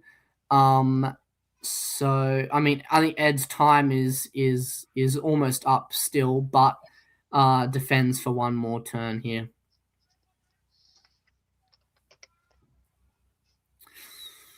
In full, we see the Juggernaut continues to progress, this time piffing Greece. There is another bounce in Budapest. So, I mean, this is also good work from Patrick to sort of be like, yeah, I'm working with you, Alex. Like, I'm getting my fleets the other side, but I'm also not going to help you crack through Budapest until I decide you get Budapest. So, nice play by Patrick in that regard. Further in the west, we see Jennifer doesn't get into Spain as Nicola self-bounces it. Furthermore, Nicola also gets Cameron to finally stab Justin by taking Holland here and backfilling Belgium with English Channel, and then organising a bounce between Brest and Wales. And we see a bounce in Burgundy again.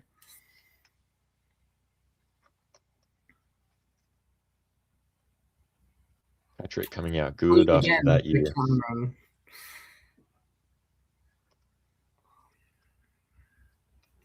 Siobhan.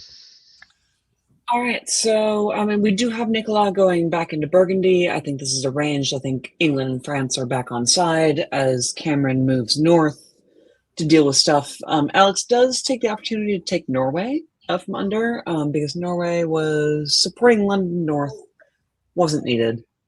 But Alex takes Norway, loses Sweden. We'll see how that goes in the end.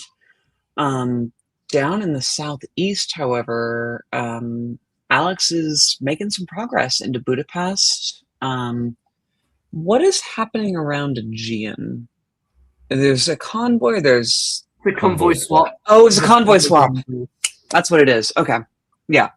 No, the arrows are just a little confused in the broadcast image. So I love a convoy swap. So well done, Patrick, for doing that. Like, I think you needed it. You need the fleet in Greece. You need to get the army back up, and love it. Yeah, for those who don't know, a convoy swap is because units in adjacent provinces can't swap. They can't move to each other. But the way around that is, as you can see, Aegean has convoyed Greece into Bulgaria, as Bulgaria's just shifted down into Greece. So it gives a little workaround. Correct. It's a sneaky move to keep an eye on. So, yeah. All right. Into the fall. Yep. I do feel like Jennifer's being way too careful here. I don't know who she's talking to, who she thinks are her allies at this point. She's losing Ionian, obviously, to Patrick, with all of the supports. And meanwhile, up in the north, France and England are doing some trust things, self-bouncing in the channel, and letting Justin have Belgium by choice. Well done, Justin, for getting Cameron back on side this way. Yeah. I'd like to point out Patrick also stated his misorder, not bouncing Romania out of Bulgaria. Mm-hmm. Oh, what? Khan went to Sev? I missed that entirely. Yeah, it was probably meant to go to Bulgaria, but that's a rough one. Yep. Patrick, you will be dreaming about that for like the next 10 years. We've all been there. Having to disband as well on a full turn after No, gaining. I want to pause here. If you're Patrick, what do you disband? I mean, nothing is the obvious answer, but you have to. Greece. Yeah. It's gotta be, right? Greece, and hope that Adriatic stays on the board. Yeah. All right. Let's see what happens. There we go. Albania. Okay. I don't love it. Adriatic's also. Oh, goodness. All right. Darcy. I give it over to you, Darcy. Well, he gets into Trieste anyway, as Trieste takes back Budapest. However, Budapest retreats into Serbia, which is a little bit of an inconvenience. Further, we see France gets into Tyrrhenian Sea now. Trust me, Nicola would never, ever, ever dot you, especially after a bad first round. Just never gonna happen. In the West, we see Justin gets into Holland, which may be by agreement. Do not know. But Nicola starts angling around Belgium and the London area, so Nicola is smelling blood on this board. I don't know what magic that Nicola and Justin are weaving on this board, but Saw someone in the comments earlier mention Jedi mind tricks, so they're going for it. All right, full Darcy. All right, so it's most likely an FG now in the West, as Nicola takes Belgium from Burgundy rather than Picardy. And Nicola still decides not to take anything down in Italy, which is probably for the best, given what I was about to say was the juggernaut. However, it is not a juggernaut, as Romania takes Bulgaria back and stays in Serbia. So this is why it was so painful for Patrick, as this seeming misorder around Bulgaria last year has cost him probably his alliance with Russia. And Ed decides to work with Russia by moving into Trieste, meaning that Budapest is still Russian. Furthermore, however, Russia's success doesn't just stay in the east, as they also get Liverpool. For reasons unbeknownst to me, Cameron decides to move to Irish rather than Liverpool, which is a bit painful. yeah. But yeah, I mean, this is probably as painful as it can get for Patrick, who blows up every unit that gets retreated, decides to just get rid of them. And honestly, I wouldn't be too surprised if Patrick decides to not rebuild anything. And That's kind of a goat move, honestly. But looking like a great game for Alex here. I mean, Alex, this was the time for a northern fleet. Oh no, St. Pete was occupied. You're right. St. Pete was occupied, but yeah.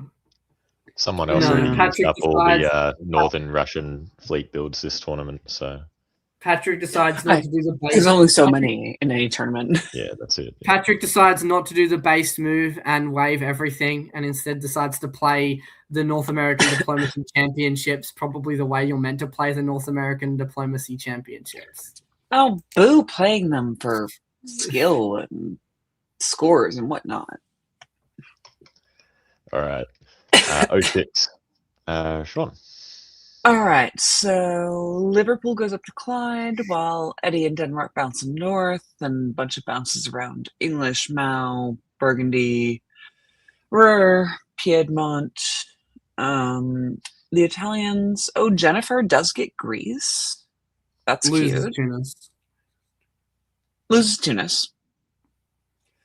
Well, Nicola needs his pound of flesh somewhere.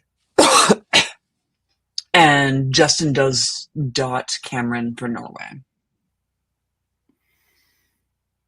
I don't know if it's arranged or... Ed gets back into Budapest. If Ed has a revival here, Oh, Ed's back in Budapest. You're right.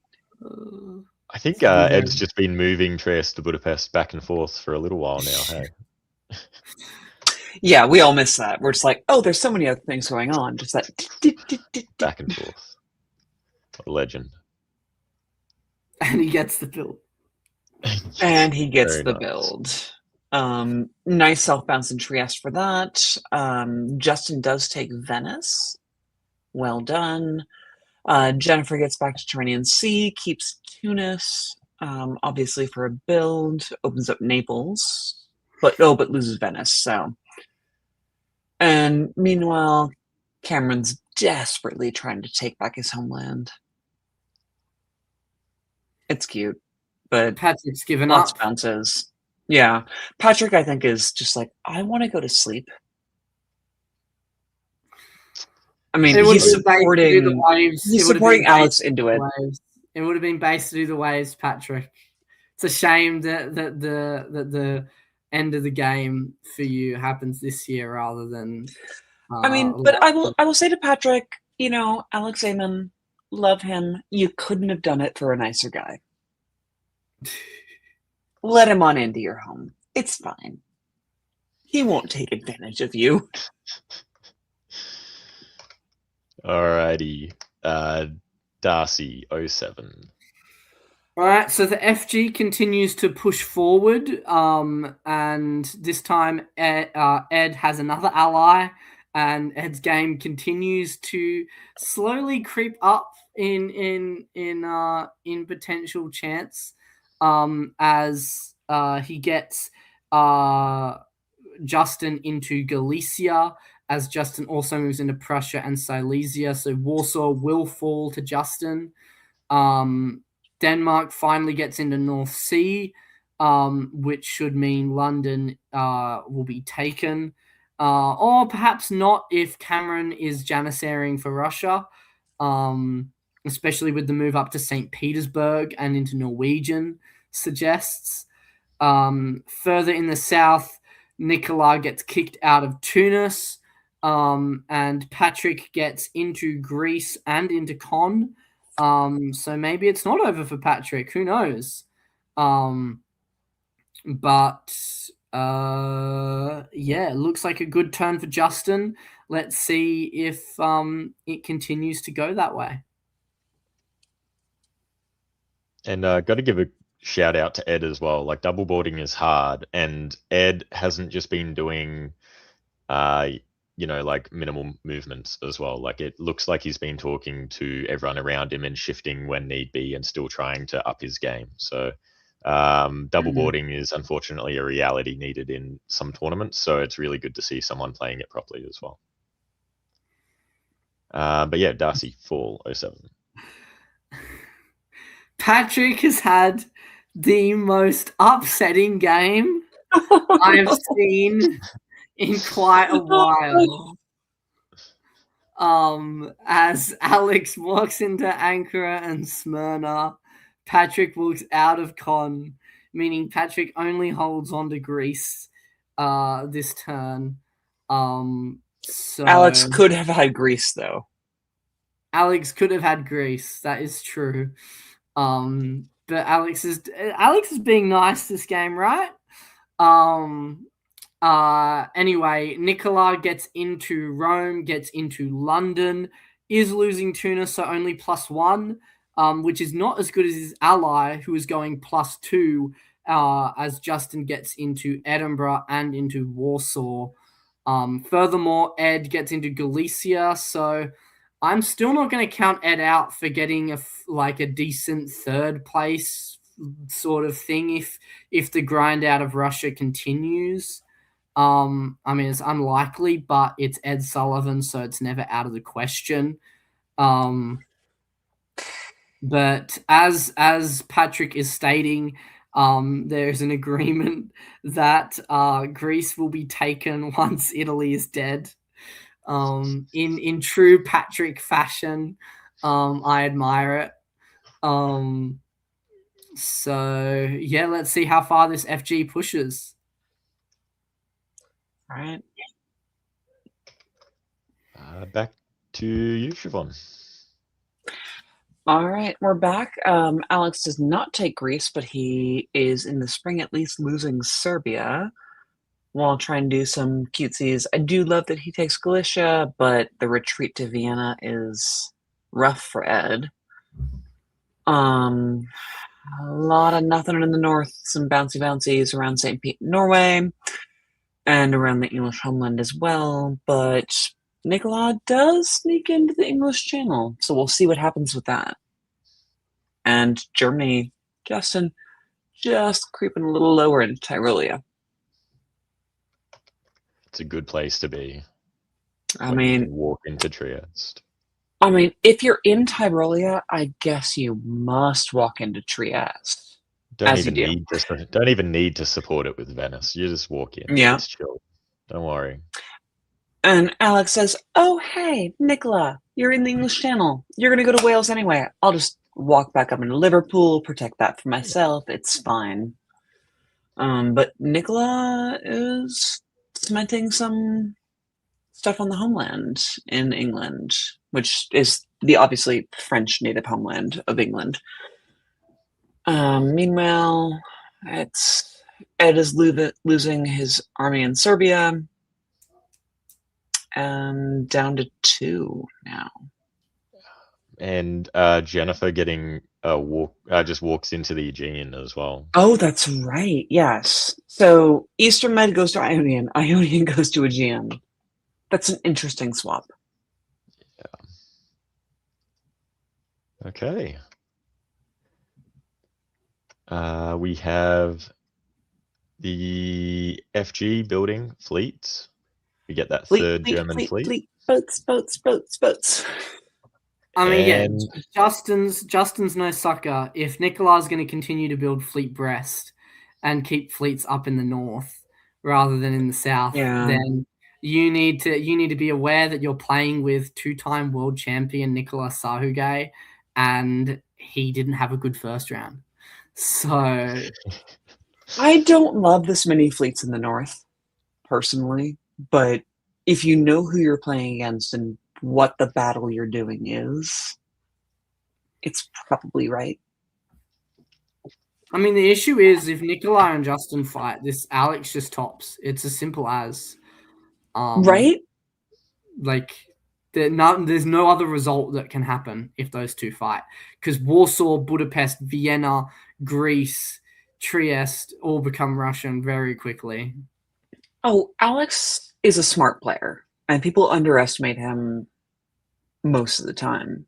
So if this is his flowers, I'm here for it. All right. Darcy, show us 09. All right. Well, we see Alex does get into Warsaw. Doesn't lose Con or anything in Turkey just yet, which is probably a misstep by Jennifer. Actually, there's not much that Jennifer could really do because they just get kicked out of Smyrna if they go there. Mm-hmm. Nicola will get a free walk into Naples, which is good for Nicola. And looks like Alex will be focusing that fleet in Liverpool on anti-German things, which will only be helpful and encouraging Nicola to stab Justin at some point. Justin does get into Galicia with Austrian support, but it's looking like a little bit of a tightening of around Justin. So gotta see if Justin can do anything about it. And Justin can do stuff about it. Justin gets into Budapest, gets supported into Liverpool. So well played, Justin, for managing that. That's also well played, Nicola, for realizing if you fight Justin here, Alex just wins the board.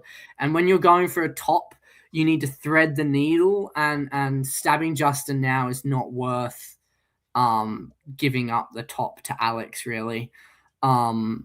Furthermore, Patrick finally gets his wish with Italy dying first. Patrick has succeeded in his goal. Well done to Patrick. But this looks like we have now a tie for second between Alex and Nicola, and Justin's on the top. Oh no, not a tie. Alex down to 9 now. Mm-hmm. I mean, this FG couldn't, if they decide not to stab, could push most of the board, probably. I mean, I loved Alex's position a few seasons ago, but not so much anymore, given where the units are. Yeah. Like, Fleet Rum is bad. Army Albania is just going to get piffed. Yeah, I mean, Nicola building another Fleet Breast is like if you're Justin, you just got to be like, brother, what are you doing? Like, I just don't know how I'd play this if I'm Justin. Because if you get too confrontational with Nicola will just stab you anyway. And if you commit like literally any singular unit more eastwards, then Nicola just can roll through you whether you like it or not. I mean, how is this not Nicola's game in the long run? I mean, have to be some sort of arrangement between Alex and Justin for it not to be Nicola's game, you have to think. Yeah. All right, someone's saying this was a time-limited game. Well, it's time-limited by the next round starting later in the day. Oh, it's morning round, afternoon round start. Yeah. So I think that. Oh, okay. Game. Well done, Justin. Well done, Justin. My flabbers are gasted. Wow. And well done, Justin. Really well played. I did not expect that to end there. Justin got early game stabbed by England. I just saw that Nicola had altitude sickness, which is a thing because when you're in Colorado, in the Denver Boulder area, you're at like 5,000 feet, mile high city, that. And if you're not used to altitude, it can affect you. So maybe that's Nicola. Why he didn't look too nice in that. I'm just sorry. Yeah, it sounds like may have been a bit ill. Yeah. But it can really affect DipCon, you. DipCon is not only a diplomacy event. It seems it's an endurance event in both timing and just where you're playing it. Yeah. Definitely. Congrats to go McCullough. Well, well done. Nicola still comes a strong second despite altitude sickness. So that's what happens when you're a two-time world champion, is you can play through the sickness and still get a very solid result. Yeah, that's true. Yeah, Nicola still played an excellent game, but 1910 is a little bit longer. So, after feeling a bit crook, that would wear down on you a bit. Yeah. Alrighty. We have our last long format board of round 2, which is this one, board 6. Darcy, give you a rest, and Carlos and Siobhan, if you want to walk us through the players on this board. Well, this is a pretty tasty board because we have 3 of the 6 people who topped in the first round all on this board together. You have Ian in France, you have Stephen in Italy, and you have David in Turkey. And Cameron got a pretty solid second as well. So this is, in terms of tournament placing, a very stacked board. And then you've got sort of Tim and Noah, who had less good round ones, looking for a big result, and Peter in the middle there as well. Yeah. I mean, all great players, but as McCullough said, like, the people coming in from the round 1 scorers are fighting for it. And there's like 2 perspectives you can have on that as well. You can either go, all right, they're my opposition, I need to kill them. Or they can go, hey, we've both had good scores. We just need to not die this round. You and me, let's work out, let's team up together. Hey, let's do this, McCullough. Like, we're cool, right? Exactly. And you have Italy and Turkey right there in a very plausible structure to do that, if that's what Stephen and David choose to do. There's an opportunity. Definitely. All right. Well, let's see how it opens up. Siobhan, if you want to lead us through 01. Yeah, so England not doing anything too surprising. France also not super surprising. We do see Stephen Hogue walking in Trieste, but probably by agreement by Tim Crosby. Bounce in the Black, Bounce in Galicia. Everything else kind of boring. Moving on. Germany does take Belgium, Holland, and Denmark, which back in the day when I was playing was, hey, if I'm Germany in a Western triple, you need to give me 3 dots in 01. So we'll see if that's happening. England convoys over to Norway. France takes Iberia. Another bounce in Galicia. Italy holds on to Trieste and moves into Aegean. So AI? AI, but Austria thought there was an IT. Like, that's the only reason you support Serbia down to Greece there, is you think you're about to get cut in Serbia and they're going to convoy to Greece. So Tim thought he'd sniffed out an IT and there wasn't an IT. And instead you have a neutral Serbia and a no-build Austria, despite not being stabbed, which is ouch. It's a whole thing. And love you, Tim, but you fell for David Hood's nonsense. All right. We have our builds. All right. 3 build Germany. I mean, obviously Fleet Kiel, 2 armies, Fleet Brest, Army Marseille. I'm not actually surprised by any of this. I mean, that all makes sense. Yeah. We get a St. Pete North Coast fleet as well. Very nice. Well, I think Noah reacted correctly. Yeah, like when England's convoy to Norway, that is just anti-Russia. So this is what I always say as Russia. It's like, I'm not building a North Coast fleet this year unless you convoy to Norway. So I think that's a valid reaction. No, I think it's a perfectly valid reaction, especially considering how France and Germany moved in 01. Yep. Noah is reacting appropriately. Definitely. All right. Michaelis, 02. All right, spring of 02, and the Western Triple does appear to be on-ish. So France is coming down to the Med, moving to Piedmont, Tripoli moves. England is moving to Finland, convoying to Norway, Tripoli moves. Germany is moving to Skagerrak, because what you really need here is to disguise this obvious Western Triple. I'm definitely going for Sweden, England. Don't worry, it's just to take Sweden. I want Russia to retreat to Baltic Sea. I'm going for Sweden. I'm not going for North Sea. Don't ignore North Sea. I'm going for Sweden.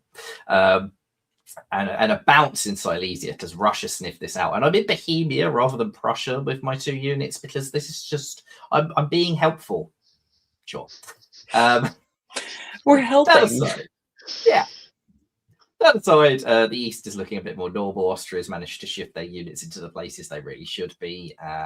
Turkey has forced Aegean and got out of there, and it sort of looks like it's setting up for the normal AI versus RT structure.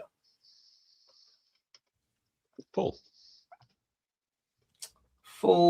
France continues moving southwards in their Western Triple, and it turns out Germany is doing the Triple. They are taking Sweden. They did want Russia to retreat to Baltic for reasons. England convoys another army across, and Germany gives up Belgium to France because France really needs the build in this position, not you, Germany. I don't know. I like spring. I don't love this fall. And if the whole point is you need the extra dot in the Western Triple, I think you still need that extra dot, especially when there's a Russian fleet in Baltic Sea. Other than that, this is AI just being plain out guessed. So David, despite having no plausible reason to get away with this, manages to just walk into Greece because AI have still not got their orders all sorted out, and Greece pulls to the Turk. Okay. That's so David coded, honestly. Yeah. Austria still doesn't get a build. Italy doesn't take Tunis, which means France now has a walk into it in 03 for reasons. Yeah, okay. And Piedmont just for goes reasons. straight to Traralga. Love it. Yeah. I mean, it's there next to Bohemia now, so there's real threat on Vienna. So if AI and RT keep fighting, this is only going to benefit this Western Triple. I think This that Western Triple is absurd. I'm And I liking love this from Ian as well, because we had him in the interview earlier, and yeah, like he said, he just wants to keep his head on and play a good game, and I think this is looking very good. So Yeah. this is very nice. And I mean, if there's a Western Triple, then option 1 for the East is kill Turkey as quickly as possible, and then you don't have to worry about them behind you. But Yeah, you've but already Turkey failed is to do David that. Hood. Yeah, it's too late. You can't do that now. So if you keep fighting Turkey, you just give everything to the West, which means that probably the person who has to get squeezed out is Austria, because if Turkey has to be alive in this game, they have to move somewhere, and Austria probably isn't that useful anymore. So I fear for poor old Tim here. Yeah. yeah, 03 still hasn't even had a chance to build, so it's not looking great. It's looking rough. Yeah. All There we go. right, so we got Army Inc., Fleet Mar, and Fleet Baltic comes disbanded off the Baltic. board, to the great relief of Germany. Yeah. Yep. Ooh. All right, so France finally takes possession of Tunis. Tim just pushes forward into Tyrrhenian Sea as the Italians and David Hood help them from behind while Eastern Med taps Smyrna. Sure. Budapest goes to Vienna with support from Trieste and some work to set up to take Norway from the German. I'm unclear what's happening, and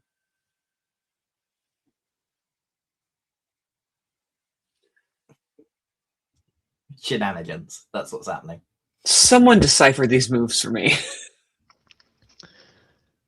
So Germany has flipped and put Russia into Norway, but it hasn't Yeah. worked because England moved in from Finland, not from Norway. So those two have just traded. Germany is doing Yeah. this to help Russia whilst also attacking Warsaw, maybe thinking Russia would be fooled into not defending Warsaw because they've offered this help. So Germany attempts to take Warsaw and fails. France gets to walk into Galicia because that's the sort of place France can get to. I mean, natural. geography. Natural, yeah. They also pull back to cover mid-Atlantic against all those hostile fleets that are up there for reasons, because what we really want is Austria in the Gulf of Leon. I need like a bunch of threads that are connecting all of the things over here. Like, I love it. Choices were made. That's what you can sum that term up as. Lots and lots of choices were made, and I think almost all of them were mistakes. thank you. Yeah, choices happened. Dots wise, nothing happens other than France getting Tunis and then just a Norway Nothing sinking. happens. So, France takes a neutral, and England and Russia trade yeah. in a way that's They awful did for their both of them. best. So now Russia has to worry about an English army in St. Petersburg, which is worse, and England has a Russian fleet in Norway, which is worse. Why am I nearly crying? This is so funny. They did their best. Well, I guess from all of that, it's really just coming up David Hood. Just everyone's It's all moved away come from up Turkey Hood. and enmeshed in each other. So great. Don't sleep on Alright. David Hood. Michaelis, 04. So England builds Army Liverpool because they don't trust that France isn't about to stab them, even though France has Austria and Italy down there. And France misorders. So that's the perfect follow-up to this whole set of moves, is to forget to cover Spain and let Italy convoy into it. So I don't know, Ian, whether you're thinking this game is a bigger game or not because of tournament standings, that's not the order set. And I can almost guarantee that what order was written here was mid-Atlantic to Spain, no coast specified. And as a result, the order was invalid. That is exactly what's going to have happened there. And ouch, that is a brutal, That's rough. brutal learning experience. And in the meantime, you also lose Tunis, because why not? So Italy gets to walk into Tunis. But at least you're still in Galicia for that fun forward unit. Meanwhile, in the north, England has to leave Barents Sea to cover the Russian fleet. They pull St. Petersburg back to take Norway, and Germany just shifts all their units around like a washing machine. So they've got a nice little recycling arrow there. which gets them the 2 fleets on North Sea to actually follow up their stab on England. But while they're stabbing England, they're also moving to Bohemia for, again, reasons. Tim has decided, you know what, maybe I do want to actually get a build for the first time all game. So Tim goes to Trieste. Whether he holds Vienna whilst doing it, that remains to be seen. And David Hood plays nice, probably an arranged bounce in Serbia, doesn't take Ionian Sea. Although it also wouldn't have helped Italy take Tunis, so it's unclear what any of them are doing. Full. All right, full. Tim Crosby does not get to build. In fact, Tim Crosby gets to disband as he walks out of Trieste and isn't bounced in Serbia. And France gets Vienna in 1904, as is normal and a common occurrence. Germany puts France into Vienna whilst stabbing them for Belgium, because that's what you do. You really want to make sure that France isn't pulling when you stab someone. That's crucial for any gameplay. England and Russia have traded their centres back, so Russia's back in St. Petersburg and England is back in Norway. Great success! And Turkey decides, you know what, I do want Ionian Sea, so France actually gets Tunis back, but does lose Marseille to the Italian, who does get to build because they didn't lose Trieste. And Russia's in Black Sea because they've decided that David Hood is their sworn enemy in this game. Yeah, and France getting into Vienna. Yep. Why not? Natural, right? Why not? Germany Makes putting sense. France into Vienna whilst dotting them for Belgium is just outright hilarious. Kind of, yeah, it's hysterical at this point. All right. All right. Oh, yes. Germany needs another fleet and Army Venice, and we lose Lyon and Mao. And we're back to come on for 05. Less hilarious. France, it is turning back north, going up to Mao, Spain south coast.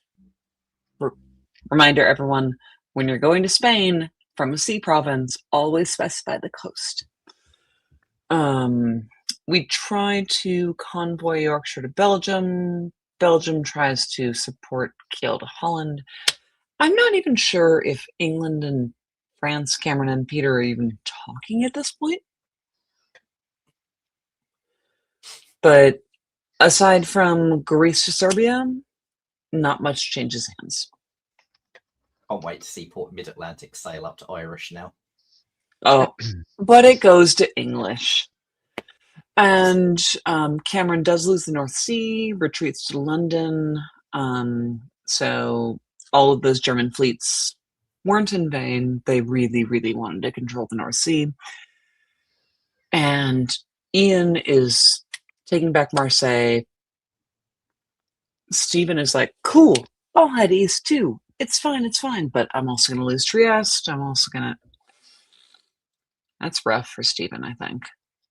This is a sort of board normalization. So after like 2 crazy years, everyone has got together and gone, right, we need to stop taking these drugs and we need to actually play like normal human individuals. And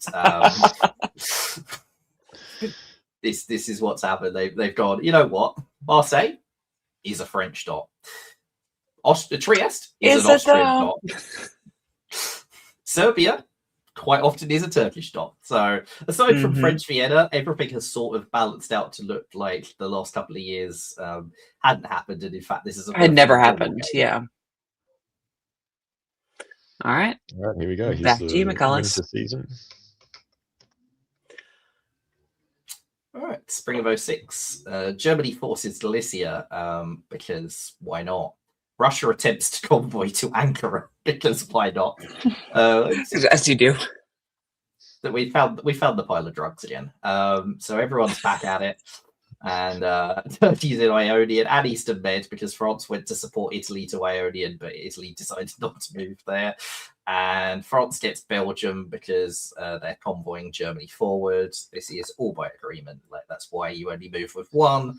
And it's just to put pressure on and take English dots. So that's good, sensible FG play rather. So we finally found an alliance on this board.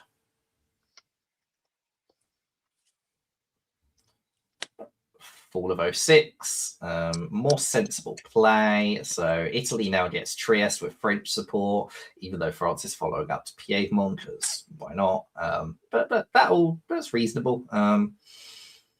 Germany takes London, the guaranteed method. So actually putting a plan together and following through on it. So good stuff up there. And Italy walked back to Naples. Turns out they didn't want to be in Tyrrhenian Sea after all.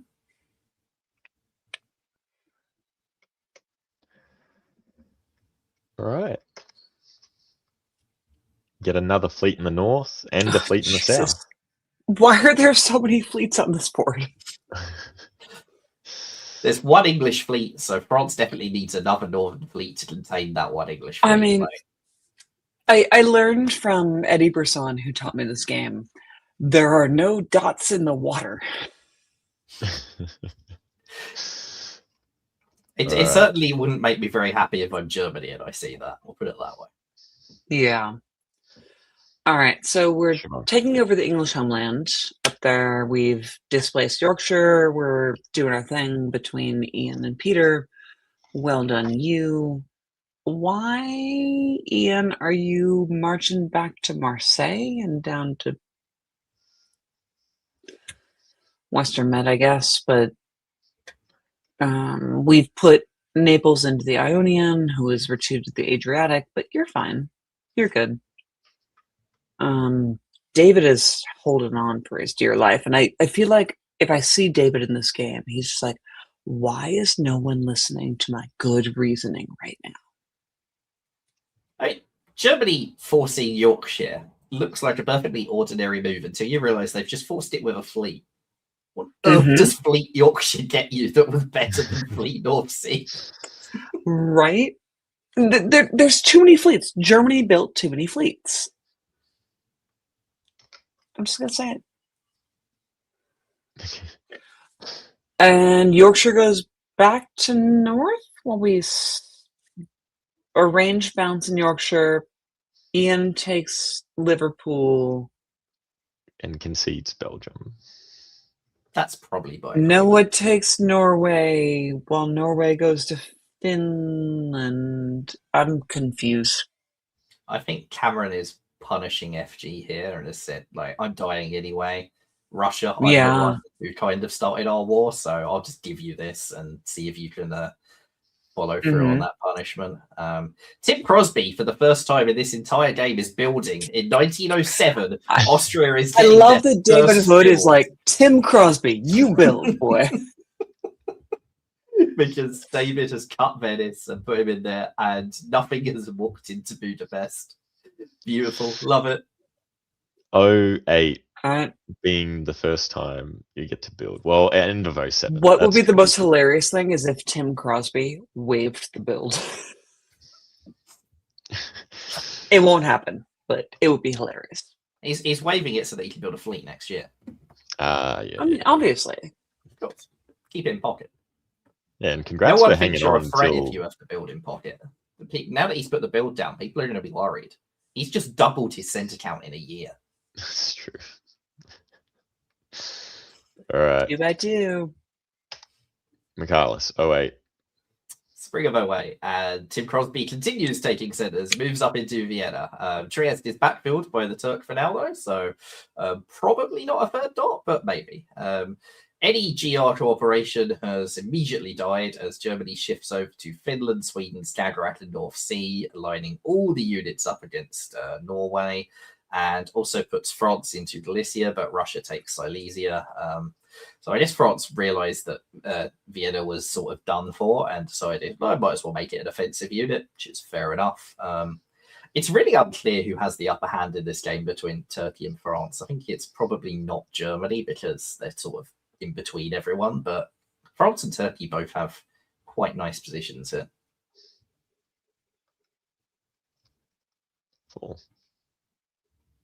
Full, and France is blown up in Galicia, so that's good tactical moves by Russia in cooperation with Austria for the first time, so why not? David attempts a convoy to Tuscany that perhaps Italy had told him they were going to put through and then didn't. ouch. But I see nothing better to do. And other than that, France gets Edinburgh. So that's a big diplomatic win for France. They also get to And then backfill North North Sea. Sea. So Peter is looking mighty vulnerable. A little bit. Although we know the other game timed out, or we suspect the other game timed out. So bearing in mind this isn't a time unlimited game, you can probably get away with being a bit more vulnerable than if this had been an evening round that would have had a unlimited game. Yeah, well, finally people are building armies. Which I hate if I'm Russia and I see Turkey building army Smyrna. Where's that going? Well, especially if it's David Hood. Especially the Never David mind. Hood that I've tried to stab twice this game already, but no. Oh, stab. and I do think David has gained some allies. What's happening in the north is really interesting.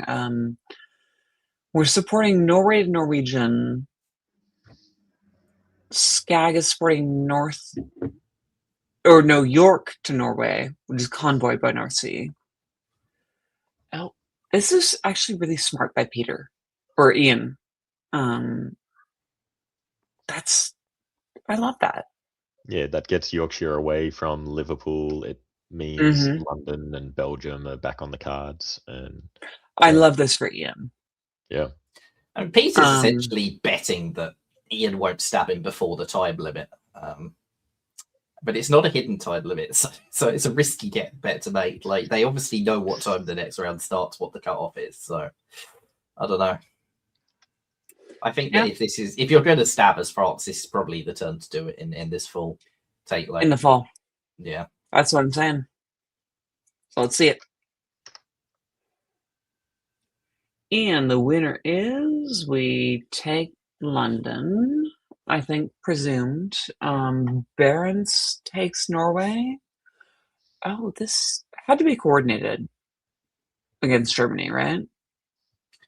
I think this is just a mistake on Germany's part. Like, France hasn't taken Belgium. Like, if this was a proper stab, you're definitely taking Belgium as well. You're not just support holding Munich. Yeah, if you were doing a proper stab, you would have taken Belgium too.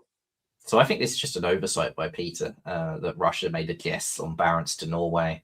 Like, Norwegian goes to Barents to cut the support to take St. Petersburg. That makes sense. But by not doing Skagerrak to Norway, you just open the door for this. Yeah. And like, yeah, you're right. Yeah, no, I'm with you on that. And David gets Venice by guaranteeing it. Meanwhile, David just in the corner, just creeping on up. But Ian's taking the lead by a dot. And we know there's not much time left. So maybe it was the perfect time. Maybe he realized he only needed one dot. It's possible. Although he would have had to know Russia was getting Norway, which seems difficult. Orders in the box for spring 1910. Ooh. David taking shit. David getting into Rome and following up to Venice, but Rome's going to be hard to hold because France has been convoyed into Naples by the Italians. So Stephen has decided, out of everybody who's fought this game, he's more annoyed at David than he is at Ian. Okay, beyond that, France gets to follow into North Sea and Norwegian, so they have a devastating stab available if that's what they choose to do in full. I'm not entirely sure why Germany needed to go to Denmark there. They didn't. Got to let Ian back into North. Right, Michaelis full. In full, David does not hold on to Rome. That is helped into by the Italians. So France gets both Naples and Rome. Does not stab Germany, though. In fact, gives them Norway back. So Peter is also +1. David is still +1, though, because he has dotted Tim Crosby for Budapest. Covered Bulgaria in case Russia moved to it. But this looks like final turn dot grabbing. We'll see whether there's any more.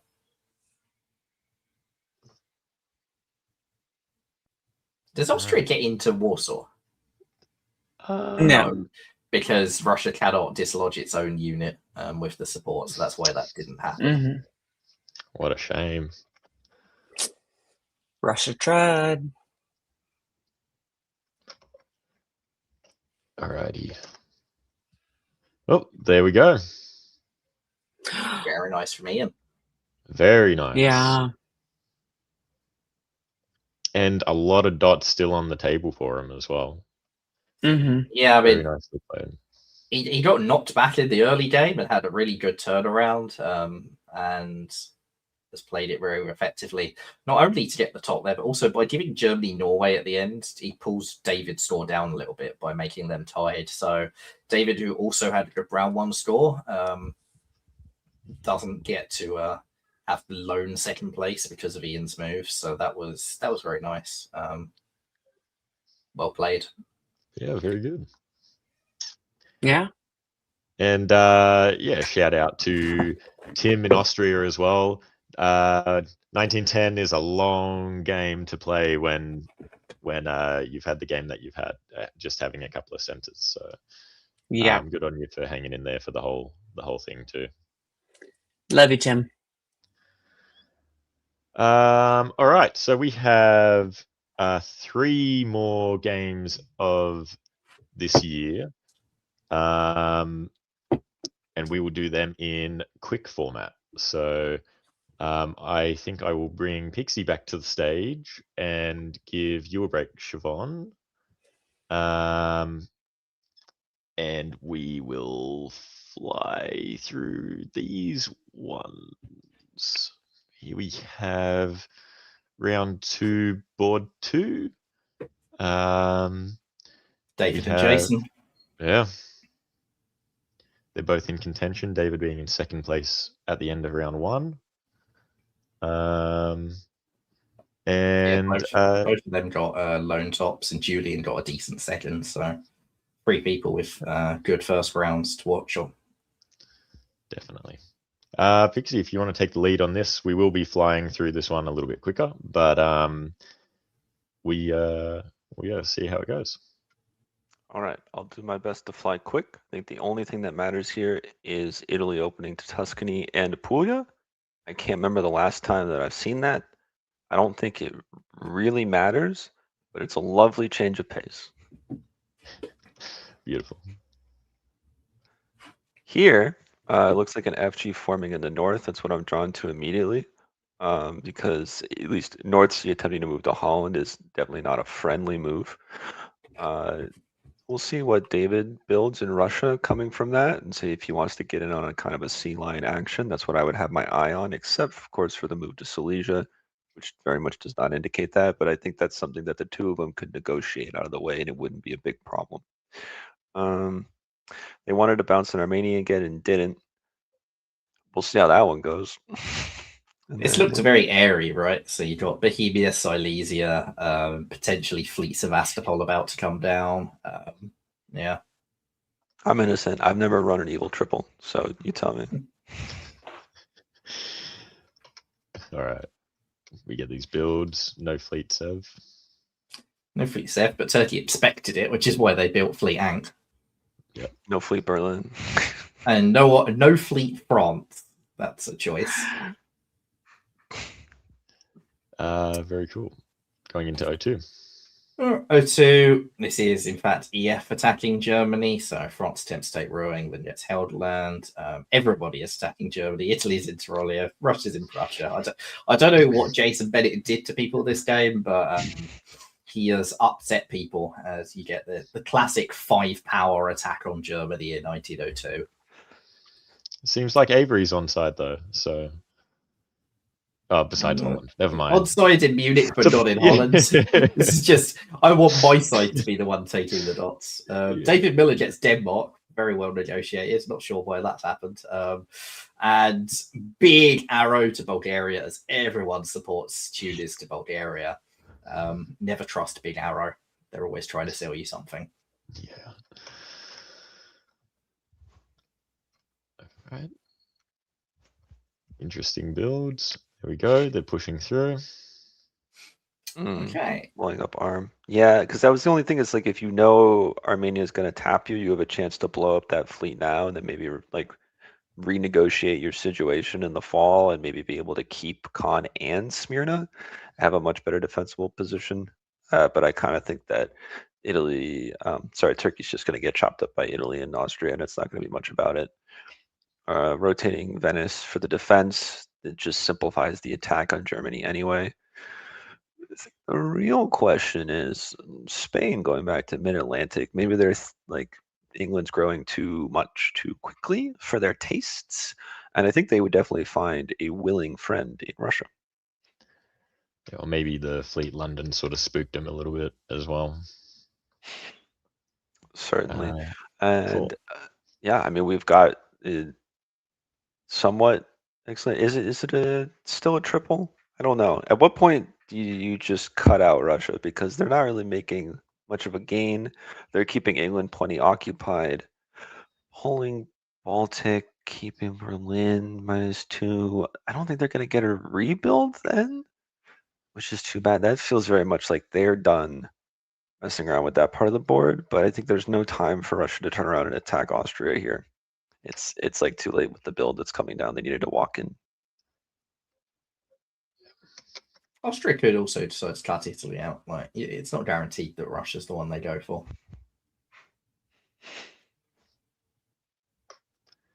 It's looking possible as well. Yeah. So spring of 04, England takes Sweden, pushing the Germans forward as a Janissary. They've also dived into Channel, which looks awfully stabby when combined with North Sea. So maybe England's decided, I'm not going to wait around for France to stab me. I don't need France anymore. Right as France leaves Mid-Atlantic. It's painful, but at least Brest isn't open. And yeah, in the east, it's unclear. Bulgaria could be arranged as they're pulling Italy forward to get them towards Ankara.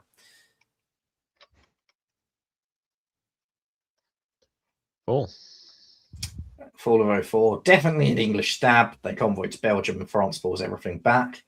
I definitely stick together. So Italy gets both Turkish dots. I think this is an Austrian stab on Russia because by tapping Romania there, they are ensuring that Sevastopol couldn't be defended. So Turkey does get to live in Sevastopol. Austria also tried to take Berlin, but wasn't supported into it by the English. So maybe England promised them a support and didn't give it to them.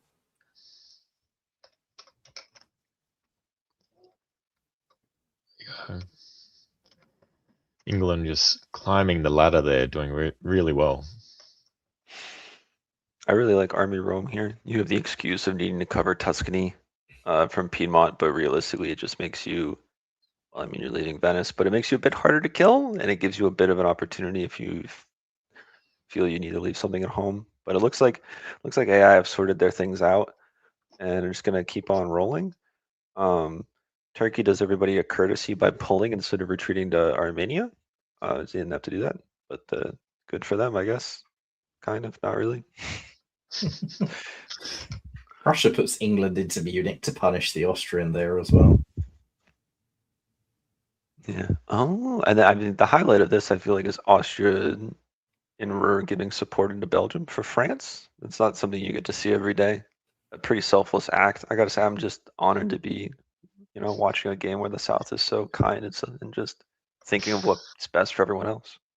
Are they kind? This looks a lot like Italy just stabbed Austria, though, right? They've just taken Bulgaria. Austria's walked out of Romania for no apparent reason as well. So I don't know. Elliot was being very kind, but I think Elliot has not been received that kindness in return. Elliot has pulled in the east as well. This is just friendly dot sharing. This puts David back in the game as well in Russia. These Austrian disbands. Definitely. Yep, this is definitely a stab on Austria. So Serbia, Greece, Albania, and Venice from the Italian. Russia drops to Armenia. This is probably by agreement in terms of what they'll get in return for it. It is dangerous for Italy to leave all of those dots unguarded, though. So playing a little bit with fire. Austria gets Munich and also gets into Burgundy. England gets Belgium back, but does not take Berlin.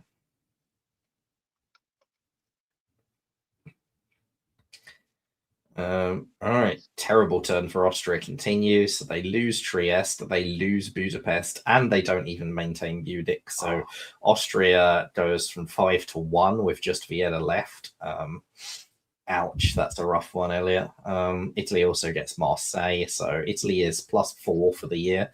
Only 2 places to build, but still, you can't shrug your shoulders at a +4. And England is just the -1 for the year, but has pulled North Atlantic back, perhaps sensing that Russia's about to become more of a threat, and maybe they need to try and peace out with France.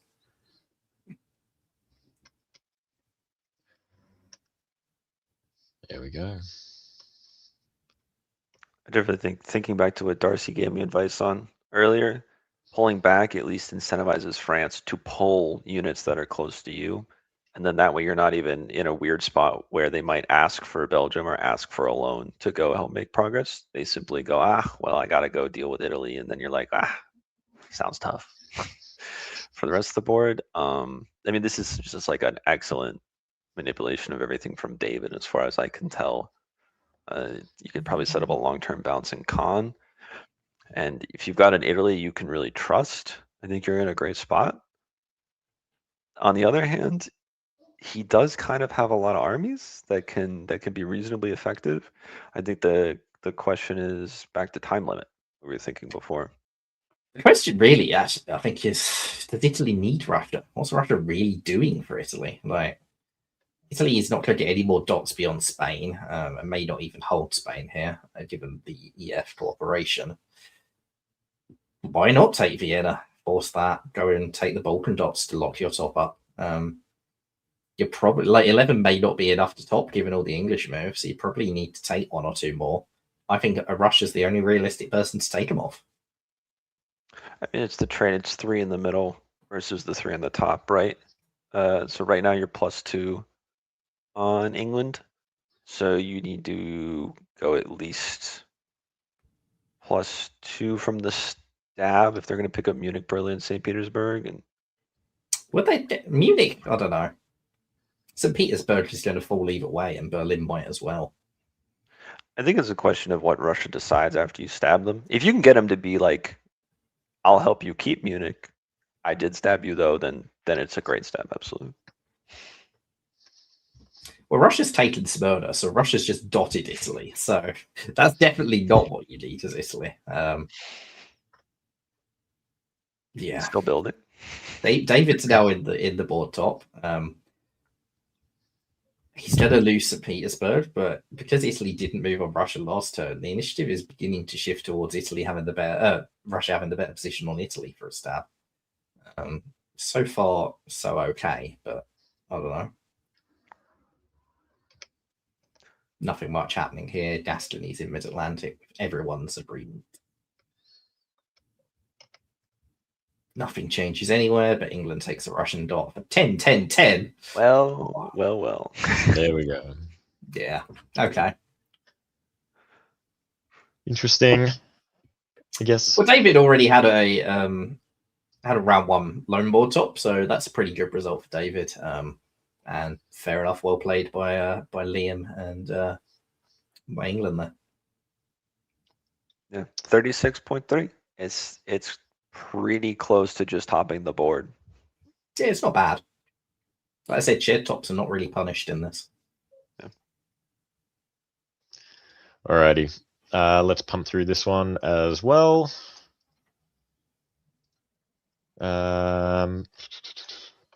Michaelis, if you want to take the lead, or you both can just shout out as you want. Either.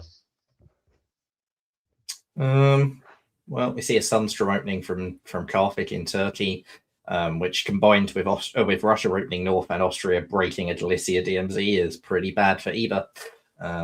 That's the real headline of that Spring 01. Cool. Austria gets +3, which you don't see very often, so that's always fun. Takes Romania. Russia has also lost Black Sea, so this has not been a good start for either at all. England convoys to Norway just to make it even worse. Looks pretty bad for Russia. Beyond that, nothing really jumping out. A free build France as well. You get a fleet Trieste from Brendan as well. Yeah, that's not what Eddie Bassan would have wanted to see. So Austria is gunning for that. This is just a very aggressive AT then. Yeah, this I was wondering. I was like, they really got Russia on the back foot. I wonder when Italy's going to get a part of this. And I think the answer is he's not really gonna if they can help it with that second fleet in Austria. Germany comes to Bohemia, which will slow Austria down a fair bit if they stay there. Although you could just work with the German and put them into Tyrolia to solve that. Yep. Yeah, that's good convincing because Bohemia would be a real problem for just about anything. Especially, I'm not familiar with the player. I do want to shout out at least Caleb Silverman, child of Adam. Having to convoy back home, maybe not the best turn to highlight, but at least taking defense seriously, and hopefully she can work something out. But yeah, getting a mischievous and or adventurous Germany to just not be bothering you. Maybe go Venice, please. There was nice tactics by AT there as well. Austria walked into Warsaw, but they were guaranteed to build either way or to not lose a dot either way, because if Russia had blocked that, then Turkey would have walked out of Rum into Sev, so Russia could only defend one of them. All right, Spring of 03, Turkey takes Sev, Austria takes Ukraine, but loses Warsaw. And Germany is now in Trieste, so Germany has decided that actually I am there to slow Austria down, which I think makes sense. I don't think you really want to accelerate this AT as a Westerner. FG continue to take down England.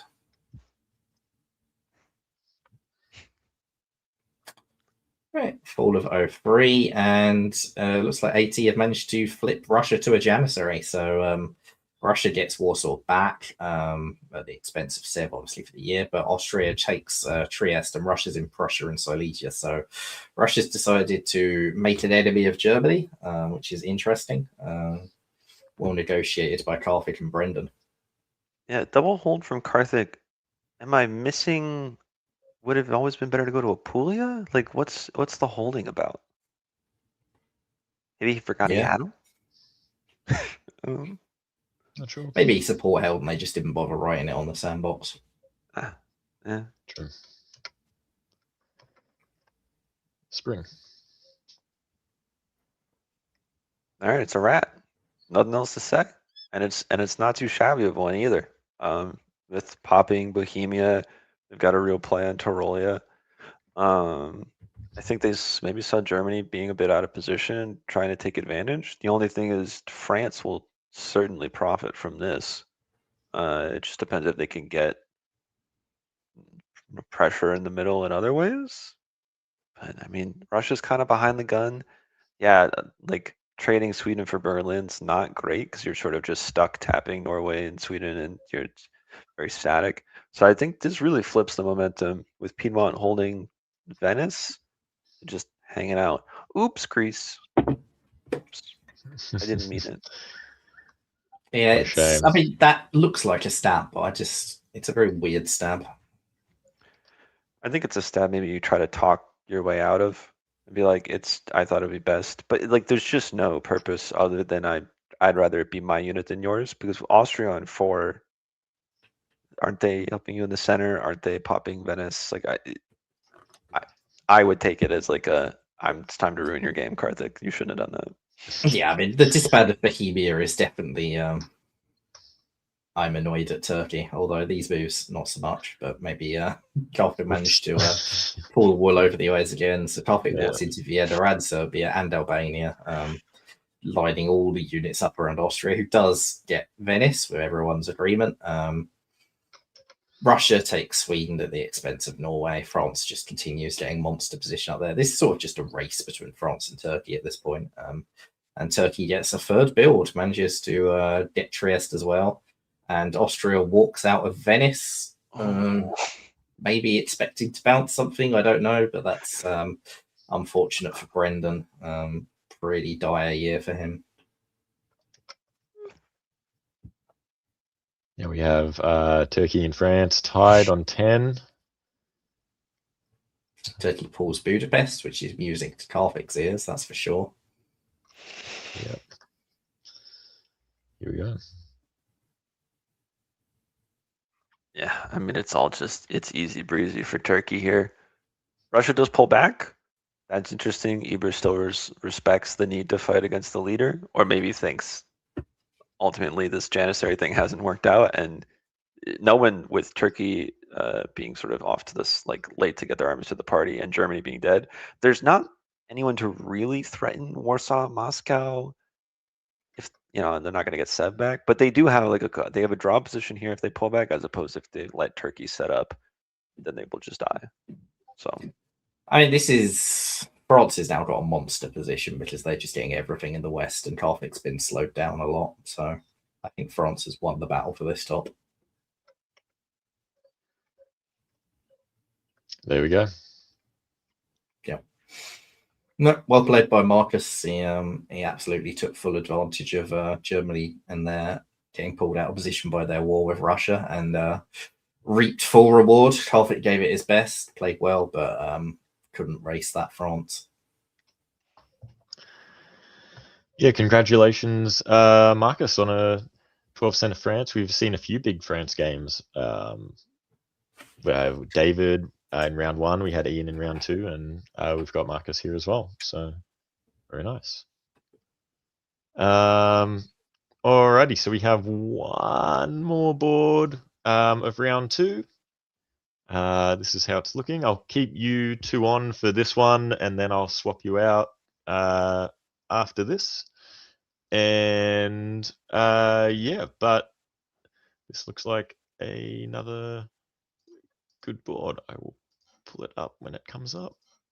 There we go. All right, awesome. good to see Doc traveling. I don't remember last time I saw a board with him, but I could just be lazy and not notice.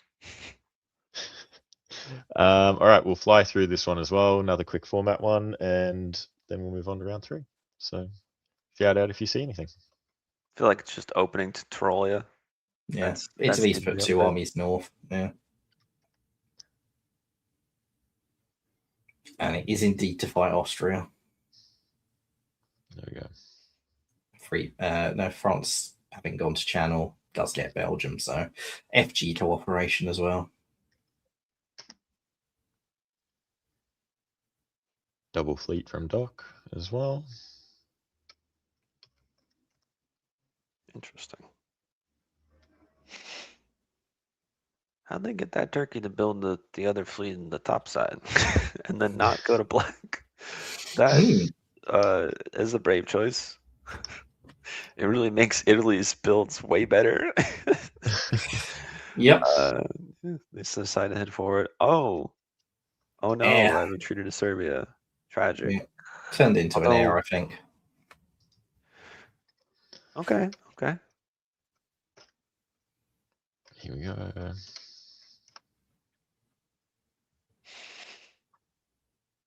We're just going to keep chasing that Italian unit down to somewhere we can piff it. I like or those. maybe we let them hold Greece. Yeah. And Germany has... yeah. Nice little conga line from Adam there. Adam has gone, Jason Mass Bomb, I don't need you. And so just launches everything into him. Oh dear. Oh, even lets him take London back. Nice. Because then my next question is like, all right, well, can England negotiate their way into a viable position? Yeah, nice. Jason down 3 on the year, losing Marseille, Spain, and Paris, and Jake Mannix waltzing into Budapest at the same time as Austria blows up Greece, presumably breaking an agreement with Italy to do it. Oh dear.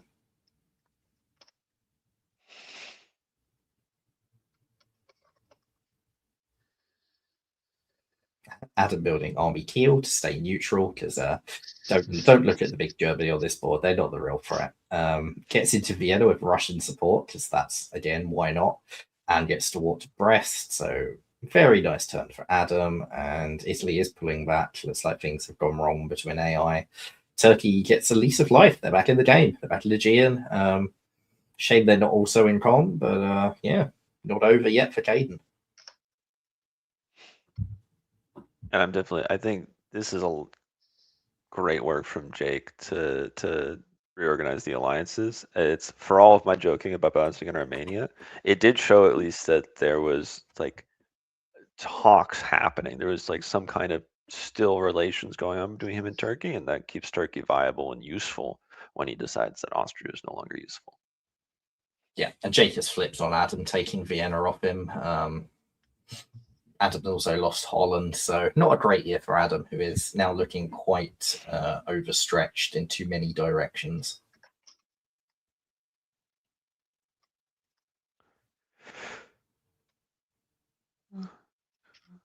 And Jake has gone, Adam looks overstretched in too many directions.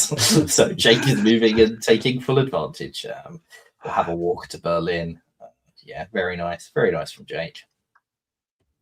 I don't think I've seen multiple turns of 6 units successfully going one spot at a time in a single game.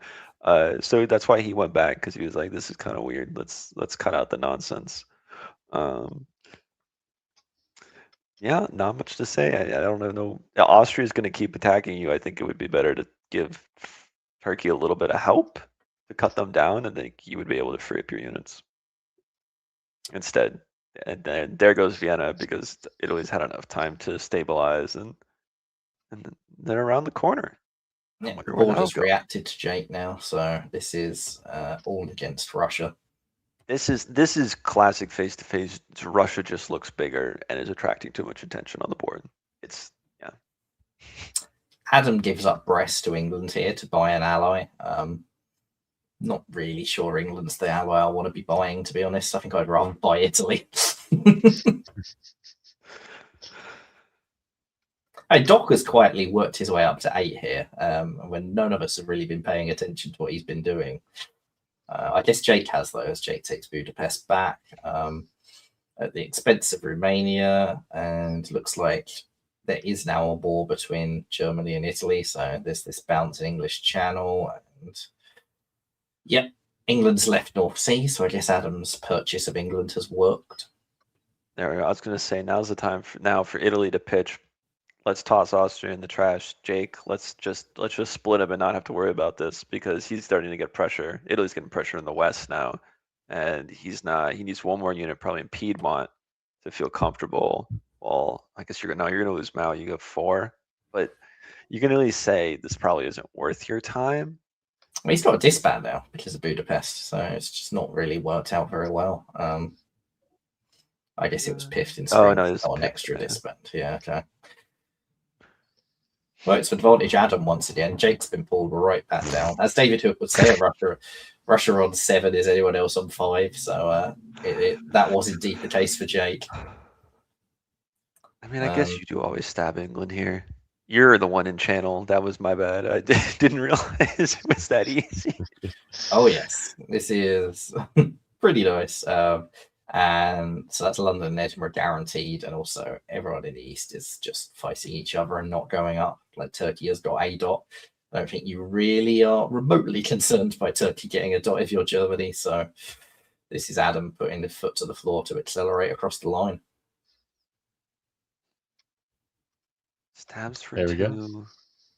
Yeah, Okay, fair enough. I was like, I don't think you need that fleet in Kiel, but if it makes him draw. I don't think there's any realistic chance of Italy overhauling him or anyone else in the 1 year or so they might have had left before the game would have timed out anyway. So yeah, no, brilliantly played by Adam. Got in the lead, got a reaction to it, managed to not lose too much from that reaction, and instead just make sure that Jake looked bigger. The board reacted to Jake instead, and Adam just mopped up. Great, well done. Adam is so lucky that this was one of the quick games, because he did like 3 different stabs here that were all completely, the other person is trusting what we're both agreeing to do, and then he's like, yeah, no, I'm just gonna take your dots though, thanks. No, these are mine now. He's lucky. Yeah. Alrighty, that concludes round 2. I am going to bring up the standings when I can see it. They're looks coming. There we go. This is at the conclusion of Ian. round 2. Nice. Back-to-back board tops. Now Ian is the clear target. So now everyone has has a chance to look at that and go, we need to do something about this. But if Ian can top one of his last 2 boards, given there's a drop round, it's probably enough to win the tournament. David Miller also very strong position. Well, I mean, David Miller has currently got my recipe for success in this tournament, which is 2 lone tops and then a shared top. At the moment, he's following that recipe to a T. Ian's following that recipe to a T. So if I'm going by my method and I'm sticking by it, then it's going to be one of those 2. And I picked David for my Nostradamus, so I've got to stick with David. No, and I'm with you, Darcy. My very first tournament win was 2 shared tops and then 1 board top. So I'm with you on that formula. I think also the fact there's a drop round, though, means that basically all of these players are still completely in contention because their lowest score can just be jettisoned. So maybe Doc and Karthik, who are there off the back of 2 mediocre scores rather than a good score and a bad score, but certainly anyone in the top 6, and probably also Craig, who's got some sort of shared top and a non-top. That's it. We shall see. All right, so we have another interview from David Hood, and funnily enough, it is with Ian again, because Ian is actually leading this round. So more screen time. I will bring that to the stage, and we'll see you all in a minute. Ian Rudnick, as we say in the country, by stars and garters, we're interviewing you a second time because you are now leading after round 2. You were just one of the leaders after round 1. Now you are the leader after round 2. What in tarnation happened? Well, I am the leader. I didn't really want to be here because, it's a target on your back. But I think that if there's anything that I learned playing with the Boston folks, it's how to play with a target on your back. But yeah, it was a game as France where I managed to keep good relations with all 3 of my neighbors for the whole game. And I just found the right pathways to slow people down where I needed them to be slowed down, and find the opportunity to take some dots, get some growth, and cement my position. So we should say you had I would say, a fairly strong alliance with Germany. I did. Throughout your game. You also had good relations with Italy as well. I actually happened to see a few moves of this game, and I saw that you had some units and interesting parts as France. Where did you have units that were actually pretty significant to the outcome? Well, so I started off in spring 1902 by moving an army over into Piedmont because it looked like Italy might be under threat from like an AT or something, or AI might be under threat from a big RT. And so then they invited me to go to Tyrolia, which was nice. I think from Tyrolia, I made it into Bohemia at some point. And then it made it to Galicia. And then I was in Vienna for a few years and then back to Galicia. Eventually that unit got piffed, but I think that was somewhat instrumental in keeping discussions going with AI and keeping myself useful to AI to try to help them survive. Yeah, that French expeditionary force was actually pretty important to the game as far as I'm concerned.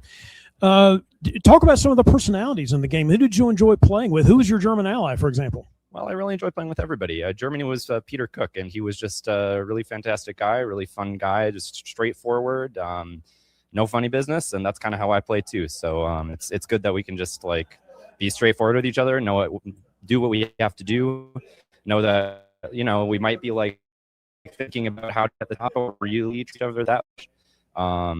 So it's good when you can find somebody like that, and then even when you have a little rough patch in the game, you know that, okay, as long as we keep talking things through, we can find a way to get back. Yeah, and Peter ended up being in second place to you, tied with some total loser who's playing Turkey. So you're going, right? Am I right? Well, I respect your game a lot, David, but in this game, from what you probably could have achieved, I would say you were a total loser. Loser with the L. All right, so let's talk about going into round 3 here, where we're talking right before round 3 is announced. You said the thing about the target, I get that, but any other thoughts you have as the tournament leader going into round 3? Well, I got this is a tournament with a drop round, so I got 2 rounds left, and I'm pretty much looking for a good score in one of them. So I'm just going to try to keep my head held high, keep my spirits up, and not be too worried if one of them falls apart. and just try to downplay the target as much as possible. And I think I'm okay with that because just the way I play, I'm trying to make friends most of the time. I'll take your dots too, but oh yes, I'm aware of this. I'm very, very well aware of this. Well, congratulations, Ian, so far. And folks at home, you're about to watch in round 3, and you'll see whether does Ian Rudnick get pasted or not in round 3. You be the judge. Back to you guys in the studio.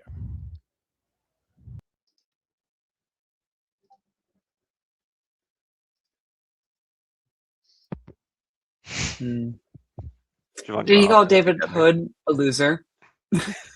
He did. I respect it. It's trash talk to David Hood on camera. Love it. Respect. I love it. So we actually have a little bit of a musical interlude, which has been sent to me as well. I heard about this, and I'm so excited. Which we will include in the stream because it's not often we get content like this, and we will make sure we get through the following rounds quickly. But I will bring this to the stage, and then we will carry on into round 3.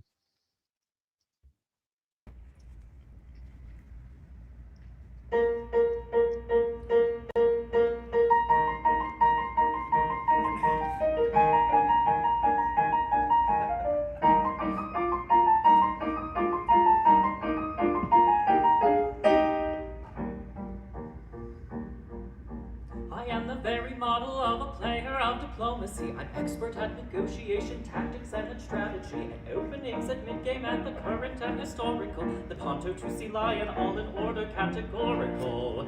I'm very well acquainted to with stabbings quite dramatical, with winning little Care Bears and the soloist fanatical. I learned on Discord servers to and hobby for numerous.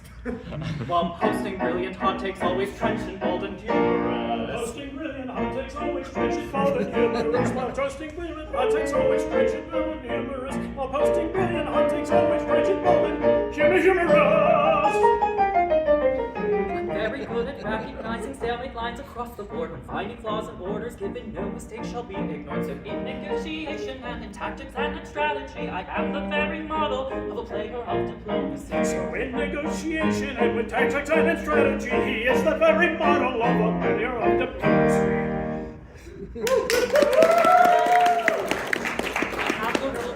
I don't need to take it from the thoughts. I love to wrap my head around a juicy convoy paradox. I treat my rivals all the same, from Christian to Saracen, and thwart them all by holding on without beleaguered garrison. In variance I am adept, my products multitudinous, with maps and rule sets of all sorts from compact to voluminous. I've studied gaming theory and all relevant philosophies. And bloviate that length through all, I will not stop despite your pleas. Bloviated length through all, I will not stop despite your pleas. And bloviated length at all, I will not stop despite your pleas. Bloviated length at all, I will not stop despite your pleas. With all my AARs, I am deserving of a Pulitzer, though I'm told my humor is as heavy as a howitzer. But in negotiation and in tactics and in strategy, I am the very model of a player of diplomacy. In negotiation and with tactics and with strategy, he is the very model of a player of diplomacy.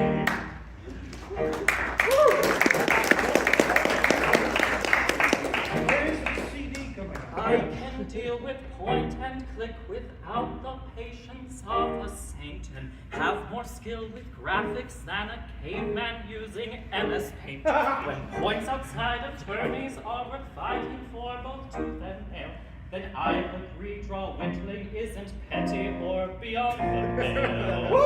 When there's a widespread use of mathematical analysis that brings no epidemic of soul to deadening paralysis, when I am paying heed to all the metas I have said word crap, you'll say a better dipper hasn't ever sat before the map. You'll say a better dipper hasn't ever sat before the map. You'll say a better dipper hasn't ever sat before the map. You'll say a better dipper hasn't sat before the map, before the map.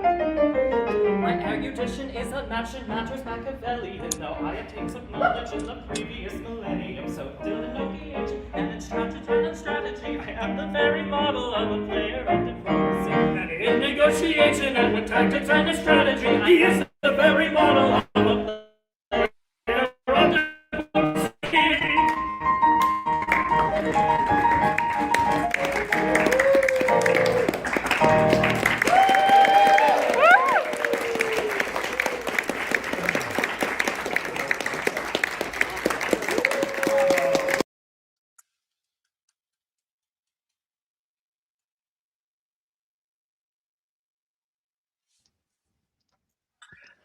Very nicely done. Very good. Very Oh good. yeah. Oh my god. We need more theater kids in diplomacy because this is the second time I've been at a DipCon when there's been a musical number, and we need more of them. So, I mean, at World Championship in Athens this year, Spiros and his band played a bunch of classic songs on the Saturday evening, where they changed a bunch of the lyrics to be diplomacy themed as well. So, this is clearly Love in vogue thing to be doing. Yeah, I mean, I think 2016 Worlds in Washington, D.C. was the first one that I knew that did a musical number with Chris Martin and David Hood. And so now David Hood's back reprising. And I have thoughts next time Bay Area does something, I'm like, been reworking some lyrics. So Very nice. So, yeah, just a little note David gave me as well. That was a musical number. It was from Pirates of Penzance. Penzance. Penzance, yeah. The Gilbert and Sullivan operata. The famous song is Modern Major General. It's dip themed lyrics, obviously, written by New York City hobbyist David. It was sung by Kemen Higby, accompanied by Regatta GM Gabe on the piano, I'm assuming, and of course David Hood jumping in there for a little bit too. So yeah. No, amazing. Love it. No notes. Everyone did so amazing. I believe last year Cameron won the karaoke that they did at Regatta. So Cameron is a bit of an expert at this. Yeah, I'm gonna get him to do like a musical number the next time at Whipping. He doesn't know it yet, but it's gonna happen. He knows it now. Very nice. Alrighty, so we are now into round 3. This will be this is round 3, board 2. We'll do this one longer format. I think Michaelis, if you're up for a break, and we'll keep Pixie and Siobhan on. This is the right board. Yep. Okay. Okay. Siobhan, if you want to run us through who's on this board.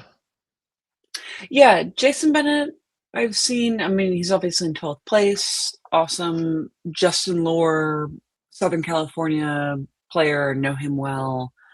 Always supporting him. Dylan, I don't know. Patrick Jacobson, obviously Bay Area. Caden, we saw in the previous round. David Hood, I guess he's some guy who plays this game occasionally. But I'm interested to see David and Victoria together because I feel like they might do some interesting stuff. Okay. Well, show us this potentially interesting stuff by taking us through 01. Yeah, and all of the interesting stuff that I thought I would see is kind of boring. Fun. Full. No shade to that. So France takes Belgium, takes Portugal, forgoes Spain for now. Fine. Moving Wales over to London for a later convoy, maybe. Germany takes Denmark, Holland. It's all kind of okay. Builds. Builds 2 armies from Jason in Austria. I'm not terribly surprised. The armies from Germany tells me maybe they're moving. Could be either direction. David Hood keeping his options open, not building a northern or southern fleet in St. Pete. And Fleet Brest, honestly, could go either way. That's it. All right, Pixie, take us through spring. Yeah, with London being occupied, it was just always going to be an awkward situation if Justin's going to try to EG. But then it's a lot of armies and a lot of nothing. And yeah, I don't really see a lot of nothing changing anytime in this future in the north. In the south, I thought it was interesting that David made Turkey feel comfortable enough to rotate the fleet to Khan, and also was not immediately in Black Sea right after, which I think makes a lot of sense. It's about building trust. Presumably, this Black Sea move might actually be okay with everybody on the board. What happens next might not, but that's sort of a fall problem. Fall problems. Wow. And David There it cuts a goes. great deal for himself here with getting David. pick up Bulgaria. Also ends up in Norway. Not sure what Denmark was supposed to be doing. Bouncing, cutting. In either way, it's gone. And now I'm having flashbacks to the previous game with Jake Mannix. Immediately, you're a little big. You're a little big, and I would be a little cautious. Make sure that everybody else is getting fed too before it gets out of hand and they turn on you. Yeah, that's Yeah. Also, I want to point out Spain North Coast from Portugal. Yeah, that is a place that you can move It's a to. choice. I've seen Chris Brand do it, and then he topped. It's a false Not sense this of early in the security game. type move. So It was that early.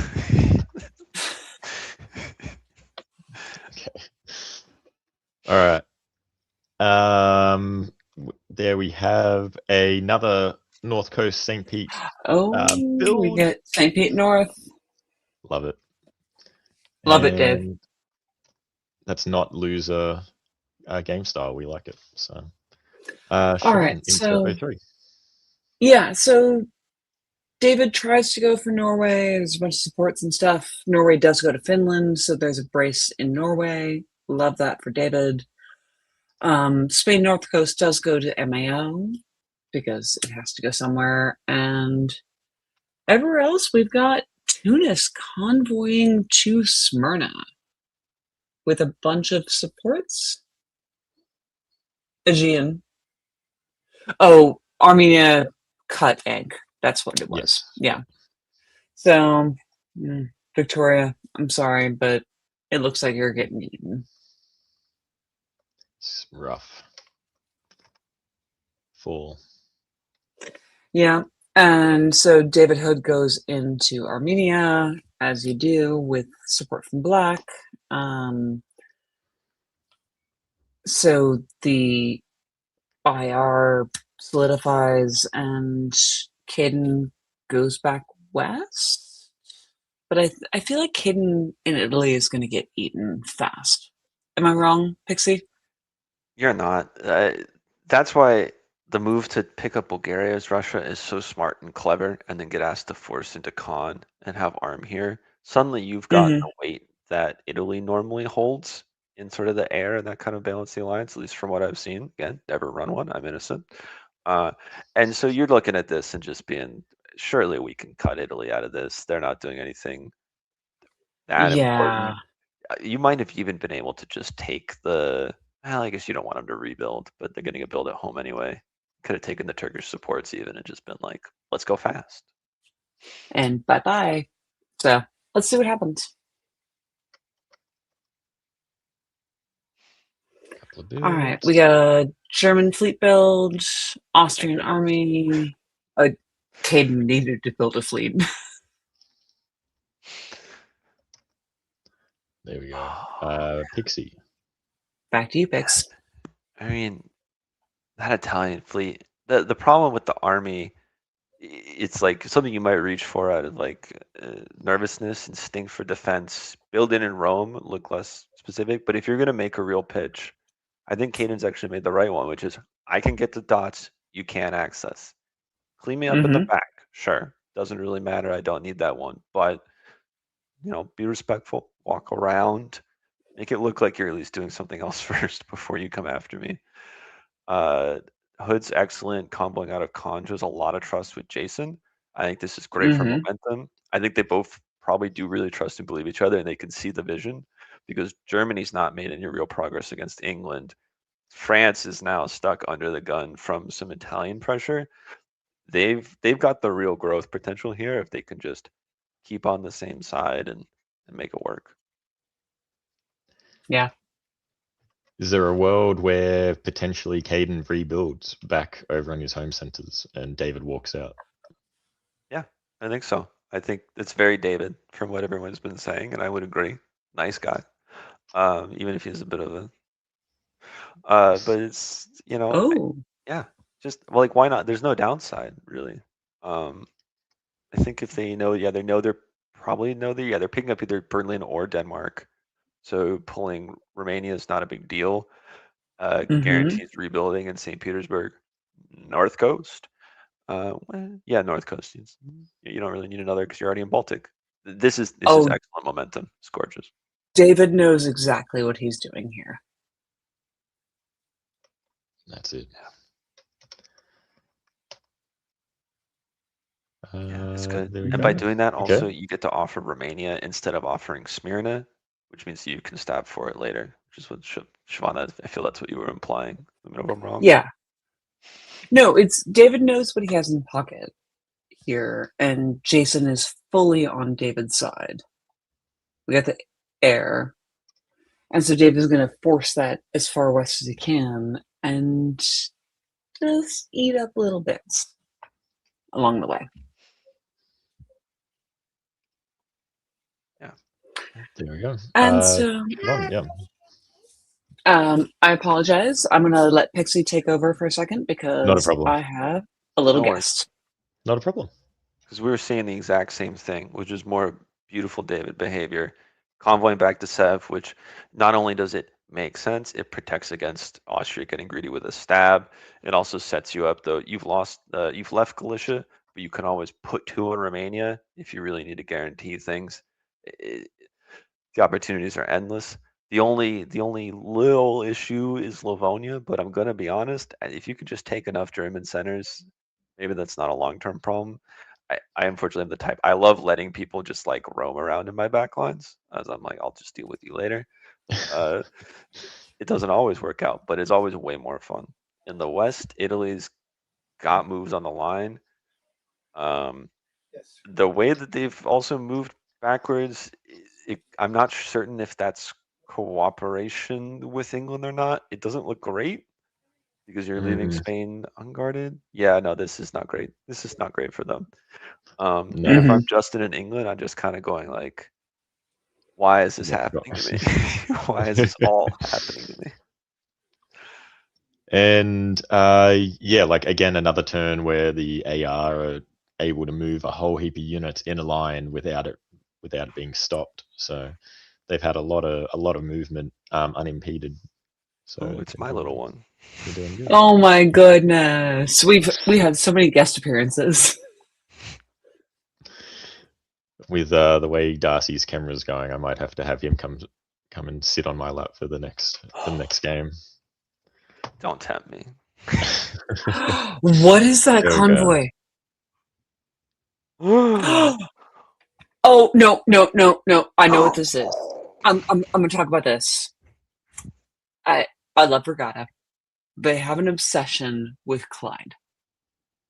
They do, and like there's an award for the best move to Clyde, and I think this is in service of that award. I'm sure Justin appreciates it. Mm-hmm. Just when you thought Someone you were in the comments tell me I'm wrong. God, it's also not an unreasonable convoy. I got to admit. It's also not unreasonable. You're right. You can put another army in from Brest in the end. I guess the only problem now is yeah, right. You can't walk into anything because you need everything to do that. Italy's just like, if they picked up a build this turn, they are in pace with the rest of the air, kind of, in a way that's good enough. And while this is amazing, it's just a little, you're a little, like, why does France have to do anything now? I think that has changed a little bit. I guess that explains last season's moves as well. Justin, I have questions. It's not his fault. What was he supposed to do? He couldn't do anything. Oh, mate. Tough turn for Patrick as well, down 3. Mm-hmm.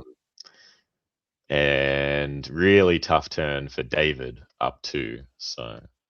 Oh, rough turn for David. Absolutely. It's not easy just to fill in and help out and be around if you keep getting all these dots everywhere. So there we go. Back to Pixie for Spring 06. Yeah, I mean, we're about time for the who do you like, but like, I don't like anyone except David. I don't take it personally, potential allies, but he's just so clearly ahead and beyond. Germany pulled everything that could threaten him. Austria, going along with his air, has picked up Munich. Wait, like what is there to say other than there's no one really to compete with them? And again, he doesn't need to cash in anytime soon. Turanian walked back to Ionian, but gonna be honest, it's not that serious. It's if he really feels badly about it, he should convoy to Ankara this fall, but I mean you just don't need to. I think the question is, does this finally break him just being happy with any draw? Because this is a board where the score is potentially. I mean, he's the top, but you could get even. You could go. This David Hood's board to lose. So low. You think it's a Isn't solo, it? Siobhan? Do you think he could solo this? I think he could solo this. I think he can solo it if he wants it. That's the question. And like Does they've got Patrick helping out as well at the moment too. Like, supporting Jason from Munich to Burgundy last turn and continuing to do the same here. So with a Janissary in Germany and a decent alliance with Austria, why not? And David's doing the right moves. He's pushing the fleets into the right places and the armies to convoy to places later. And I don't even know what Italy and France and England are doing. Incredible to have the Clyde to Belgium Italian army convoy stymied by a Russian fleet in North Sea. And then Clyde's trying to go to. Yeah, absolute cinema. Justin Lore, you have answers to come back to me for. All right, only adjustments is Dylan down 1, Jason up 1. We get an army Venice. Probably fair. There's you've got decent position with your Italian fleets, and there are a lot of Austrian armies. So, yeah. If Austria's going to make a move, then they don't bother. David! Nah, he's just chilling. He's just chilling. Don't even worry. Don't worry. He's just having some fun. It's all right. He got the top. That's what matters. Don't worry. He's explaining. I am mad. David Hood. He's tired. It's okay. This is the afternoon round. Answer to me. Oh, beautiful. A, I was very tired. B, I loved my alliance with Jason and did not want to stab him. Sure, you loved your alliance. He got 1 dot. See, leave me alone, he says. I love you, David. Very nice. Alrighty. I like that game. That was a good game. That was fun. Very well played, David. Solid top and a good attitude of, you don't have to absolutely dominate, but you can still dominate. So, yeah. All right. I think, Siobhan, I'll pop you off for this one, and we will cover our next long format one for this round, which is number 3, which is this one. Here we go. We've got David Miller on this board, the one to watch, in second place, and everyone else a little lower down in the standings, but still here to provide a good game for us. So first time Sabi's played. True. Yes, first board for Sabi as well. Alrighty. I will get Pixie if you're able to kick us off for Spring 01, and we'll do this one longer format as well. Happily so. I feel like what I'm seeing here is DMZ Galicia, Venice hold, Vienna covers Trieste. So for the first time in maybe a little bit, Austria is feeling very good about picking up 2 builds and shouldn't be concerned at all. It may actually have a decent game coming from here. And then I mean, Sabi left everyone alone and no one's bothering with them, and that's interesting in its own right. Cool. Aha! Interesting, you say. Some Okay, would call okay, this Look, a disgusting Western triple. let's not be throwing around triple accusations unfounded. I think maybe Sabi was just trying out Keith's idea about if they do a Trieste alone and go to Aegean, then Tunis is wide open to walk into in the fall.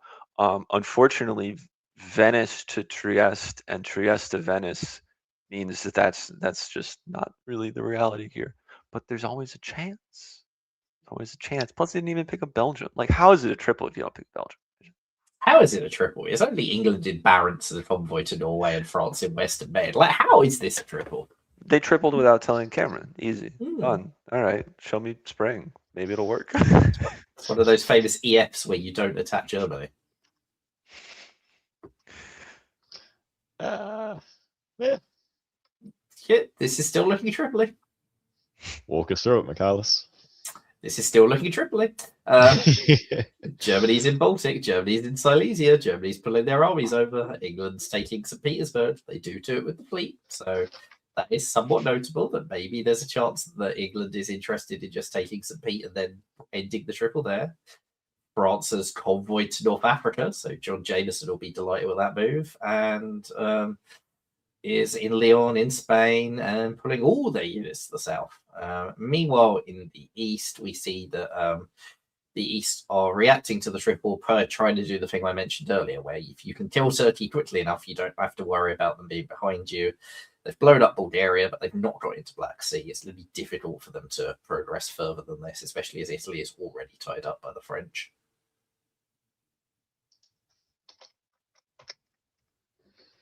Here we go.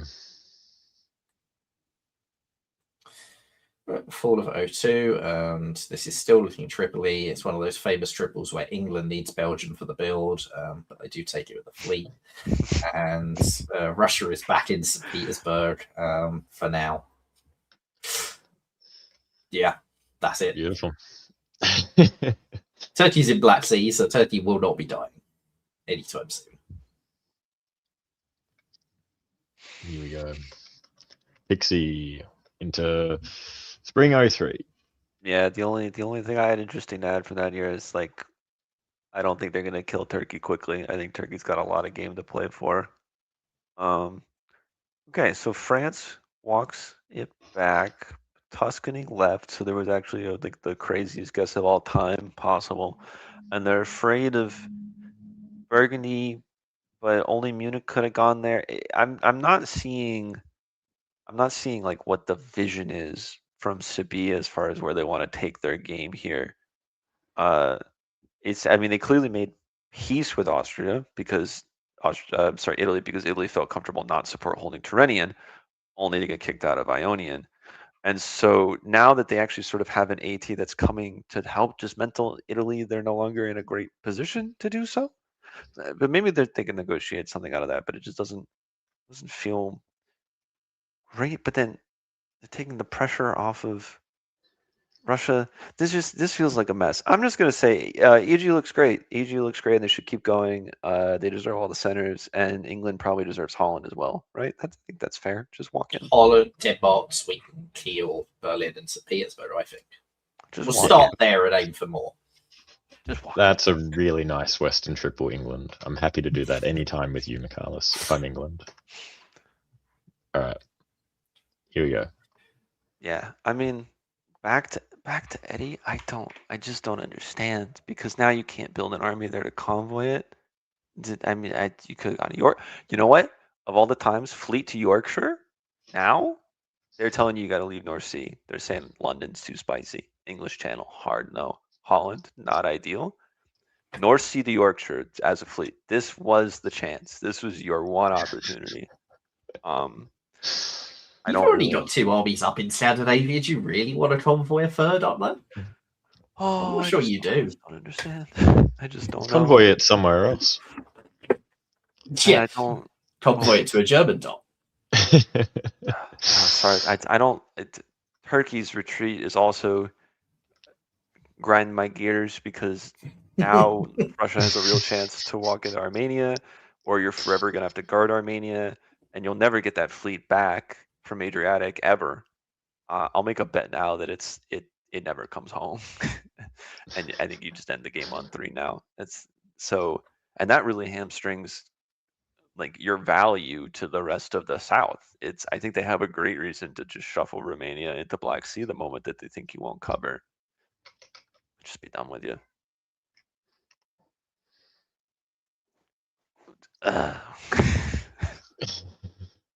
Well, I think Black Sea's safe. Yeah, I guess Black Sea's safe, but It's fine. it's just nothing. There's nothing for you to do. There's nowhere for you to go. Oh man. Army Liverpool. Yeah, don't need to Hey, worry look. about convoying if you're building it in Liverpool. Hey, look, we're getting in position to convoy into a German centre. We're back in North Sea. We're in Edinburgh. It's honestly, guys, it's to convoy to Norway now. I just really wanted to do it in full. Trust me. Yeah. Russia blows up Prussia. Italy convoys to Albania because the East tried to cut them out and they've gone screw you guys, and France is helping them. So that's kind of nice. But what's France getting from this? No dots at the moment. No growth. Vulnerable to England. Yeah, don't love it. I mean, I will say they've gotten Italy to completely janissary despite not threatening in a way that's permanent and not taking any of their dots because they're over in Albania now.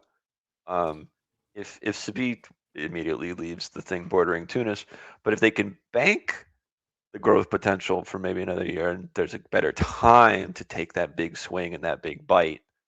A better Yeah, no, they time should have done it than this when turn. England This turn. is. Yeah, This than turn. when England's going +2, having gutted Germany for all their worth in ways that nobody could have predicted. Yeah. So Brendan Unforeseeable. takes Holland. Brendan takes Sweden. Brendan moves to North Atlantic, ready to fight France as well. And to be, rather than taking the build, let's Italy have a build. Because what Italy getting a build does so much for you here. Yeah, No. I think it's the bites with the stabs. And all right, Turkey, Adriatic's never coming home, but you did manage to find a bill that I'm very impressed. But you needed just to talk to Italy and be like, I'm sorry, you can have them back, but rematerializing a fleet in Brest and an army in Paris, and then letting them even just dislodge and pulling army Rome, fleet Tunis is much better than what you've got here. And they've not even got Austria to have a disband because that retreat into Rum. Well, there's one disband, but there's not two. The other one is that Russia doesn't get to rebuild the army that just got blown up in Prussia. Yeah, no, this is rough for Germany. And great for Double England. fleet. Yep. It's looking pretty good. All right, 05. Pixie. I didn't believe in the fleet con, but I guess it works out. I felt like if you can put down the army, you can sell yourself to Italy and then maybe make some real progression.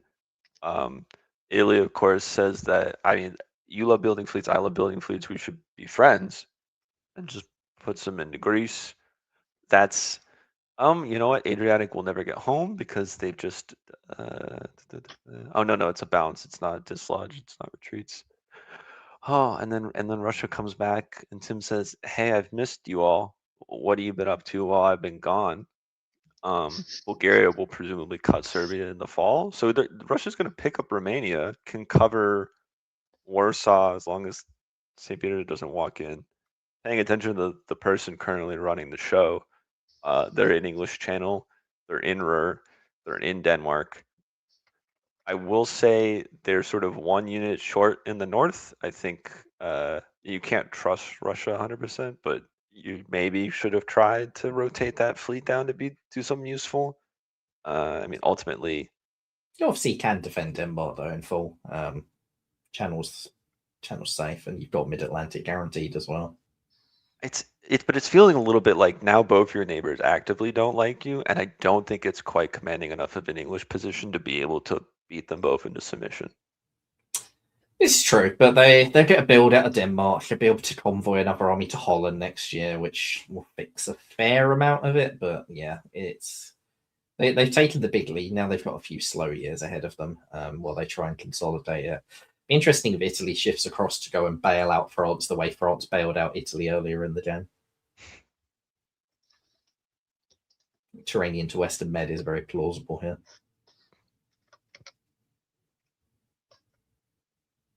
Yep. And there you go. Yeah, and then that's pretty static. They trade. So Denmark, Sweden trade. Holland walks back, pulling the army over. And then, yeah, again, I think you can negotiate with Russia and say, hey, just give me a little bit. I mostly left you alone. I turned away. We didn't triple. Try to cash in every favor you can. So your real growth is Romania, which again would have been yours, could have been yours, could have had a real shot at something. Italy Adriatic could be useful. Adriatic could get home because Italy has decided that Fleet Venice is what they need on this board. There's a fleet in Adriatic they got to worry about, so which they could have blown up instead of going for Fleet Venice. I said it's going to stay there. It's just going to be there. They don't want to mess with it. They don't want to touch it. It's probably got whatever. Look, this is why they invented the word quarantine, because they had the boat stay there for 20 days until a third died, but the rest got better. I wouldn't mess with it. Just wouldn't touch it. FleetCon. We don't need armies. Armies are overrated. Spring, Michaelis. Spring of 06, and Russia, that does have armies, has walked into Armenia and will have a walk into Ankara. Turns out armies can do useful things, but at least we've got a fleet in Smyrna. Austria takes Tyrolia, and Italy pulls that off the board, which is an interesting decision in a spring turn where Venice is at risk in full. I'm not sure I'd have done that one. I think I'd rather just have the army in Piedmont, but hey. And Italy is there to help France in the west for now. England is still dueling away with Germany, gets into Sweden this turn, but it's a little bit of a mess up there still. And finally, Turkey could have had Ionian if they had Adriatic as the mover. Yep. But no. Yeah. England's got to make peace with France. There's just no point. You're spending 3.5 units on this. Just. Depends if you can flip Italy in full.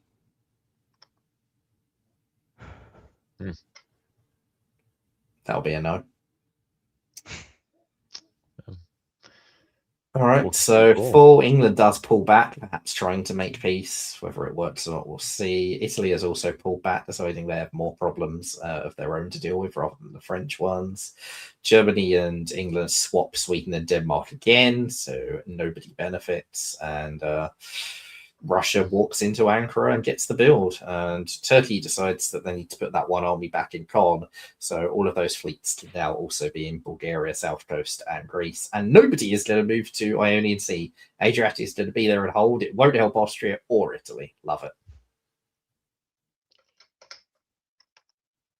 This is a great time to remind myself, all right, David Miller's on this board.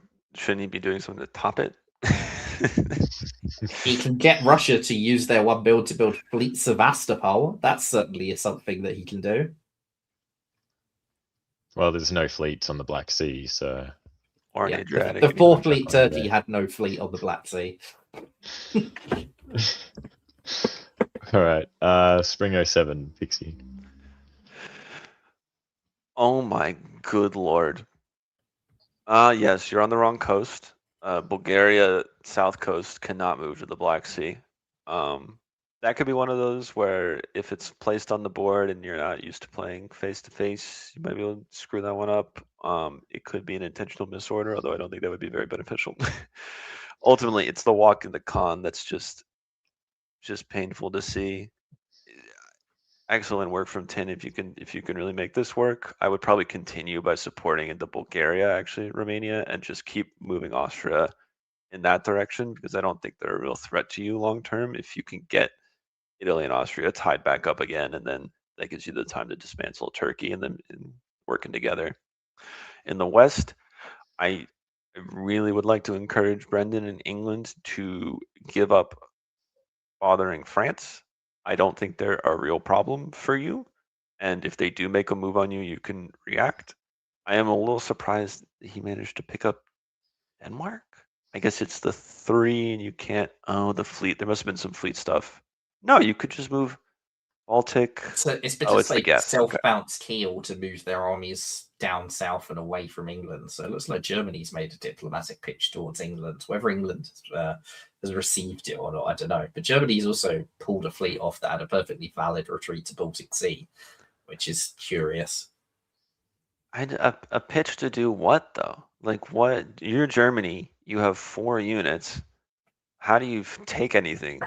I really think Holland was your next center, and you could try to negotiate some kind of an accident where you build, and then negotiate with France, because France is your ally here as Germany. Like, that is, you both get back into the game by helping each other against England, because England seems unable to resolve things with Sabine, and England seems not really to want to resolve things for you in a way that work out for you. And you've got a Russia that's going to build and will be willing to put real pressure on a St. Petersburg that can't currently be defended because of the Norway move. And so, why are you doing it in Silesia? Get out of Silesia. I mean, the question also is, like, what do you expect England to do if they're like, where are those units going that is friendly to you?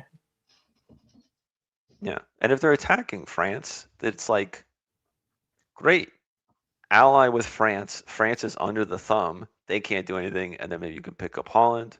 Maybe you can get Belgium even, because maybe you just don't want to offer it. I don't know. There's just, instead we have this. We live with what we have. So they do the force in Bulgaria in the south. Ultimately, they didn't support it, which I don't think it matters either way. I think it's guaranteed either way.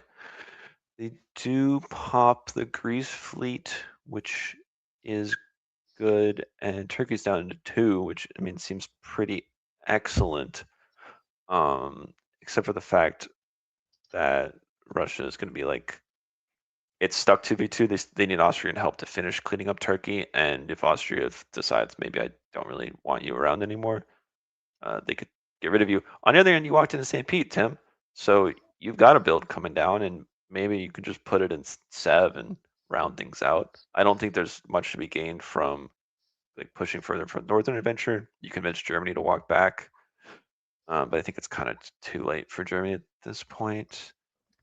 Sweden cover.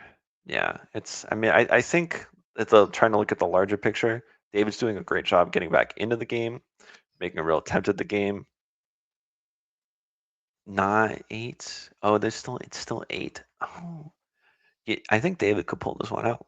Yeah, 100%. Yeah, England has got very locked in and doesn't have easy dots to take anywhere from their unit composition. If I'm England, Mid-Atlantic around the side. Just send it around the side. Just go 100%. mess with the people in the south. 100%. Yeah, just walk through. May as well. But what actually happens is essentially nothing. England doesn't move anything except Finland to Norway and Holland to Belgium. France covers Gascony from, I guess, an English fleet that could have moved there. I think that's quite unlikely. Or an army convoying over multiple things, even less likely. But AR stick together, they're moving to the line, they're going to take the German dots for themselves, and they also get the Russian fleet into Con, which is important in an AR, because the problem with an AR is the lack of ability to project fleet power into the Med, and Russia is sort of key to unlocking that. And if you can get Russian fleets out into the Med, preferably without the Austrian fleet having already died, then you have a way forward. Yeah, they do it through Munich, so there's still growth for the two of them. But yeah, with only having so many fleets, You know, what can you do? Oh my goodness. Austria takes Munich. England loses Holland to Germany, so they finally guessed wrong there. Turkey is now dead. Russia and Austria don't use the Turkish fleets as their sort of ornamentary fleet power. They just go, no, don't need you anymore. Goodbye. And Russia's also opened St. Petersburg for a build if they so choose. Be a bit brave given how big Austria is getting. Yeah, Brendan in England didn't need to lose Holland here either. Like North supporting Belgium to Holland, and then Skag could have supported Denmark to hold. So it's unfortunate to see that go through.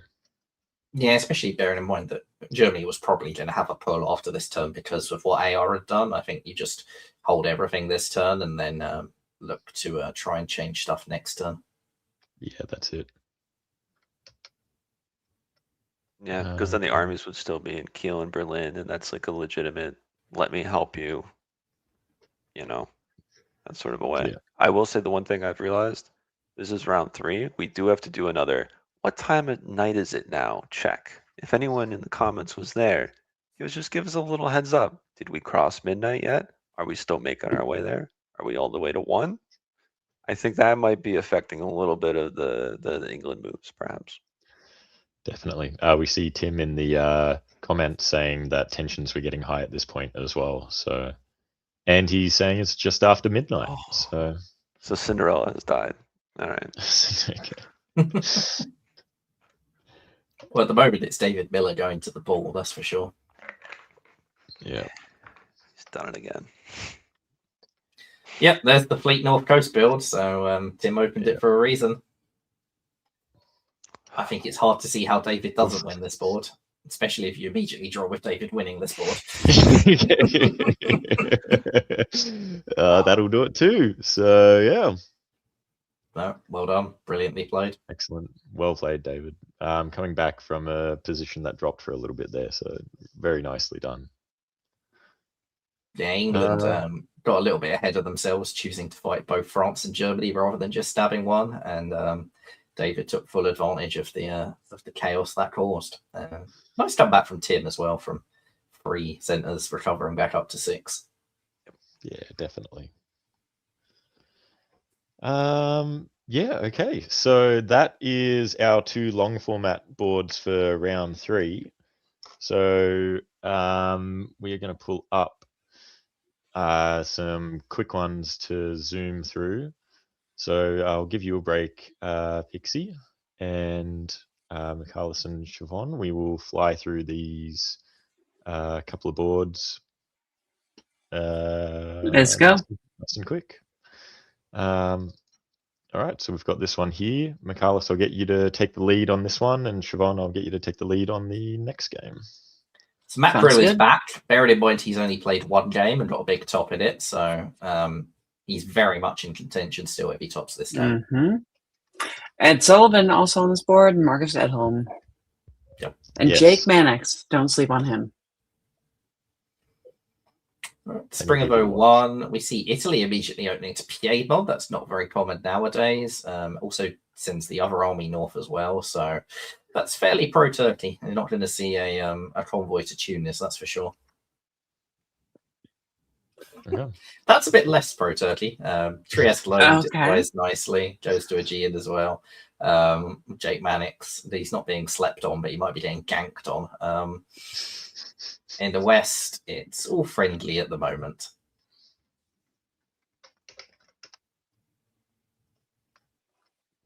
All right. Mute.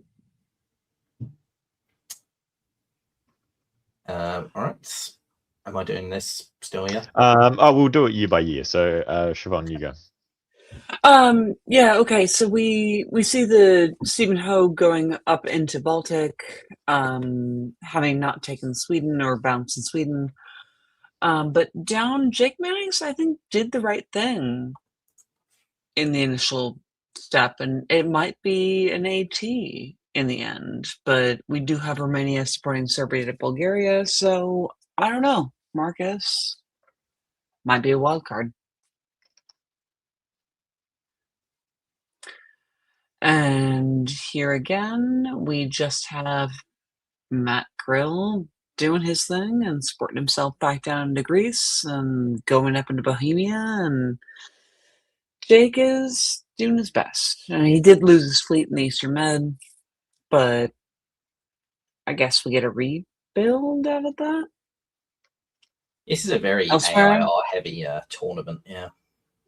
Yeah, it's a very error heavy tournament, but it's not looking smart for Jake right now.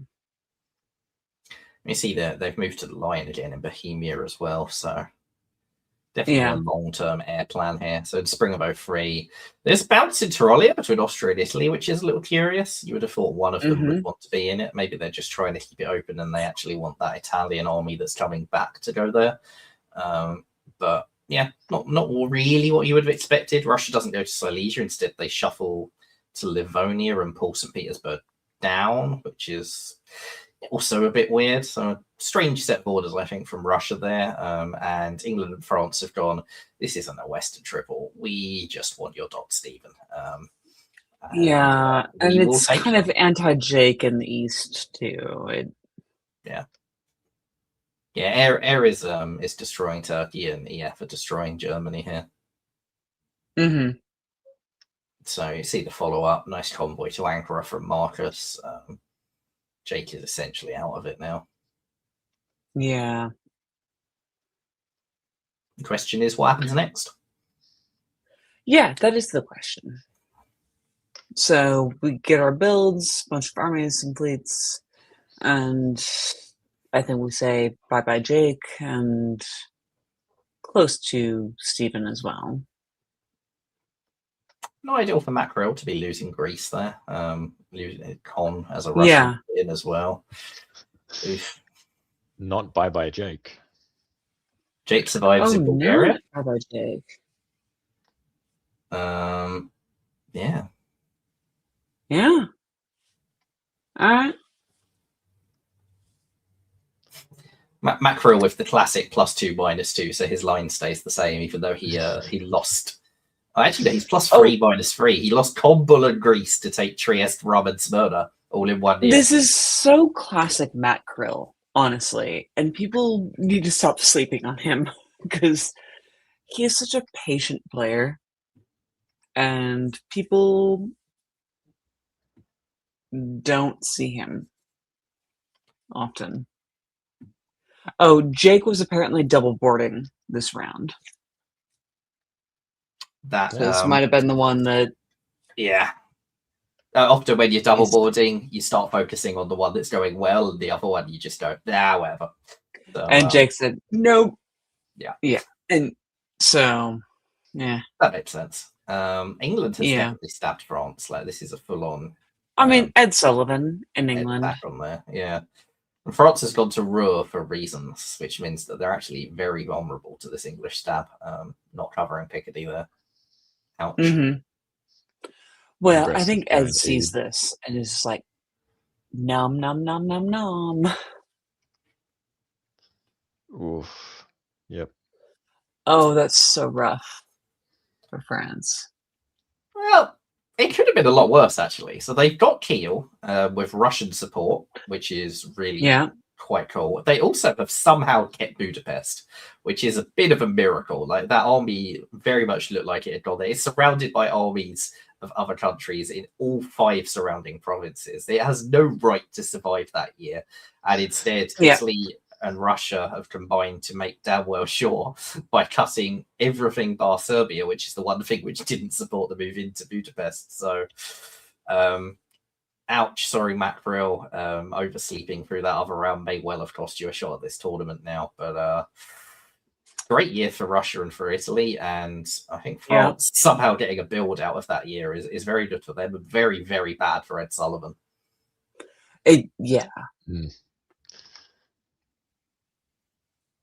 I was sort of expecting either an army or a St. Pete North Coast build, but South Coast from Marcus, so that's cool. I don't think South Coast is any more friendly to England. No, yeah, it's still going to do the same thing, but yeah. Yeah. It's hey, look, honestly, I'm not coming for you. Wink, wink, nudge, nudge. It's gonna This, take this a fleet is there to little secure bit longer. Baltic. Yeah. Yeah.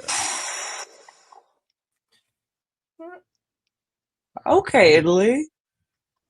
All right, so we got Helgoland going to Kiel, taking that with support from the Russian and their own unit, retreating to Ruhr. Romania goes to Serbia, Ukraine goes to Romania, uncontested. Oh, I see Jake Mannix in the comments saying, "Don't speak too soon." Very nice. All right, All right. continue on. This is not rolling through. There we go.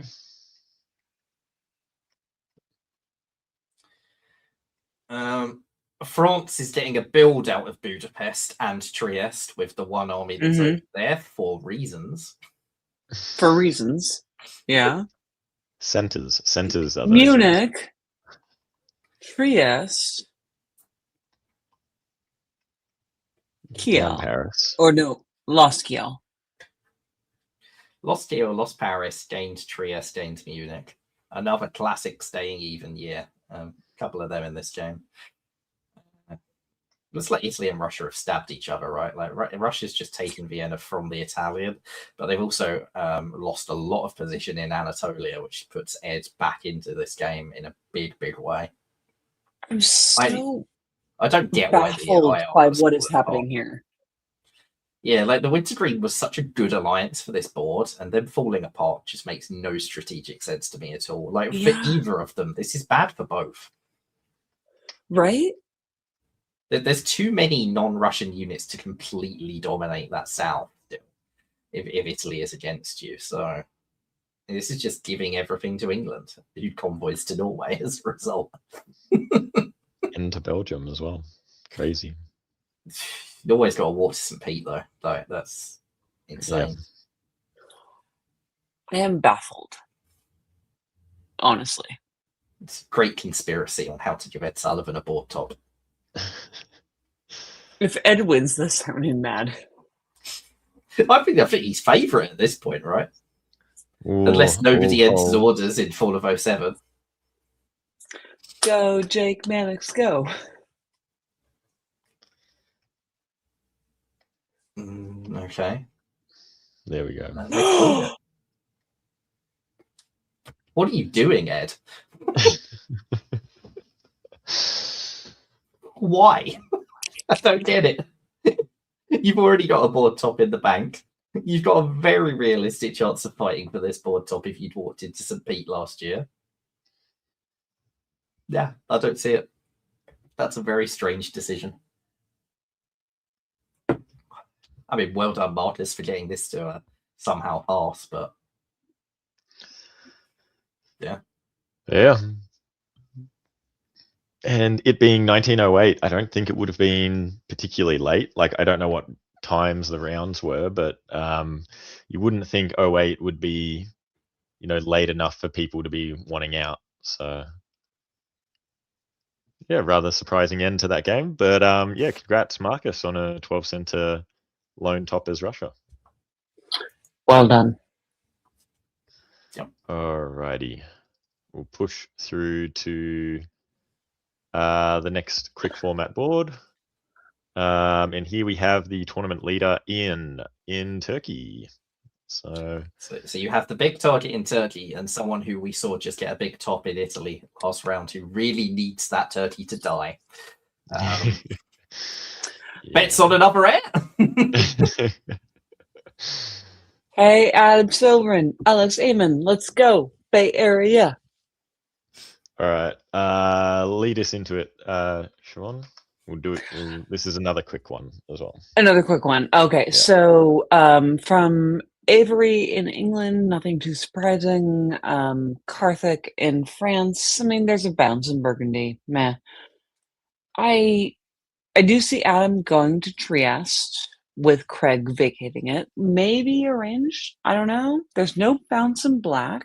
Liam and Ian may have arranged that. And there's no bounce in Galicia. So a lot of curious things happening here. Liam might have arranged a no bounce in black, but I think it was an immediate breaking of a DMZ there. Right. So we get Avery in England taking Norway and Belgium. England convoying to Belgium. English armies, that's where they go to die. Yada yada yada. That's what I say every time I'm on the stream. But Adam does take Greece immediately Whoop, whoop, with IT, help from whoop, whoop. Ian. Let's Love go, it. Adam. Fun, excited, Right. love it. Love it. Love it. Suspect Adam will flip to a wintergreen and not to an IT, but Oh, it's got to be a Fun flip start. to wintergreen, right? Yeah. Like Yeah, Craig you're is not- going you to still die want so Ian. fast. Yeah. And there it goes. So yeah, Romania goes into Serbia. A bunch of supports. Turkey is helping it for now. I don't think Turkey is going to be long for this world. I think Turkey might And actually be all right for a little bit. Yeah, Little blowing up bit. Black Sea is actually quite big. yeah, Oh, and they don't go for Sev. Interesting. yeah, that's a curious point, right? Austria's back in Trieste. Maybe this is going to be a juggernaut. Maybe that's the real alliance that's happening here. Ooh, Belgium army doesn't get blown up because it convoys back. So, Yeah. All Solid right, let's see progression what from happens. FG.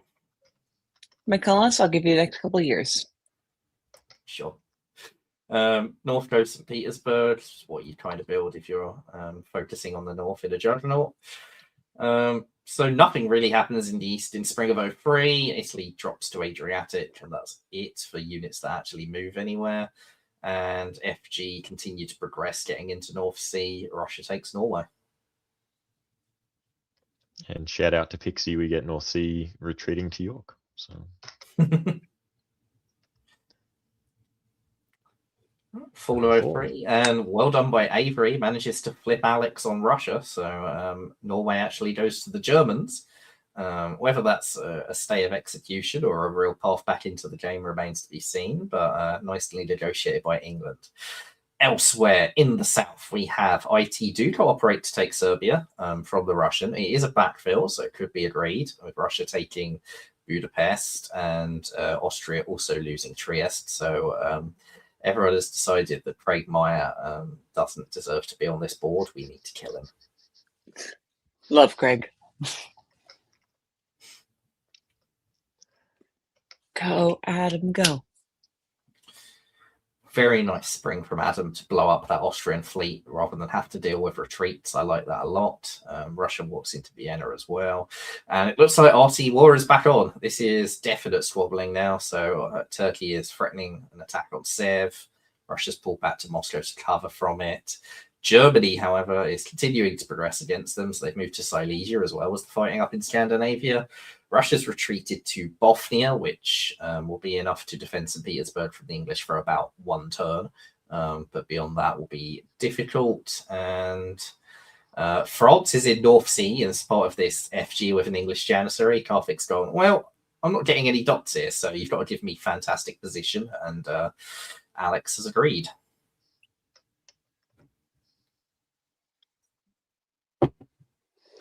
And Karfik uses that position to convoy to London and finally get his top. So nicely done by Karfik. And England walks into St. Petersburg as Russia does not cover it. Ouch. That's going to hurt. Having lost Romania as well in the south and walked out of Vienna. Walked out of Vienna. Oh, Craig lives. Great builds because I was saying in the chat, Liam forgot he didn't own Vienna. Oh, rough one.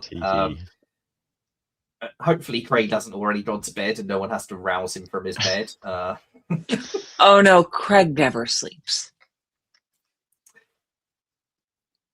we get a valid build order from Craig as well. He's back in it. Craig is there. He is present. Russia pulls everything in the north now. So who's going to use Craig now? Adam, probably. Or Alex. Alex. Oh. Okay. I think this is back to you now. Yeah, so we've got Norwegian supporting north into Eddie, so Edinburgh is lost to Carthage. We do see Craig Mayer using his lone unit to support Munich into Tyrolia against Adam Silverman. However, Ian is making some progress and convoyed across to get into Sev. Interesting that Carthage felt he had nothing better to do with Channel than support himself to Mao instead of going to Wales to lock up Liverpool. Right? Hmm. Very weird. A little weird. And it all gets a little weirder. Like, yes, Silverman gets into Budapest. It's a brace in Trieste, so Silverman will get a build for all of this. Yeah, it's pretty good year, all things considered, for Adam. Alex gets Warsaw. Yep. So this is now FG versus IT, and everyone else has kind of been squeezed out between them. I mean, I feel like this is the place for Adam and Alex to make friends. I think it's a very good place for Adam and Carthage to make friends if they can, really. I don't think either of them want to get into the sort of FOA enmeshed against each other when both of them are doing quite well war. Like, that's how to slow it down and give all the momentum to Germany and Turkey. Yeah. Here, that's not what's happening at the moment. Germany is getting more position in Bohemia. Turkey's getting more position in Galicia and Ukraine. England has walked out of St. Pete for Russia, maybe to make an attack on Norway that probably won't work. But yeah, this is looking very nice for Germany and Turkey. I think they're the two who can get proper growth. Italy and France might get very locked against each other. Although notably, there's no follow-up in full from the other fleets. There's a bounce in Western Med, and that's it. So I think Carthage and Adam have both realised that they don't actually want to fight. They just want to get the alliances moving. Turkey gets Warsaw, which is nice for them. Russia gets a build. Well done, Liam. Gets St. Petersburg and keeps Moscow with that bounce. So that's fine. Well done. It may not be the most longest surviving of builds, but it is a build nonetheless. And hey, Craig is hunkering down in the center of that board. Just been like, I'm just holding here. Nobody attack me. They can both get some "I'm Not Dead Yet" awards if there's an equivalent of that. Hey, Craig is literally there holding, and nobody's doing anything to him. Maybe Craig has gone to bed. He's not even there. He's like, you know what? Here's my standing order. It's a hold. Respect.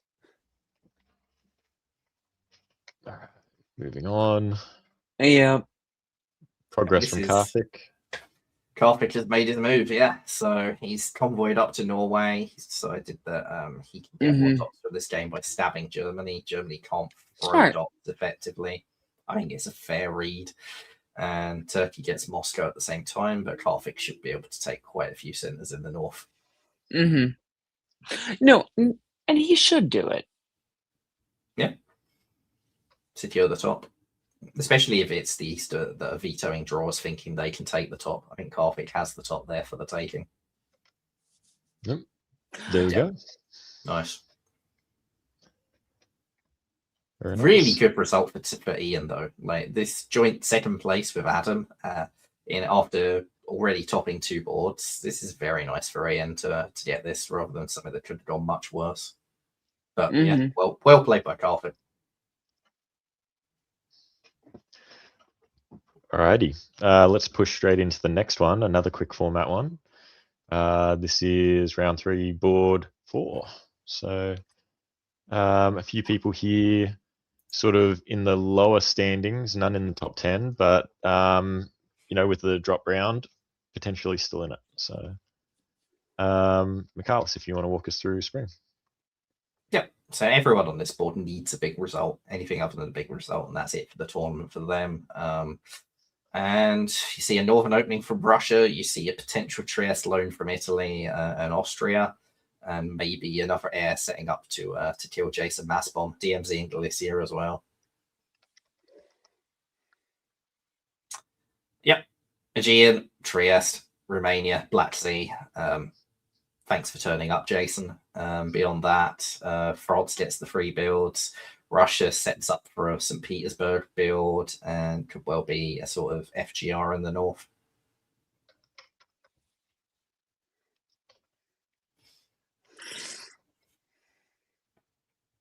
Oh,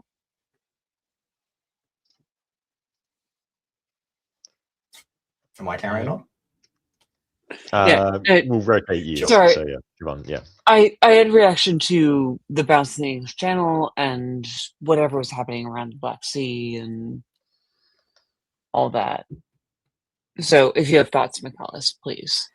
Well, I mean, it's just air killing Turkey in the east. I think it's an interesting way of doing it, convoying the Russian army in, but fair enough. They worked out that was the weak point.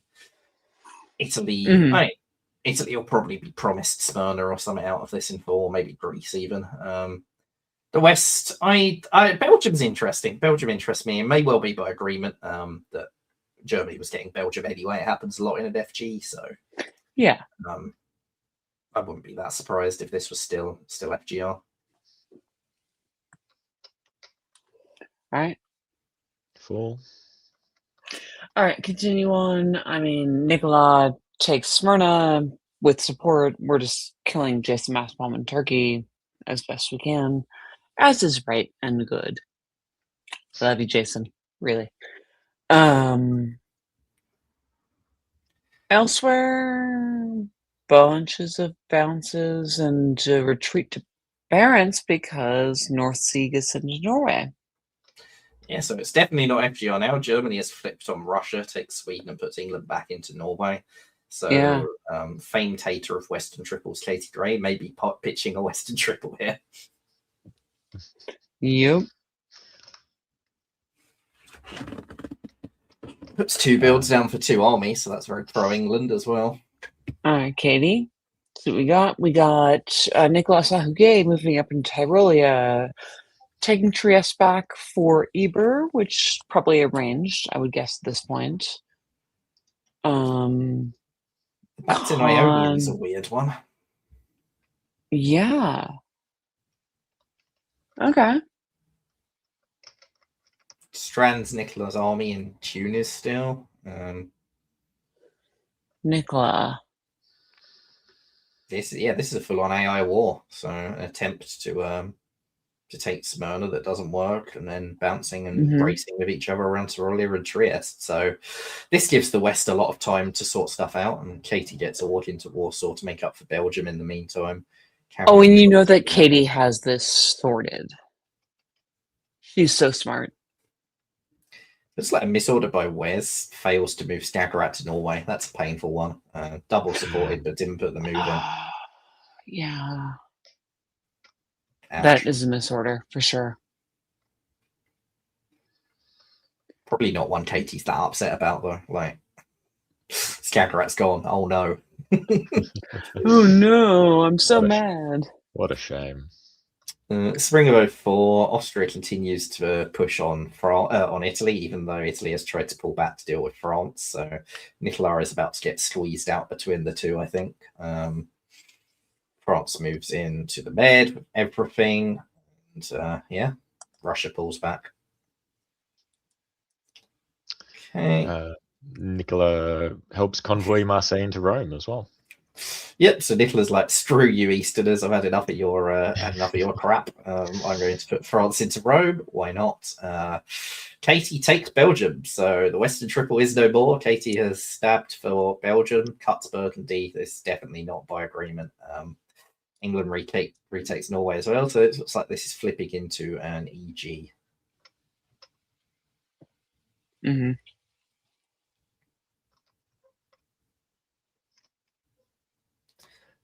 Or at least that's what Katie thought. That's what Katie thought, indeed. Yeah. Okay, so she's losing Denmark, she's losing Sweden to Wes, and she was pushing east, but Cameron might be her only friend. I think. Maybe. I mean, Cameron's position, despite losing Belgium last turn, has got pretty good with Rome. So, I don't know, maybe Belgium was by agreement, or at least it was easily smoothed over. Cameron's now in Ionia, and he's got Nicola as a Janissary against this AR. It's quite nice for Cameron, this position. Wes, he's lost Norway whilst taking Sweden. It's very messy up north. Yeah.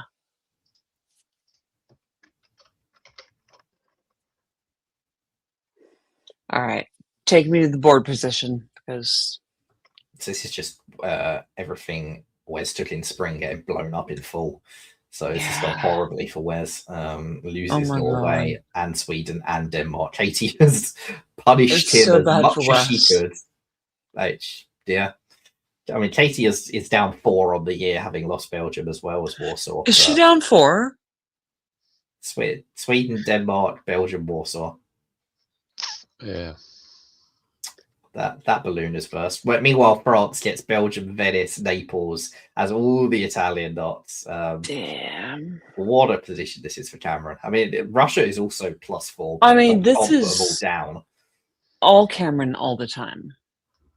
This is very soloable for France. Like with South that week, and the AR is the opposing alliance. There's no fleet power. Cameron, if you do not take this opportunity.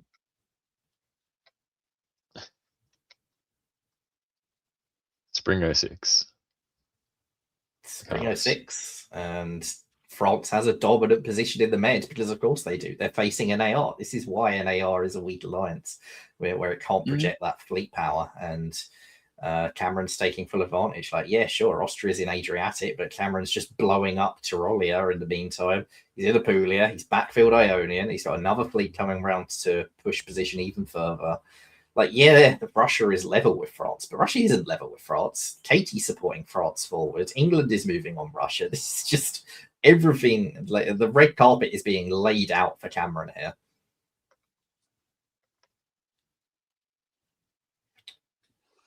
And you know what? You know what's even better than having a 4-on-2 fleet majority in the Med is turning it into 4-on-1 by blowing up the only Austrian fleet in Adriatic.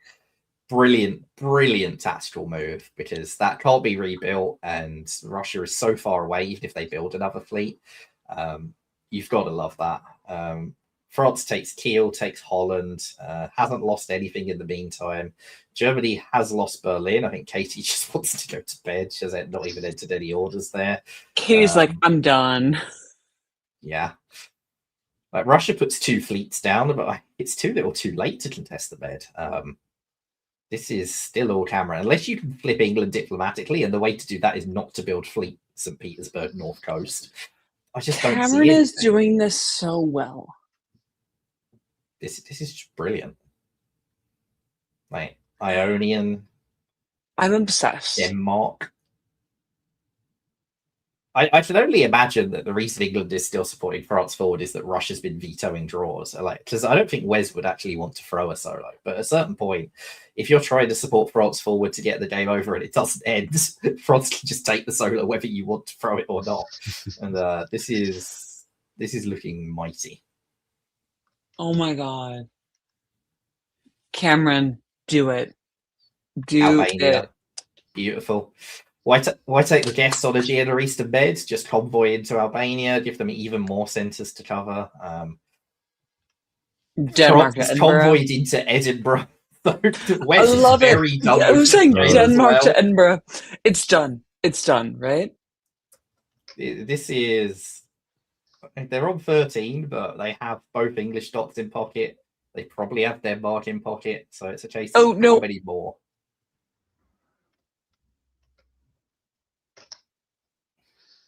Yep. No, we're here. Why are we pulling back? I don't think we need to be pulling back to cover Mid-Atlantic, but fine, whatever. Don't love the pulling back, yeah. The fleet's in Venice as well. This is unnecessary. Like, that one fleet can't do that much. This gives Russia a chance to rebuild a line. I don't think it really gives them a path to a top, but if Austria throws it, maybe. But yeah, The problem with pulling back isn't that you don't still have fleet domination, but it does just slow everything down like this. To get those fleets back where you need them, it's going to take hours now. That's cautious from Cameron. It's cautious. And this is even like now we're walking out of Liverpool to give it to Russia. No, why did you walk out? I don't get it. Take Liverpool. Take London as well if you want, but take Liverpool. This is 13. Surely we're not taking an arranged draw here. No way. If you were taking an arranged draw here, I'm so mad. I don't get it.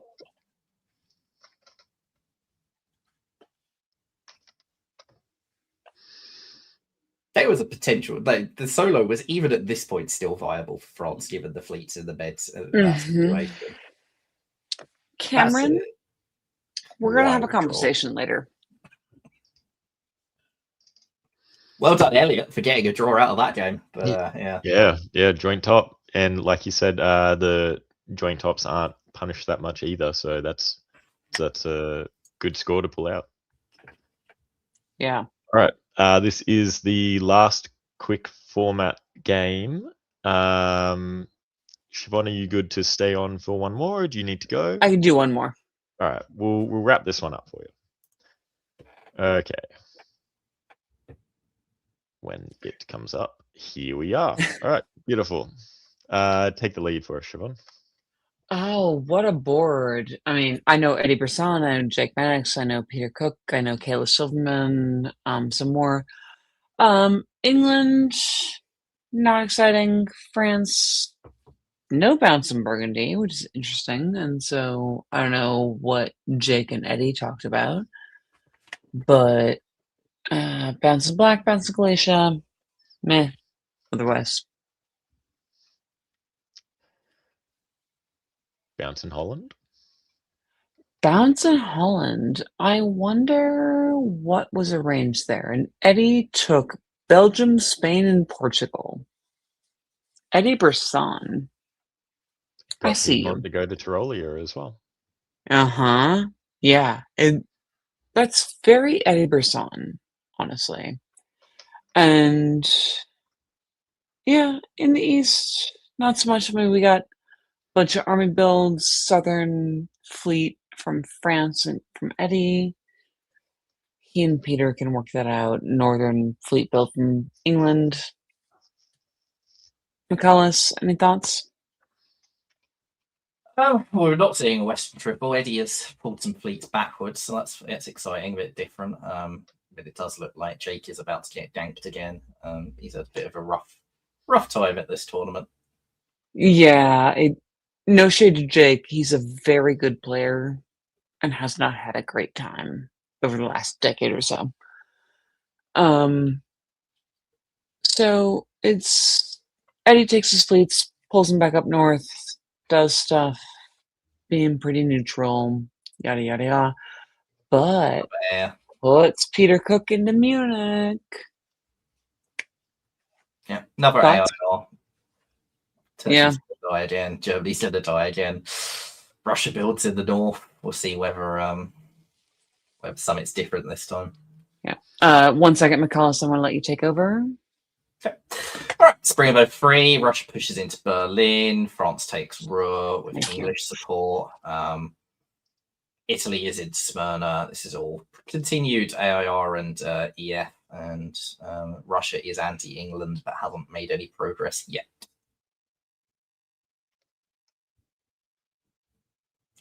All right. And in full, interesting brace around Sweden, but still nothing changes in the north. Turkey fighting, but Taylor isn't saying I'm out of it yet. So Turkey takes Bulgaria. Nice little move there. Outguesses AI in that regard. So Kayla doing her best, and Frod sliding on into the med. Yeah, that's it. Through to 03. 04, sorry. 04. Kayla gets Smyrna back now at the expense of Tom, and the blow up in Black Sea is unfortunate, but I don't know. When you're being aired, there's not a lot you can do, and I think Kayla's doing very well to sort of do the best that she can from this position. And this is now turned into air versus just full-on EF stalemate line battle in the west and the north. And problem EF have is that AIR is 3 people and EF is 2 people, and the 3 people have more dots. That's it. Fleet Liverpool is a fun build. I'm not sure it's a Right? wise build, but it's a fun build. Well, you see Eddie respond to that being like, whoop. Yeah. Back when Fogels first became a thing, and then 11 ones were the common meta, you didn't see this that unusually. So you'd have like an Eastern Alliance versus a Western Alliance, and if the West blew up, this is how you just rolled across to that 11-1. And I don't think anyone in the East has had like big scores in this tournament so far, so they might just want a good friendly alliance game where they just roll this. This is real danger for Jennifer and for Eddie. Yeah. Especially with Peter picking up 2, going down Munich, but still picking up 2. Munich could be a breed. Cute. Ionian, possibly not. Bouncing Venice, suspicious, and Tyrolia as well, but that's okay. We can. Austria shifting down in Anatolia too. I think this is Angus setting up for a stab. It's pretty nice. I mean, yeah. Oh, cool. 06. This is the Good for you, Angus. earliest game yet. Yeah. There we go. Got the top at the right moment and got everyone else to go, yeah, fair enough. So beautiful play from Angus. Very effective. I mean, like, who's going to veto this draw realistically? Like, England and France have just enmeshed themselves into a war neither's going to win. Italy isn't going to win a war against Austria. And so that just leaves Russia, who isn't really in any position to grow anywhere. So, no, really well done. Love it. Good job. Yeah. Definitely. Alrighty. That brings us to the end of round 3. I'm going to pop this down for now and bring up the standings. And these are correct, so I'll bring it back. Here we have our new tournament leader. I'll let you guys talk about the standings while I bring up the next interview. Absolutely. I mean, I'll talk about, I mean, David Miller, David Hood, both very solid players. And when they want to win, they will do it. I love to see Ian here. Karthik. Meh. Kidding. You know I love you, Karthik. But Marcus and Adam Silverman from the Bay Area, I'm always rooting for. So that's thoughts? The top share here is very relevant. Like, David has 2.5 tops, which means that his improving on this score very difficult. Basically, it's only a lone top that will improve it for David Miller. For David Hood, for Ian Bradnick, they both have 2 tops and a non-top. Both of them could improve with a top, but with any sort of non-top or shared top. Maybe David with a shared top could get it on like a tiebreak over David Miller over the sort of number of centers in each one. Ian is a little further back, so probably a bit tougher. Karthik's there in 4th, but with a 33% top, that means that he's there with 1 top and 2 not great scores. That makes it really hard to improve by a lot here, because bearing in mind that a top's only like 20 points more, he's going to have to get a sort of gigantic top to really overhaul David Miller, and of course is relying on those above not getting a score. It's the same with Adam Silverman. Both of them have the lower top share. Julian Wellman even lower. But Marcus Edholm, that really stands out. That's 2 tops and an elimination. That means that his 3rd score is just any score, isn't it, in improvement. So Marcus Edholm is in a fantastic position, actually, to make a big jump on this board here. Just get clean 40, Marcus. Plus 40, 147. Take them. Yeah. Show it. All right. So another interview from David Hood. This one is with David Miller after coming out. Not a third one in a row with Ian. No, unfortunately not. That would have been good. But we have David Miller. Third one in a row with Ian in 3rd place would have been very appropriate. Very true. All right. I'll pull this up.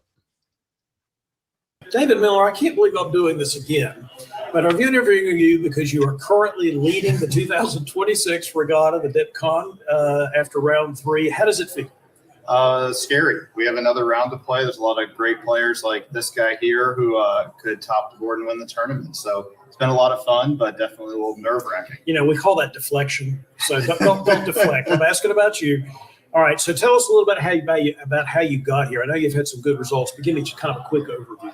Sure. Round 1, I got on a board. I didn't really have an ally, but my enemies didn't coordinate well, and so I ended up working with Kayla Silverman, who was in Russia when I was France, and we kind of squeezed England and Germany together. And because of that, I was able to get a pretty good position and end at the top.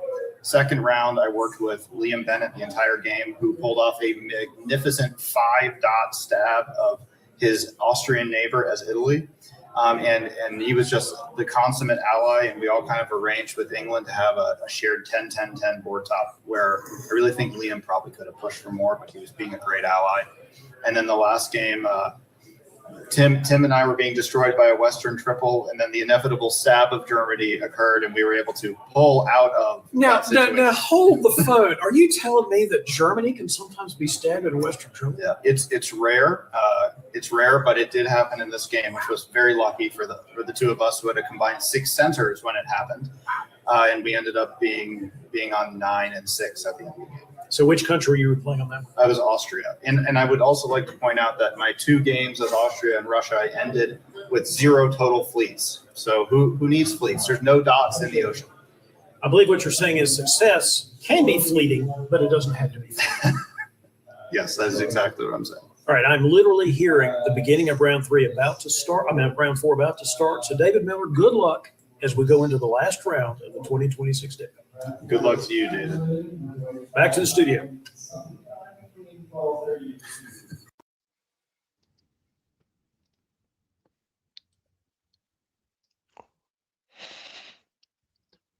Just a couple of Davids hanging out. Yeah, David squared or something.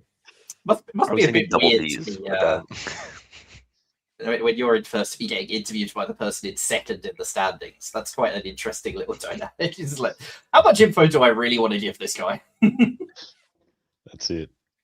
Tried to deflect a little bit there in the beginning, but yeah, that was very nice. All right, so we are up to the final round. We have another 6 boards, magnificent. And we don't actually have a list of boards to feature for this round, so we'll just go by people in the standings and determine which boards we'll do. And yeah, that are not got contenders in first, so we can speed run those ones. alrighty, we can have a look at the first one for round 4.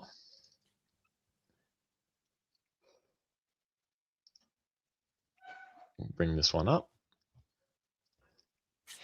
I think we can. Maybe we'll come This back is to true. it. All right. Yep. Let's focus on this one. Siobhan, are you looking for a break here, or would you like to stay on?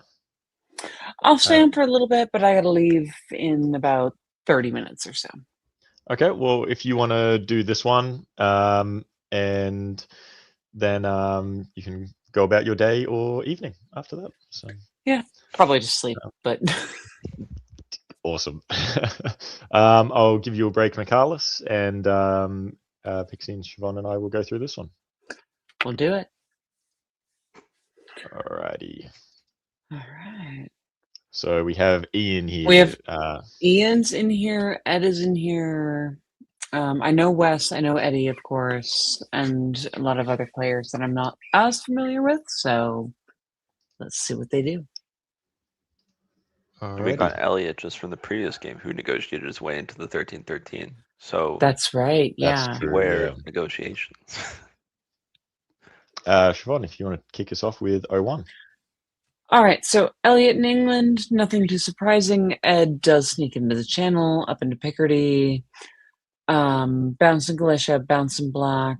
Nothing too surprising from Eddie Brisson. Very classic Turkish opening from the old days. Meh. I mean, Pixie, Anything you want to point out? All right, full. All right, so Germany does try to do the sneak into the North Sea. It doesn't quite work. Elliot does convoy over to Norway. We do have Venice over in Trieste, whether agreed upon or not, we're not sure. Convoy over to Tunis. Everything else kind of normal. I'm gonna go with Trieste was not agreed upon. Yeah, it's probably What do you a good think, call. Pixie?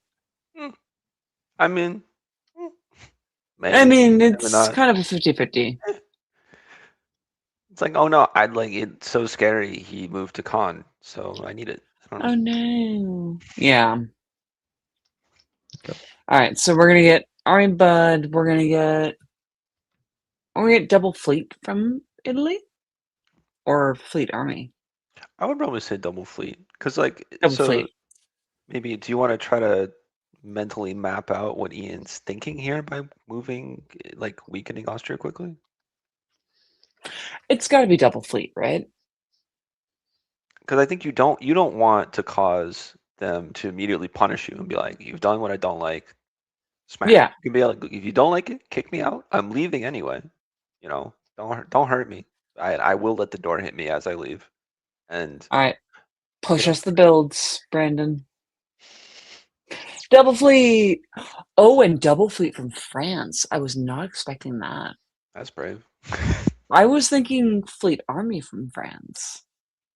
I think this is Ed. Ed does this the right. He's like, you're my ally for the game. I'm running the show with you. I trust you 100%.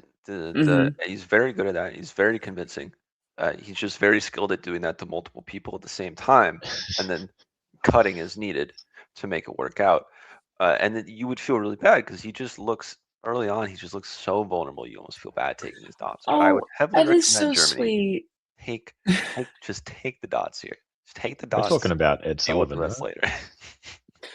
later. There's a whole musical number about Ed Sullivan. I'm sure we can get David Hood to sing it one of these days. Wonderful. All right. Ed Sullivan. Pixie, if you want to walk us through Spring 02. Yes.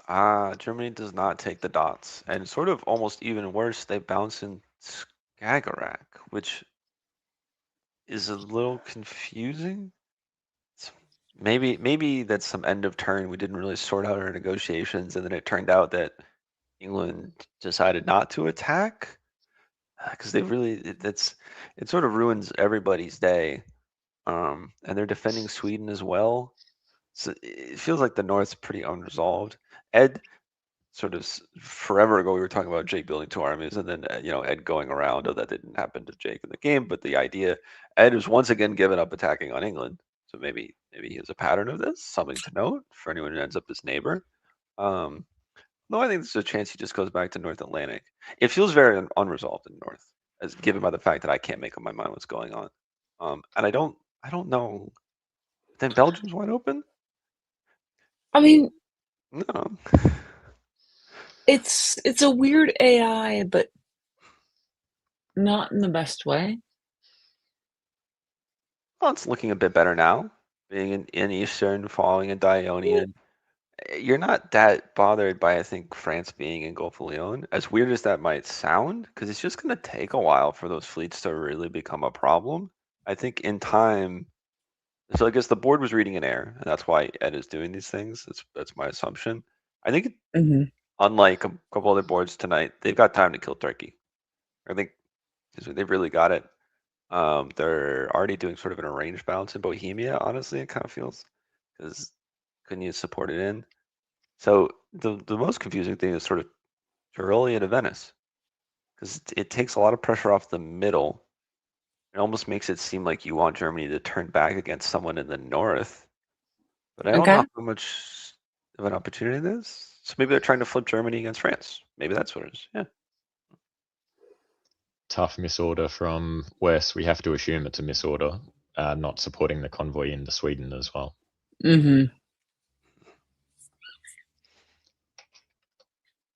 Alrighty, we're through to winter.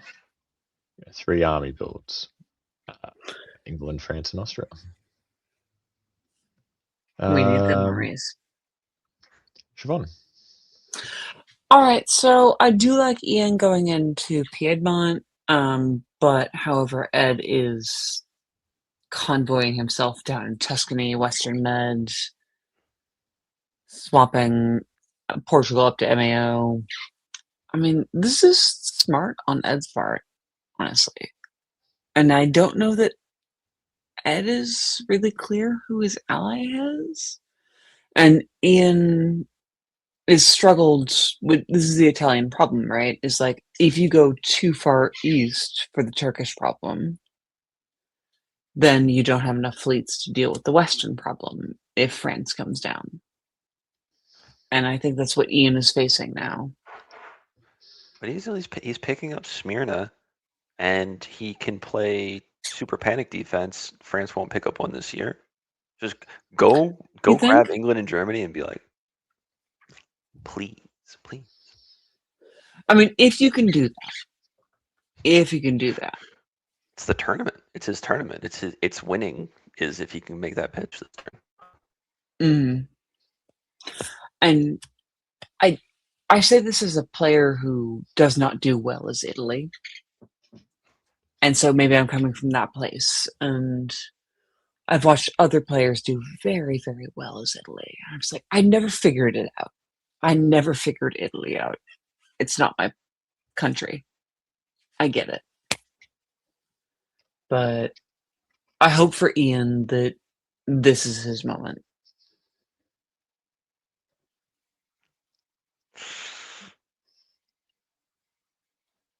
Yeah, Siobhan, you've walked us through the fall.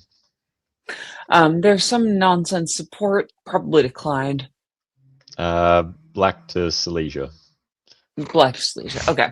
Yep. Everything else that actually makes sense is Ian is losing Trieste. He's got to go back to Rome. He's losing Tyrrhenian Sea. Piedmont, he piffed. Oof. That's rough. Meanwhile, Caden takes back St. Pete. Elliot goes back to Norway. Eddie stays on 3. Okay. This is quite the coup for Austria. Granted, I think they need to figure out how to profit from it. Yeah.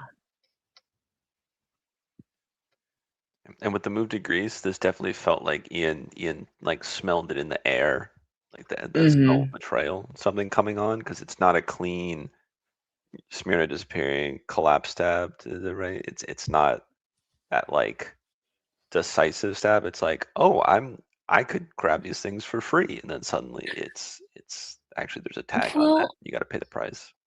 And am I wrong that Ed, who is an excellent diplomacy player, his French position right now is just so spread.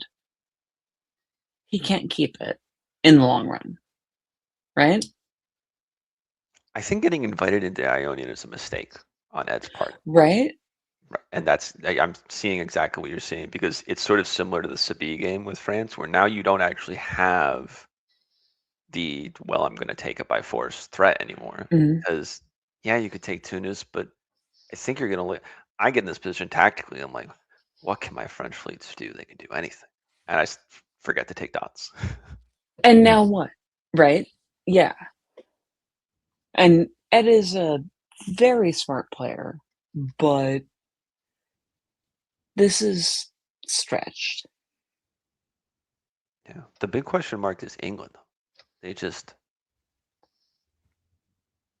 got the world in front of them. They can kind of continue to just decide to do whatever they want. And I mean, the hilarious thing is Clyde convoyed to York over Norwegian and North.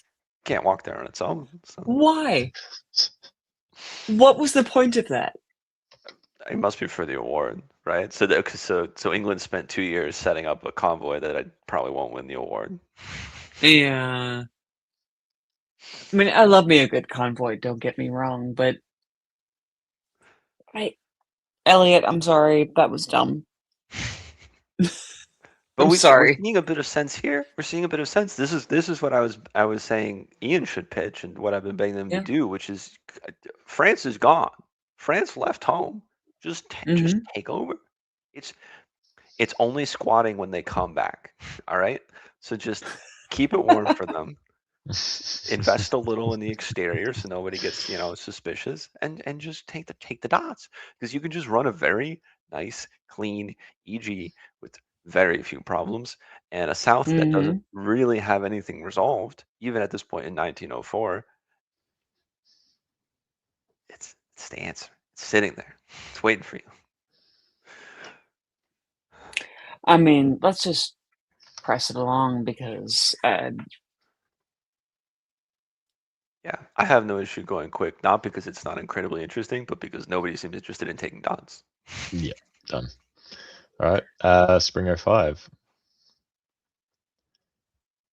We get Eddie put back into Sev. I mean, Eddie doesn't go down without a fight. But oh God. And Ian is pressing west a little, I guess. That might just be to blow up the Austrian army, though, right? All right, Yeah.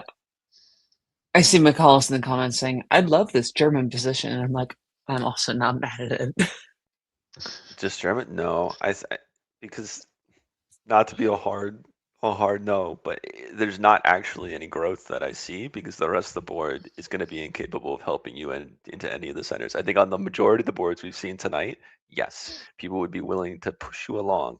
For example, Karthik's top, where you managed to carefully balance between France and Russia, and with Patrick, and then with what Hood's Turkey was that? I don't remember. Oh no, Krill's. I don't remember. It's been a long night. But here, Oh, it's been a long day. Yeah. here nobody wants to help anybody. It's finally Ed has actually helped himself, and then we can finally give a compliment, because God helps those who help themselves. Ed's pulled off some magic. He's like, "Hey, I'll convoy you to Albania. You should support that in as well. Look over here. Don't bother looking at Rome and Naples." So Ed picks up too. Look at the magic over here, not over here. Oh, look, Marseille's empty too as Piedmont walks away. Convenient. What is the Ed Sullivan magic? He's just a charming guy. It's nice to listen to him. I love Ed Sullivan off board. On a board, I don't trust him as far as I can throw him, and I'm not strong enough to throw him very far. All right. Well, I think that might actually be it. It's just popping up saying no orders for Spring 06. You sure it's not a loading thing? Because okay, so this is convenient, because I was looking. I saved on my side screen where we listed the standings. Ed in 7th, going plus 40 on this. He's not insignificant. But I don't think it's enough for him to. I see a yes from the chat that this was the end point. Oh my goodness! I don't. Okay, I got it back. No, Ed's not in the Time top limit 10. for round 4 was. There we go. If it says it's over, it's over. Well, there we go. Wow. Congrats, Ed, then. Nice board top. Sneaky little grab there. And yeah, I guess with players knowing that there was a time limit there, that means everyone has to be watching out for those 06, 07 movements and stabs in the end. So very nice. Yeah, that's a warning for us to know to look for C Diplo style play then. Yes. We'll bring back Carlos here. Should be able to pull the standings up and see if Ed's moved to the top of this. I don't think he has, because I think he'll have lost one of his other games. Yeah, I pulled it up on my side screen, and he's not on the top 10. So 40 is not enough to get him over the lines, which I guess is a reason if you've already tanked Ian's chances and there's no one else on the board with anything to play for. Yeah, I mean, good tournament from Ian. That's an unfortunate final game, really. Like, when you're Italy, the last thing you want to see is a Western triple. So maybe he could have done something diplomatically in the early game, basically gone and said, like, what could I do to make you not Western triple? And I will do that. Does it mean IT? Does it mean like not doing an AIR? Because AIRs can often trigger Western triples, and that may have been the error. But great tournament for Ian nonetheless. Yeah. Alrighty, we have our next board. I know I keep asking this, but are you right to continue, Siobhan, or are you going to leave us here? Can I get like a 20-minute break? Beautiful. Done. All right, we'll see you after this one. All right. Alrighty, we've got this board here. I think we can fly through this one fairly quick, actually. Yeah. Because we are getting a fairly lengthy stream time on this one, but we still have just under 30 viewers at the moment, so we're going strong. All right, Michaelis, if you want to walk us through Spring 01.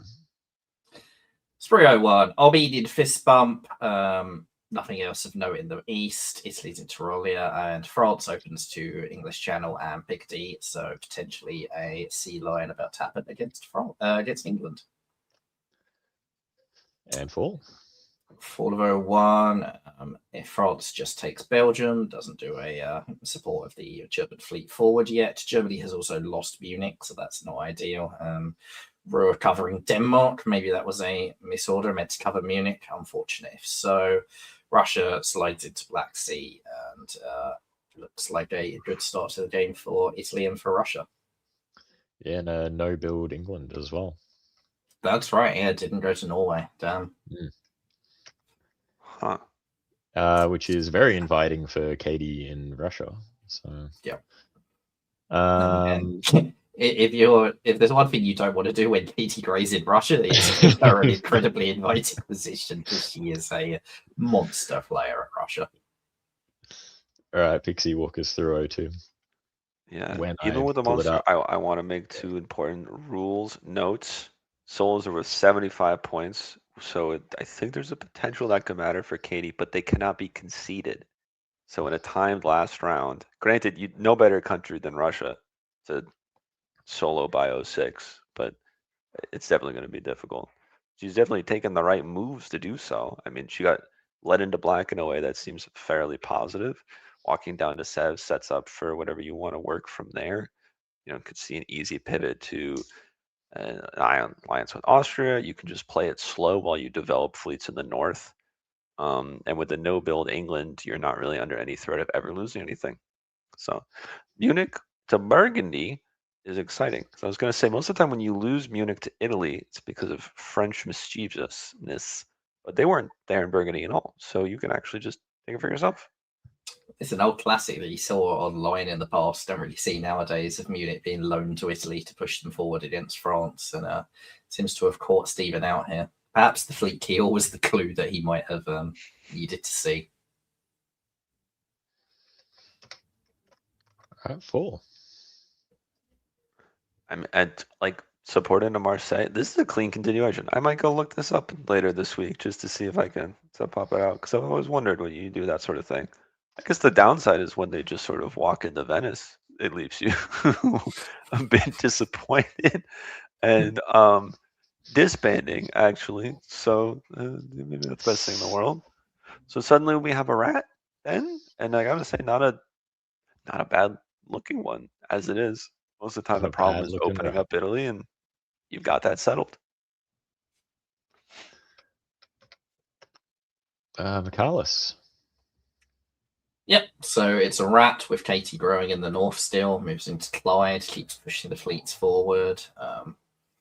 The army in St. Petersburg isn't brilliant for continuing further play, but it's not bad if you want to try a convoy maybe to Edinburgh or something here, especially if you have good friendship with Germany, which Katie appears to have. And the rat guessed correctly in the south, so Turkey just slides straight into Tunis. Lovely. Very nice for Russell. Very bad for Alex, who is about to have a bit of a miserable final round, unfortunately. And it's not really a rat at this point. It's more like a grat, because Germany is very much part of this. It's a fall of 03. Germany takes Belgium, stabbing France again for it. France does retreat to Rouen and does take Marseille, so isn't pulling, but Germany is a little bit spread out, but we'll get a build from it.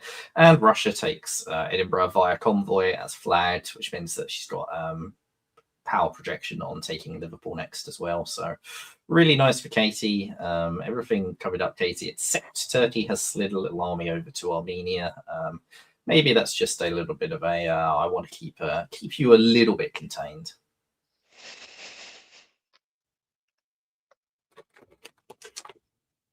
Another North Coast fleet. Love it. Yes. I mean, that's the growth. I think it was excellent building the army and convoying it over. Now you have the excuse to do another fleet. Now that GR looks like it's really viable in the north. No reason that, Liverpool shouldn't be yours as opposed to anyone else's. No one else could seem to agree on who should own it, so you might as well take it. I think there's no harm putting Germany back into the North Sea. It'll make them feel better, which is the number one important thing, and there's no real threat to your centers. They're full committed against France with that fleet to Picardy move, which honestly not the most terrible thing in the world. I think I would say move to the Channel in the fall, and I bet even without support that they would just cover Brest and you get to walk in. In the south, this is some good old cooperation. Armenia was actually there, so it could get blown up and rebuilt as a fleet. This is just pretty pleasant alliance play. This is like very incredible for nice. Katie. Usually in a rat, it's the Russian fleet that gets blown up to be turned into an army. Now we're blowing up Turkish armies to turn them into fleets. It's all a little bit backward, and I don't know. Like, Katie's not in contention to win unless she solos, so it's probably fine for Austria and Turkey. But if they actually put Katie in a position where the solo's on, this is very, very dangerous now. I mean, if I'm Katie and I'm thinking about a solo, this is my preferences as Russia. I'm not building in the south until I'm already on like 10 in the north, maybe 11, maybe more. I read this as a solo that comes from having Sev and maybe Rum, and then actually more looking at Munich, Berlin, rather than anything owned in the Balkans. I mean, we're in Galicia now. Definitely where we need to be in a rat. We've got to protect it. That was supposed to be an arranged bounce. I would swear my money that was supposed to be an arranged bounce that Austria it's messed up. What a shame. Katie's innocent. All right. Winter 04. Heaps of St. Pete North Coast builds this tournament. I love it. And this is how you can solo as Russia. It's getting like 4 fleets up in the north and taking a totally dominant fleet position. Yeah. And we don't need Germany anymore. That's the decision point. So Katie drops to Prussia, Silesia, Sweden, Norway. Doesn't get North Sea, unfortunately. I think that there was possibly a slight error taking Edinburgh with the fleet rather than the army. You'd rather those two were the other way around right now, but not the end of the world. And the rat continues progressing. France isn't going to be able to bail Germany out because France has all sorts of AT problems in the south of Piedmont, Tuscany, Lyon, Western Med, fleets swallowing up, convoy threats. So that's going to tie most of Stephen's units up, and that's going to give Katie all the more room in the north. Cool. Full. Katie gets North Sea. Doesn't take Berlin. Prioritizes getting Austria into Munich. Time game. That's going to be a tough one to solo from because Austrian builds are probably the biggest thing that will actually stop the solo here. So maybe this is just going to be a nice rat where they all run up some pretty big stores and Katie keeps the top. But this is not a great year for the solo, unfortunately.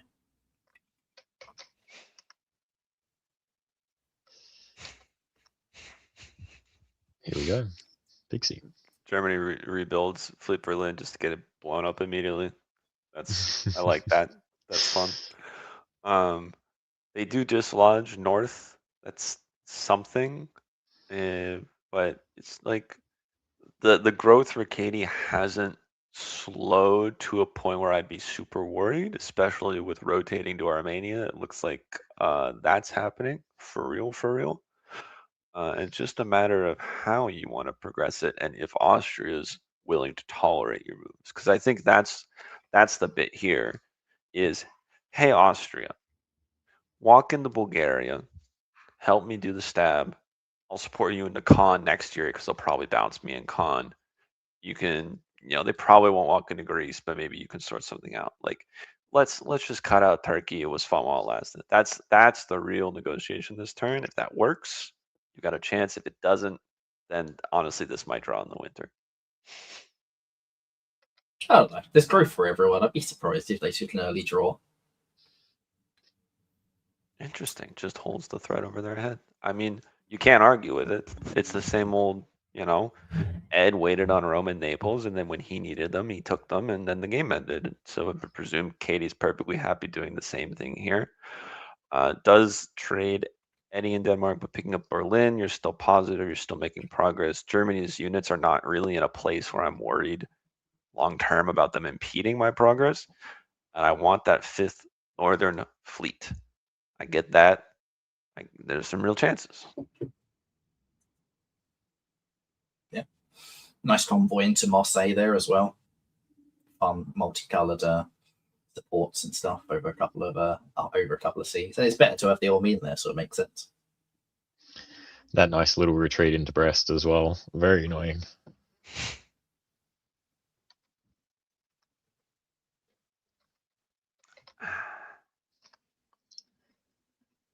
Katie said in the chat that a solo wouldn't win her the tournament, so I think we can forgive her for not really going for a solo and just going for a fun game instead. Spring of 07, Katie's in North and Hell as well, just continuing to push across the line. AT takes Spain. They have lost Brest with a bad guess, which is unfortunate, as that's probably not retakeable. And if 1907 is the time limit, that is the end of their expansion in that direction. And Germany has also managed to force Liverpool. Yeah.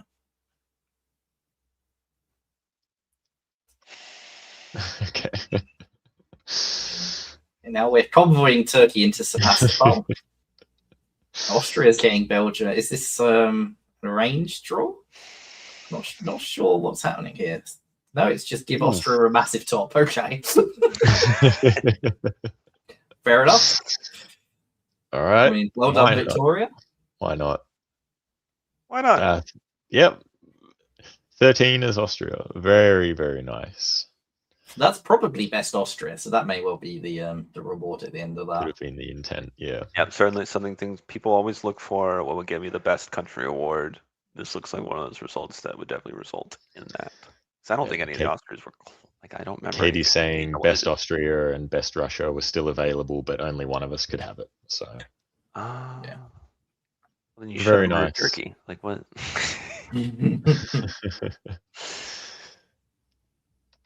Okay, so that is that one done.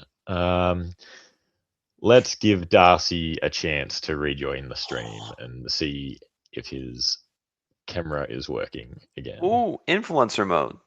Yeah. On my phone, my computer's camera has completely and utterly died. So I'm going to need to get that checked out. But I've been watching the whole stream. But yes, finally back. Alrighty. Here is another one that we can do quick. I think. Here are the. I'll just pull it up. No, actually, we've got Marcus on this board, so this one still has contenders on it, and Adam as well. If they both got huge scores, they'd be in it to win it. We do still have a few boards to cover this round, so we'll try and do this one quick. I think it's your turn for a break, Michaelis, is it? Not sure. Pixies. Pixie. All right, cool. All right, farewell. We'll see you shortly. Let's try and get through this one fairly quick as well. Darcy, if you want to kick us off.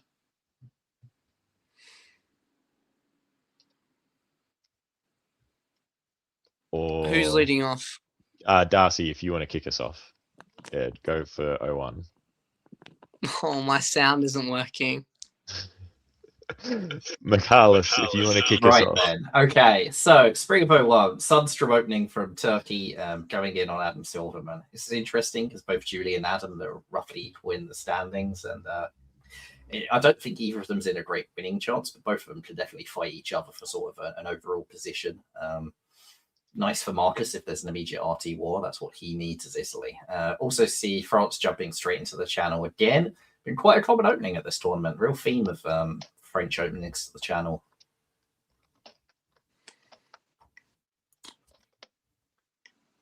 All right. Ball.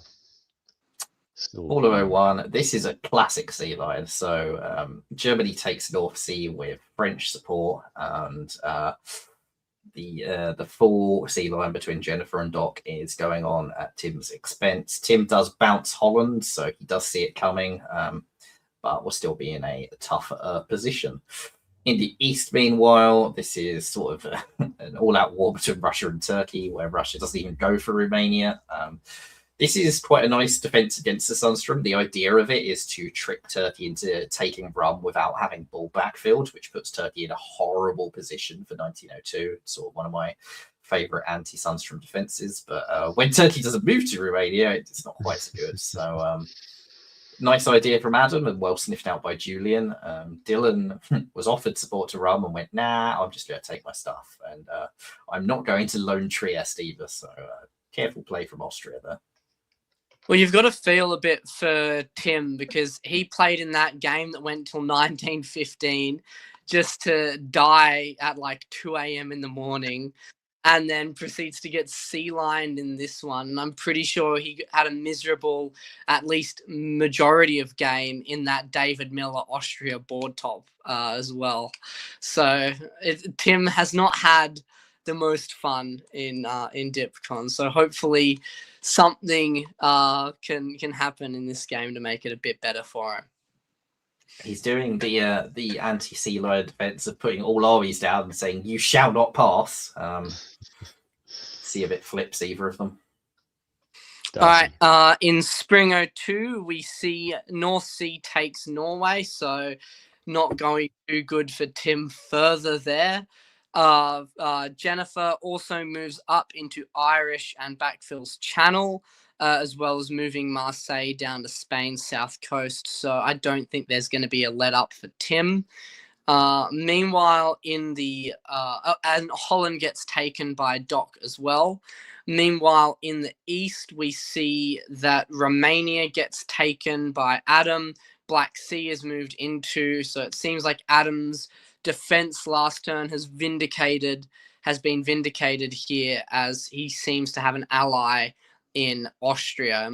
It looks very much like it'll be an air against Julian, but maybe something else will change. But also, it looks like Doc will be losing Munich as Bohemia is moved into and has a walk straight in. So it's been a good turn for Dylan, Adam, and Jennifer, I guess.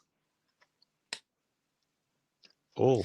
In fall, we see it continue with Adam taking Ankara, and Bulgaria is taken by Austria. However, Greece is backfilled from Ionian, and Doc's troubles continue as England is helped into Denmark. And Irish is moved into Mid-Atlantic. So maybe Tim's fortunes have shifted just a little bit. And it very much looks like the air is getting ready to head to the line. It's very interesting in this air. We've seen a lot of airs in this tournament. Most of them have involved Trieste loans. Dylan has been really, really careful to make sure Italy is not getting Trieste, covering it again there. So I think Dylan has a lot more trust in Adam in Russia than he does in Marcus in Italy. So perhaps a sign that this air might end up turning into some sort of AR. I forgot that Marcus could win the tournament with a decent shared top or something. Yeah, Marcus is the real contender on this board. All right. Michaelis. But Marcus, much like Ian before him, is finding the troubles of playing Italy in a final round game, where if France comes into the med, it's very hard for you to do anything. So France is in Piedmont, France is in Western Med. Marcus is shifting around to get some defensive units, but the growth path's really getting closed off for him. Smyrna is potentially available there, but that might well be the last stop, and then you're relying on Austrian goodwill. In the north, Adam takes Norway, kicks back against Dot Winder there. Dot is also shifting back to try and cover from the AR units, but this is looking very EF-y, and Dot is kind of just moving some units around in a sort of I want to try and turtle up thing. Tim Crosby gets Belgium, gives up Denmark willingly to walk it back. So Tim Crosby has got an army onto the continent and is getting a game. So well done, Tim.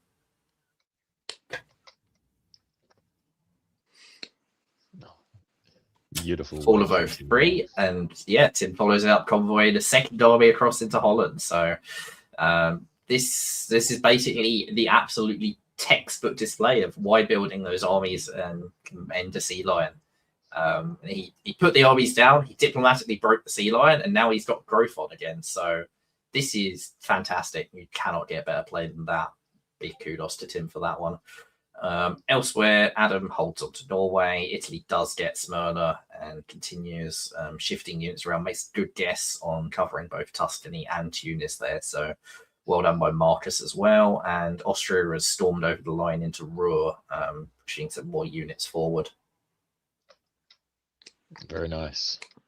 I mean, Marcus is pretty much at Dylan's mercy in the current state with Greece and we'll just have to see if Dylan takes the stab or not. Yep. I think we're going to see a mercy Timothy Crosby this game after getting sea-lined at the start and just having a pretty rough time. And he's been in chat the whole stream as well. So I'm rooting for Tim here to get some well-deserved vengeance on this board. It's looking very nice for Adam Silverman as well. Like, this has been a very strong start for his Russia. Yeah, he's sort of in contention still, no? If it goes... I think because of the way the drop scores work, he's only got one other big score. I don't think that he can get enough points. I mean, at a solo completely puts Adam in contention. It's not like Katie was quite a way back. Adam would absolutely take the lead with a solo.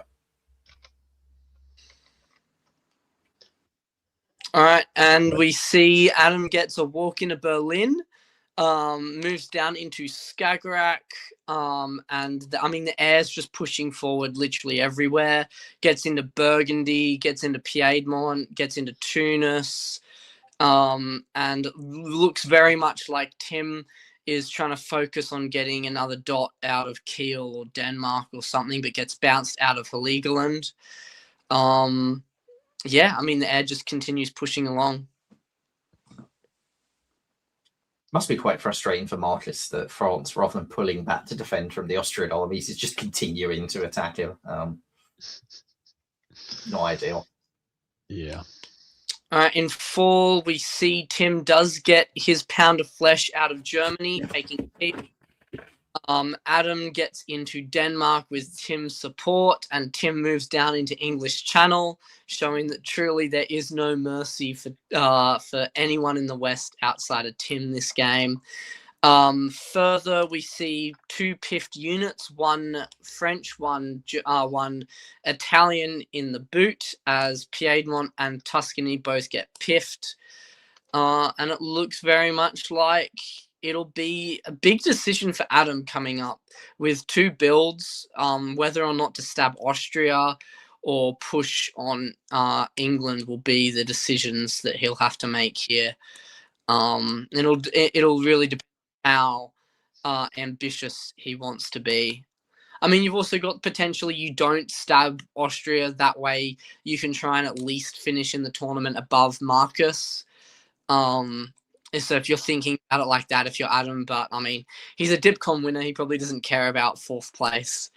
So, if Adam's looking at the solo, the best thing Adam can do is get Austria to stab Italy. Like, that really breaks it open. Get those two fighting and move Austrian units away from you. So if he can diplomatically make that happen, I mean, Italy's just had a very good year. Like that double pith is much better for Marcus. It's not terrible for France either. It gets a rebuild at a useful time, but it means that the threat to Marcus's centres has basically passed. So if Austria starts looking at Greece and Smyrna, and I'm all forward, I'll support you to Smyrna. I'll support you against Italy. Go on, you can start that war, Dylan.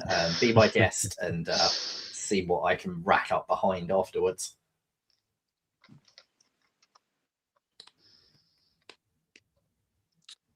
I like the South Coast fleet. Also, a good neutral-ish. I mean, South Coast is probably just anti-England, but I don't hate the builds. It's anti-England, but it's disguised, and it doesn't force a war. Like, if England does go and commit against France, you don't have to follow up. So I quite like it in that regard, especially if it triggers them to start the war either way.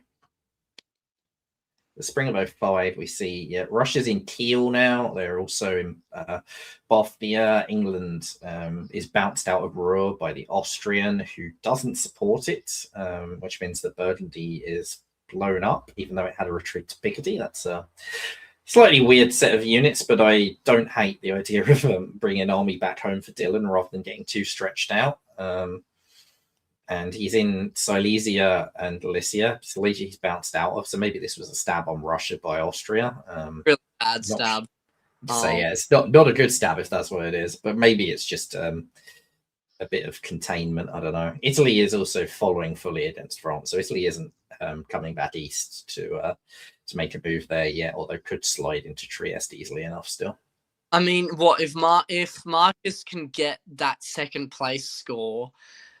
I mean, he needs 32 to overtake David Miller at the moment. So he needs an 8 center second place is really what Marcus is looking for, an initial overtake to win the tournament. I mean, we haven't seen the other boards, but that's what he needs. Whether or not he knows that's what he needs is a different question. It's very doable from here because, Adam has the top almost certainly locked up in an 07 game, but second place is very competitive between everyone that's left. And if you could get Marseille, Spain, Trieste, not lose anything to Austria, there's a chance. Paul. Michaelis. In full, England convoys over to Belgium and gets into Ruhr, so it's locking the line up a bit more tightly, and there is an AI stab on Austria. So Marcus gets Russian support into Constantinople. Russia also takes Bulgaria, but Italy sees it coming, and so does Austria, so they both stab each other. So there's a bounce in Trieste. Italy doesn't slide in, but Austria also walks into Greece. Not ideal for either of their chances. And who's there to pick up the pieces? Well, it's Adam Silverman, Lycia, Bulgaria, Black Sea still right there next to Constantinople, and he's locked up his position in Germany as well. He's got fleet over to Norway. This is a monster Russian position. This was an 08 game. I think there's a solo here. I think he's going to be a year short. He has Budapest, Caen, Smyrna, probably Holland, Munich, maybe. He's got so many dots just sitting there in front of him that'll be just out of reach, I think, due to time limit. Which is probably what Marcus is betting on. I think that's what they're all betting on.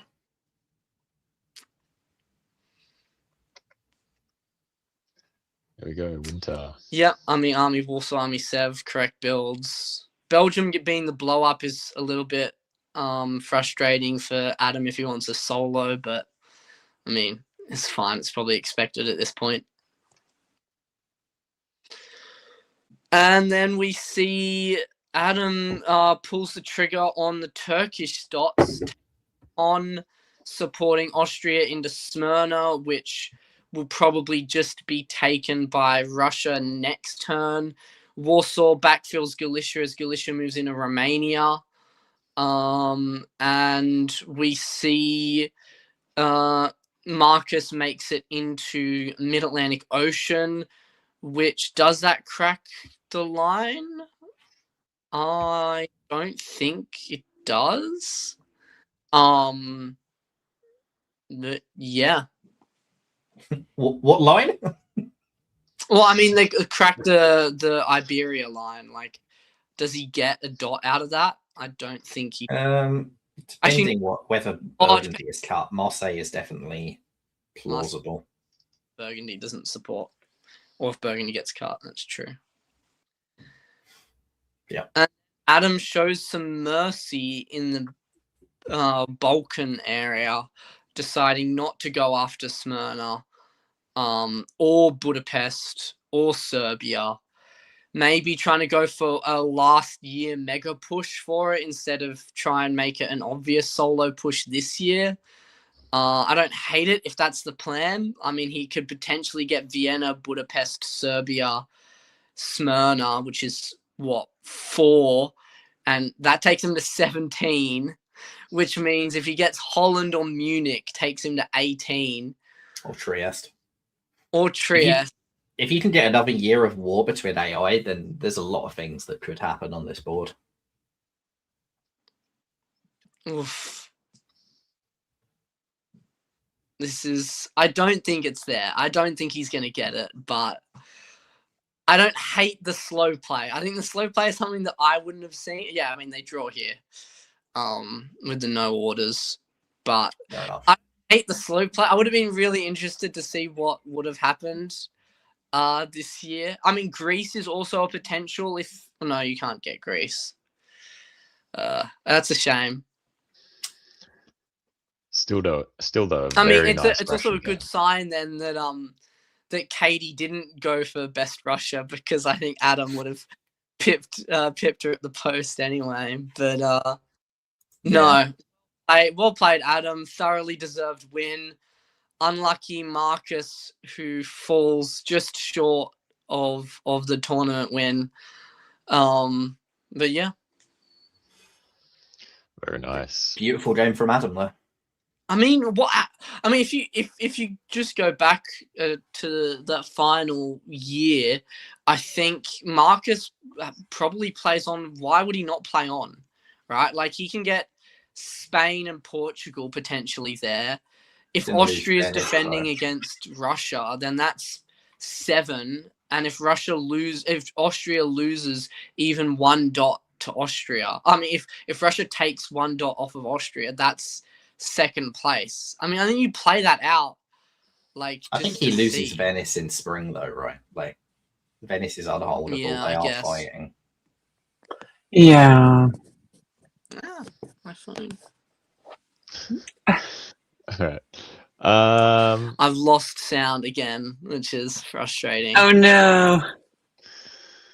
Oh, if only it worked the other way. But anyway. Oh, poor Brandon needs a break. No, it's all right. All right. The next game, this one we can pull up. This one we can flick through fairly quickly as well. Darcy, do you have sound back? No. Michaelis, I think you're up for a break. We'll see you shortly. We'll make it work. We will make it work. We will bring in Pixie. And hey, Andrew. Darcy can go do his thing. So,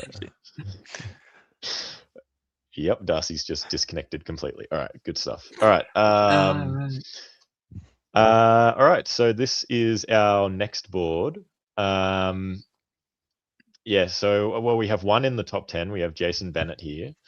But I think the jump is going to be a little bit too big to really get a podium finish. So we'll push through this game fairly quick. I like the time that we've had in the last couple, so we'll do that.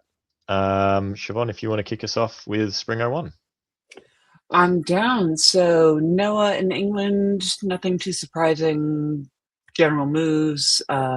Jason Bennett in France. Kind of meh. I do love Jason Massbaum going to Tyrolia. He loves that move in Italy. Bounce in Galicia, bounce in Black Sea, and Germany doing what it does, but I do see St. Pete South Coast going to black.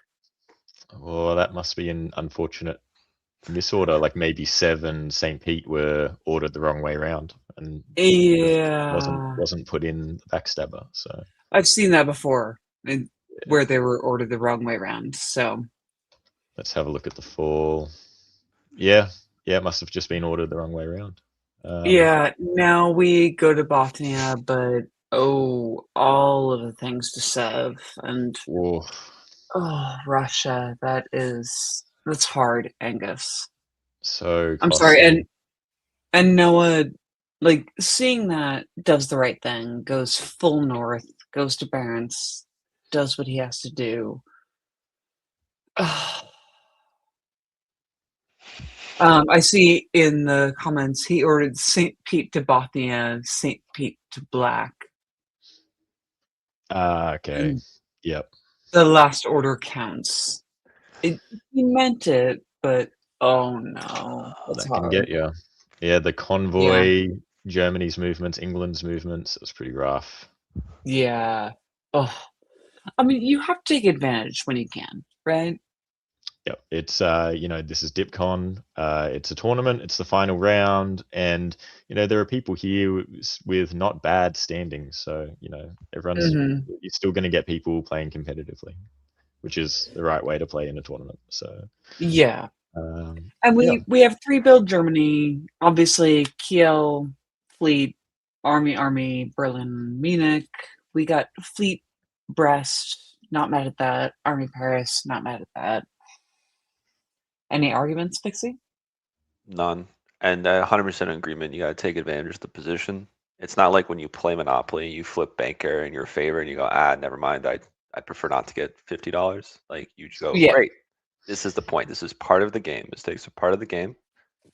It's okay to take. And we've all learned, right? We've all made mistakes We've all in done this game from time to time. Like I have been there where I'm like, I did something so stupid.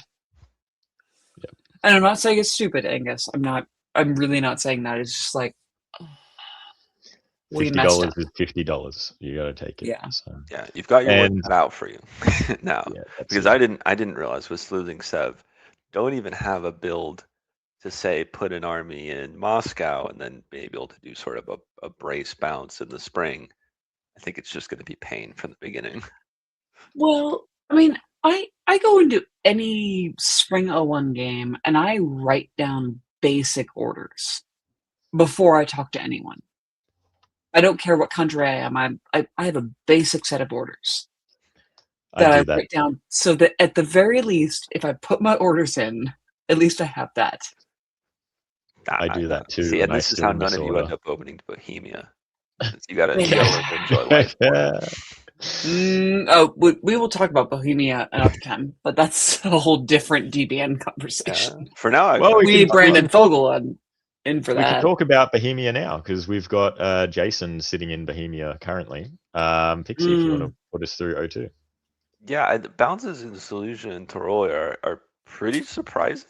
That's a lot of energy to spend on not the north and not really progressing anything for Germany. But it's way more interesting that they've pivoted to Skagerrak, which almost makes me think that they're going to try to cut a deal in Russia and say, hey, you're in trouble. Take back St. Pete. I'll cut what I can on Norway. Maybe I'll have a real play there. But the region should be able to defend. But France has decided that attacking England is the thing to do, and so that's what's going to happen. Cool. In the fall, more of the same. Takes Belgium.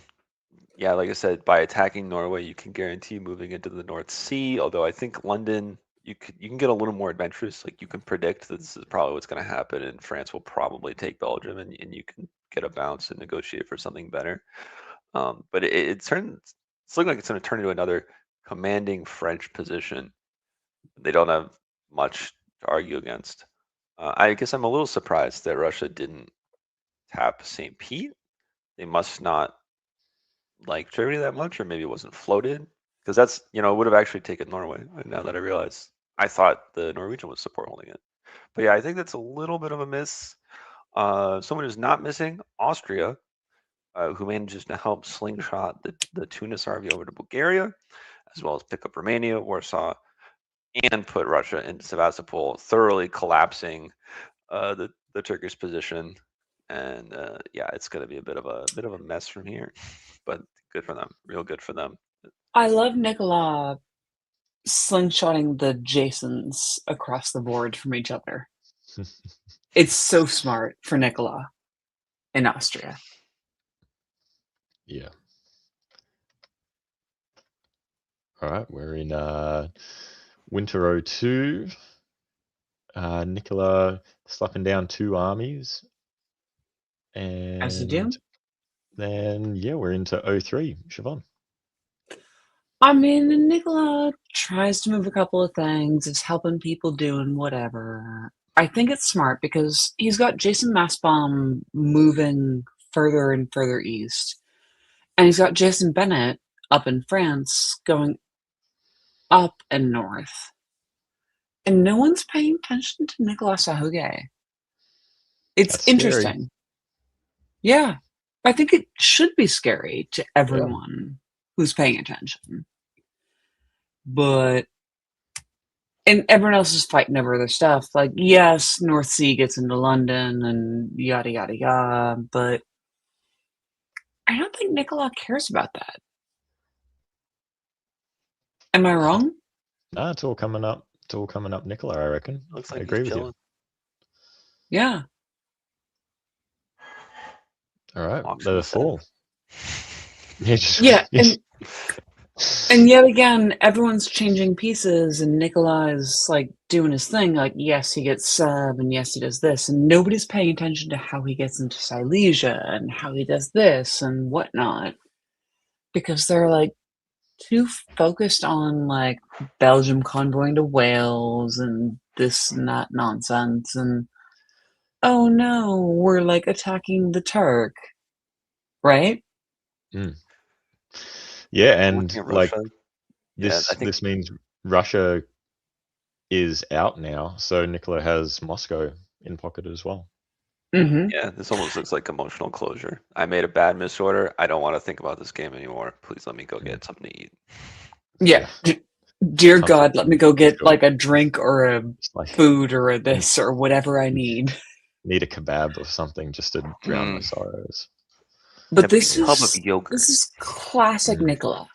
Like if you let him sit too long and you're just like, oh no, he's not dangerous. Yeah. Here he is. And it's one of the reasons I love playing Austria, because it's often underlooked. True. You're not wrong. Alrighty, we have Spring 04. Oh, uh, look, little kitty. I'm Pixie, sorry, you're Pixie. What's the Is there a kitty's game name? going on? No, I didn't. Anyway, Austria's doing great. Nicola's amazing. Wow, he's so cool. I wish I was him. A lot to learn there. And also lined up against the middle of the board, which is quite nice and efficient. Yeah. Really cleaning up Turkey in. I don't know if it's not record time for the tournament. I think that one other true heir, got rid of him at the end. There was a true heir. Yeah. But this is, almost better because, as you were pointing out, there's no Russia to be a problem later. Moscow's not really going to hold on for that long. You've got plenty of armies. They let you in Ionian. I think it's just going to be a really solid, amazing AI for the rest of the game. Excited to see where it goes. Okay. Particularly with pulling back in the north, so France didn't finish the job because they felt like they had to deal with what was coming their way, which I think is reasonable. I think it's a really hard decision on, do I try to get the rest of England, or maybe I can negotiate with Germany and they can do the cleaning up and I can get some builds along the way. So you got to make it manage. And yet somehow Nicola once again walks in. This time it's Tunis. No, they're doing some trades here, and I love it. Like Jason and Nicola are lockstep. Yeah, Nicola's getting Ankh, he's getting Tunis, he's traded off Greece, but he gets Bulgaria as well. And Jason loses Munich, but will keep Berlin. So yeah, and Liam He's says losing Angus, some stuff, but he gets to rebuild it. Yeah, yeah. Liam joins Angus in the food court. Yeah. Yeah.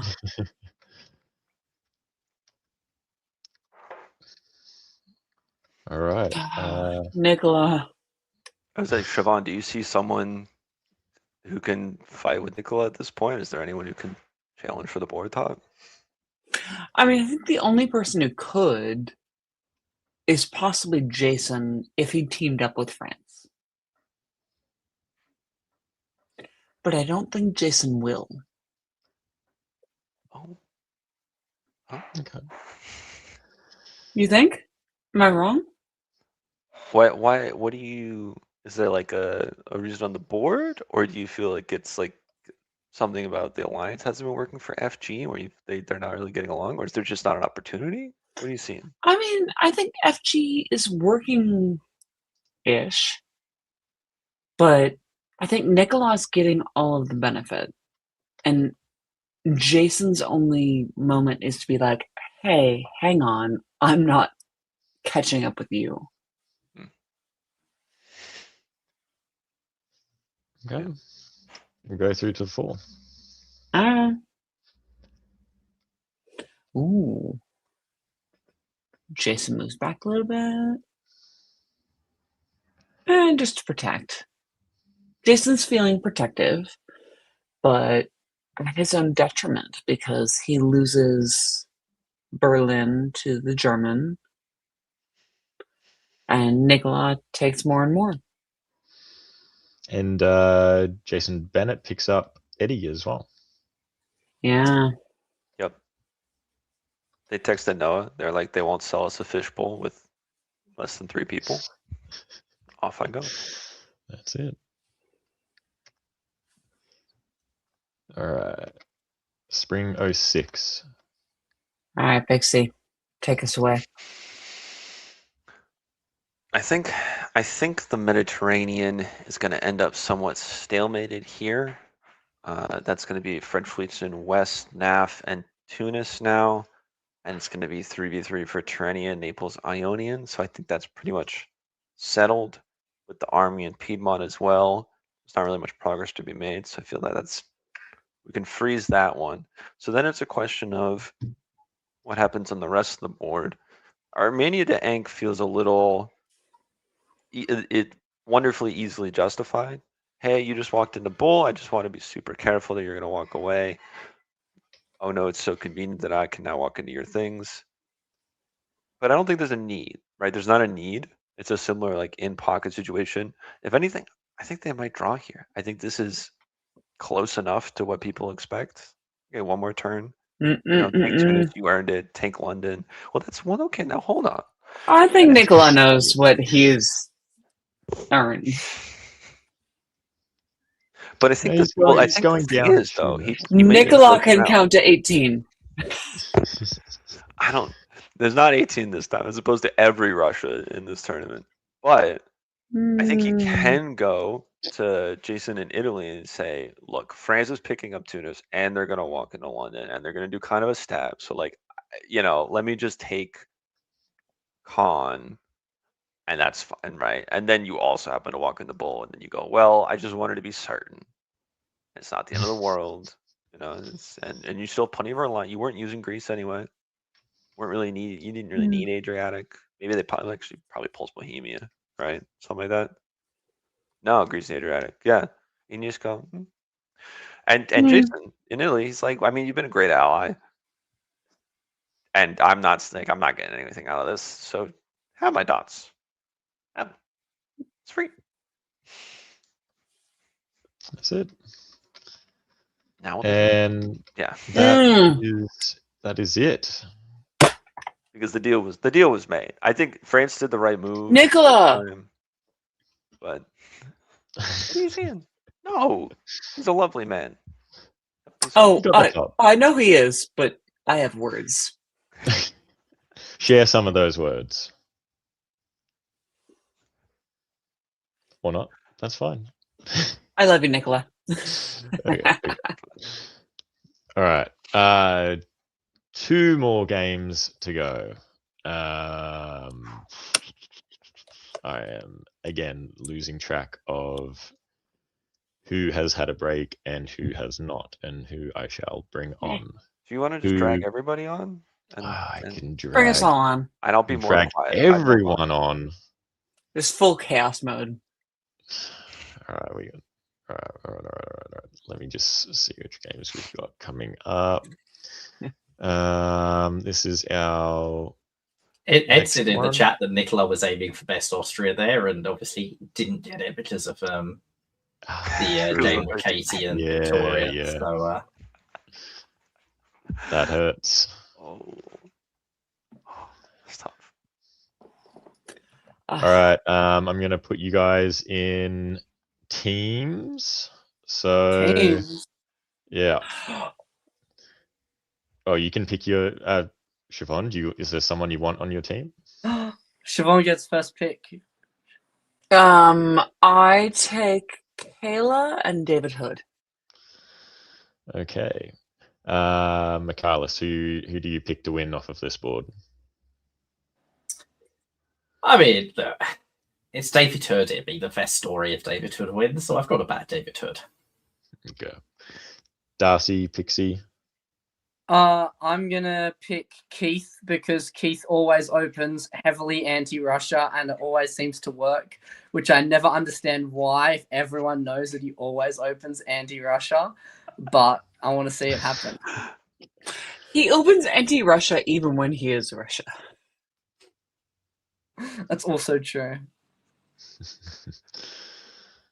I'll go with All right. Cameron. I think there's a chance that AT make a mess of it, and maybe Cameron can profit. Okay. All right. I'm going to get Michaelis and Siobhan to cover 01, the odds, and then I'll get Andrew and Darcy to do the evens 02. So, Michaelis, if you want to do spring, and Siobhan, you do fall. Okay, spring in the west. Everything is pretty boring. No bouncing melody, no bouncing channel, nothing unusual. In the south, Keith has not opened with the Sunstrom against Russia, so Darcy's Nostradamus Award in tatters already. Cameron takes Trieste, probably by agreement. We'll find out in fall. Siobhan, fall. All right, back to fall. Matt Krill tries to convoy to Belgium. It fails, and probably happily for him because that's where English armies go to die. But Kayla does take it. I think she's gonna be happy for the 3 builds, but for how long? Matt takes Norway with the fleet, and meanwhile, down in the south, there's a whole bunch of nonsense, which is a bounce in Greece. Yeah. Yep. So IT attempts to take Greece by convoy, and Jason Massbomb sniffs it out, so moves in with Serbia rather than with Albania. Yeah. Nice defense by Jason. Yeah, well done, Jason. So I hate that I say that, but well done, Jason. Don't be confused. This is to build Fleet Ankara and move into Armenia in spring 02. This is the extended. You're gambit. calling it Pixie. All right. All right, Darcy. Take away spring. Get spring. It's So you definitely said the Fleet IT board. Ankara? That's not a fleet. Darcy is falling off. But anyway, Pixie, walk us through spring. I And think then it's the Keith, connection. I think it's the and- connection. and Darcy, go. then Keith does nothing. Okay. Which is frustrating. Keith does nothing. Seems to be nice, friendly with both Russia and Italy. Supporting Apulia into Greece, which should give Cameron the upper hand in the east. Cameron supports Romania into Serbia at the same time as Warsaw gets into Galicia and Moscow moves down to Ukraine. So Avery also equally looking in a good position. So maybe Keith will be the odd man out. We'll find out later.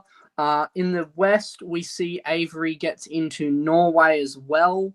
And it seems like a full-blown sea lion against Matt Krell, who has paid the iron price, it seems, for sitting out in round 2 after that board one. He's paid with his entire tournament staying up till what was probably 4 a.m. Pixie, if you want to put us through 4. Yeah, I mean, I'm just looking forward to seeing what these David Hood German armies are doing in the middle of the darn board. Because, as a traveler myself, I love getting up to a little bit of nonsense. It's unfortunate he hasn't been invited to anyone's centers down there, but he's certainly trying to help put people into them.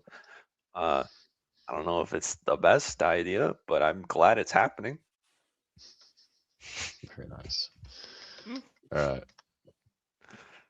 Builds double fleet from Italy and double army from Avery. I mean, Sure. smart on Cameron's part in Italy. Cameron wants an IT. Russia doesn't want to be IT, so I get the 2 armies. All right, Michalis, put us through spring. All right, spring of 03, Russia's into Budapest, backfilled by Italy and Serbia, which is backfilled by Turkey and Greece. So Austrian dot is transferred in the Turkish direction.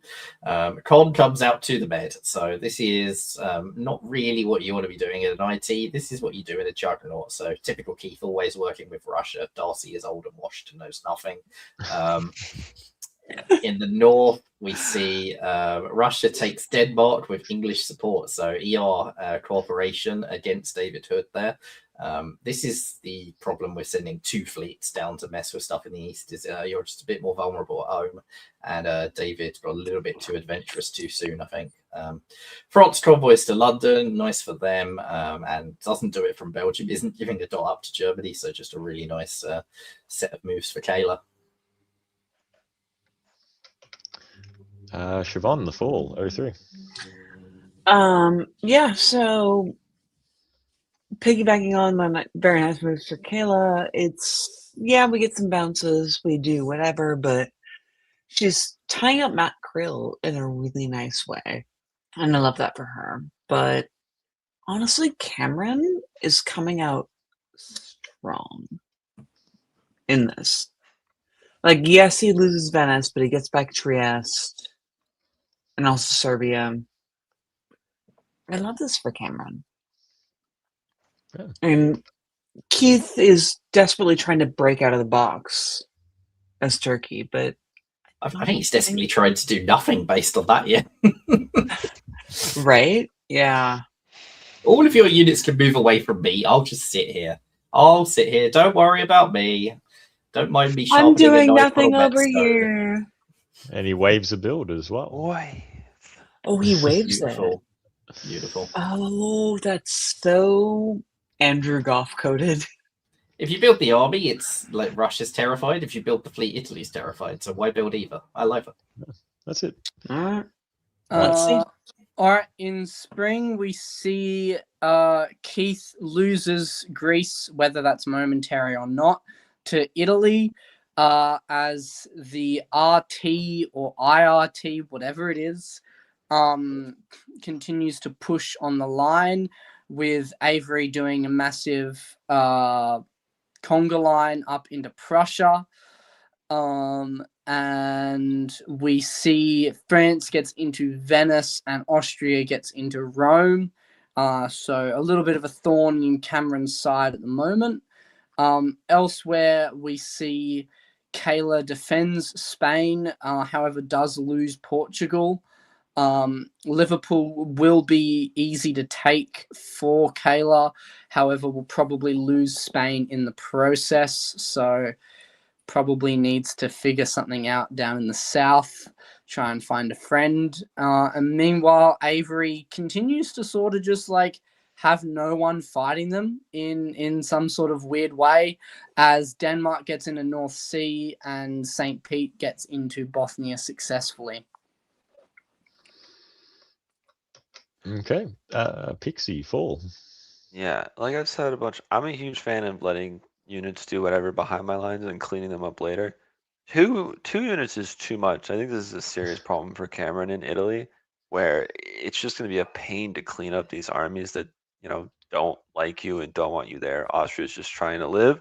France wants you to die. It's going to be, I think, a big long-term problem. Shout out to Keith. This is why you wave. Something that looks good, bad is actually good. He doesn't need a build. He just needs position. Just a little position.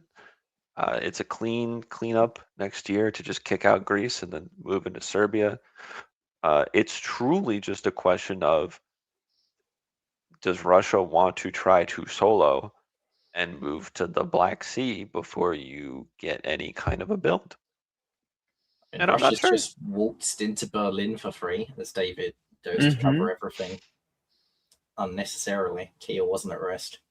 Yeah. Do you know the experience level of Avery? I haven't heard the name before, so try to be open. But when I saw Sweden either. not get ordered and now fall to Denmark this turn, that feels like I have a lot of units, maybe missing one or two when I try to write all them down, make them all move. And so that can also lower the solo threat of, you got a lot in your mental stack. You have enough going on just trying to get everything out there. I'm never going to stab Turkey. That would require even more problems. I just don't have time to think about and consider that. And Keith can be, wisely helping them, guiding them to a wonderful, beautiful board top that maybe they share, that maybe Turkey just happens to eclipse later on. Possibly. Well, and I can 100% see David Hood being like, there's a newer player, Avery, who I'm not familiar with, being like, I want them to have a really good time at the tournament and have a good result. And so maybe David is doing that for them. I don't know. Good. David Hood All right. doesn't always care about his own result. All right. Spring 05, Michaelis. Spring 05, David Hood doesn't care about Kiel in this case, as Russia waltzes in. Russia's in channel. Russia is putting all their units across the line here, so solo threat is real. France is in Barents Sea, which is an annoyance, but not the end of the world, especially if you can make the correct guess come full. Keith moves into Serbia and convoys Italy back to Apulia, cleaning out the Balkans for Keith to take full control of. Italy recaptures Rome as well, and looks like EF are on the same page at long last, so France dives to North Africa right as a Russian fleet comes into channel. I mean, yeah, so Brest is now guaranteed, London is guaranteed. I think you want to maybe even walk through Kiel here if you're keeping David on side, and if you seriously want to go for the solo, and there's a chance. However, I'm not so confident that Keith will allow your south to remain as nice and chill as it is at the moment. If Keith and Cameron don't cooperate, though, it doesn't really matter. Like, Russia can go and take all the dots and hold it in the south. There's more than enough centers in the north to solo without taking stuff in the south. Siobhan, the Fall. I mean, I'm going to go back to I do have Best Country Award from many tournaments in North America, and my first Best Russia was when someone literally retreated from Germany because he was so mad at someone in the West. It was like, I will let you solo, but don't eat my dots so fast that I can't kill that person first. And this kind of feels like what is happening. I'm just saying. Just saying. Few unfortunate units, though, in terms of like momentum. So giving up Romania, not necessary, could have held it. North Sea holds, you could have taken Belgium with that or supported yourself to Holland. I mean, I had a better position in Russia when I did it, to be fair. But I'm just going to say, any one of you ask Randy Lawrence Hurt about that tournament, and he was so mad because I stole that tournament win out from under him. Juicy. No, but it like, this is great. for the Russian position. If Avery wants it, it's there. No fleet from Keith is a choice. Yeah. Keith I mean, he also probably saying- wants. apparently. He wants Okay. Budapest, Greece, Trieste, like, and then probably call it quits. But I Keith feel is like also saying there was a misorder of north to north. So north was meant to do something. It just Yeah, stayed. that's why it held. Makes sense. Avery has this if they want it. I don't think they have a Oh solo. my god. No. Hmm. I don't think they do have it by 07 with the timer though. I think Oh, last there is year a they lost there is too a much. year limit. Yeah, and it Yeah. that loss of momentum last turn, I think, made a big difference. They could have been on 14, having kept Rahman taking Holland as But well. 12-7 is huge. I mean, it's in great point game, score. great top. Yeah. Adam keeps best Russia just about. Very nice. All right. Yeah, Avery, congrats. Big Russia. Very nice board top as well. That's amazing. And yeah, a bit of an earlier draw as well. And Ed in the chat saying that Avery won best rookie for best performance for a first time player. So Love it. congratulations. Well done. And welcome to the face-to-face scene. Hey. All there. right, we're up to our final board. I mean, is this not just a victory walk for David? I'm pretty If sure. Karthik solos, Not then quite. Well, no. it's Oh, David, Karthik's in fourth. That's right. Karthik, Justin are the top three. Cameron, maybe. Karthik Peter? was 24.7 points behind. I've still got the freeze frame on the Yeah. side. And the second place bonus is exactly 24. Okay. I mean, So- you got to remember he'll be losing the score though. Like I think it maybe a big top, but definitely a solo. And we've seen a lot of big rushes this round, so It is hilarious. I to mean, hear the Russia and issue Turkey. is This the is issue awesome. is your turkey is David Miller. All right, let's talk about this board. Sunstream. Let's. air. Both. The fact that Karthik and David Miller are RT is hilarious to me. Oh, Craig and Justin in England and France They- is hilarious given their history. Karthik and David are like the most opposite personalities on a diplomacy board. And then you have Craig and Justin. They've played a lot together, and I've seen a lot of stabs And then- on each other. Of course, you have Jake Mannix in Italy. And Peter Cook in Austria. Oh my god, this is the most chaotic board. And I don't think Justin is not completely out of it. I think it depends on what people got in the intervening rounds. But he was basically 50 behind David, which is four top plus 10, 11, 12. I love So- this board so much. I'm just gonna Well, say. the issue is you get 40 points for the board top. So if you're 50 points behind, then you need a He needs 10 10. cent. What? Justin 10 told center. me. Yeah. 10 center, and he has it. Is that what we're saying? I'm here. I'm picking up what you're putting down, Darcy. And maybe I'm rooting for it. Who knows? Go, right. Justin, go. Michaelis, Spring 01. Well, Karthik decides that the way to deal with this, with David Miller in Turkey, is to open north, which is a choice that is certainly possible to make. David Miller, to the surprise of literally no one, substrooms him for his troubles. And Peter Cook decides to do Vienna to Budapest, the DMZ in Lycia. And Jake Mannix goes, I've heard Austria gets eliminated a lot when they do that, and just walks both armies straight in. Trieste. I love Venice. Jake Mannix saying there's an AI here. Yeah, I'm not rating an air's chances as being especially high after that spring turn, but we'll see. Siobhan, the fall. And Jake Mannix says, no, I'm holding on to Trieste. And Peter is supporting stuff. And I mean, most of the time, but Yorkshire to Denmark. This is a nasty. cute. Yeah. That's cute. EF is disgusting. Hey, Justin.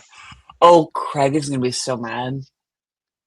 I like how you say Craig is going to be so mad when Cameron's Craig the is one gonna be losing so Munich. mad. Craig's England. It's Cameron who's got screwed here. Oh, it's Cameron. Yeah, sorry. When's the All last the time we saw teams. Euro build Germany? Craig, Craig's you're also a nasty probably little mad as boy. well. But... Craig, you're a nasty little guy. And then Justin just walks into Munich and picks Walks up into 3 Belgium and and walks into Portugal. So yeah. it's all And aces. Spain is there next year. Hey, Justin. Dirty, dirty play. All right.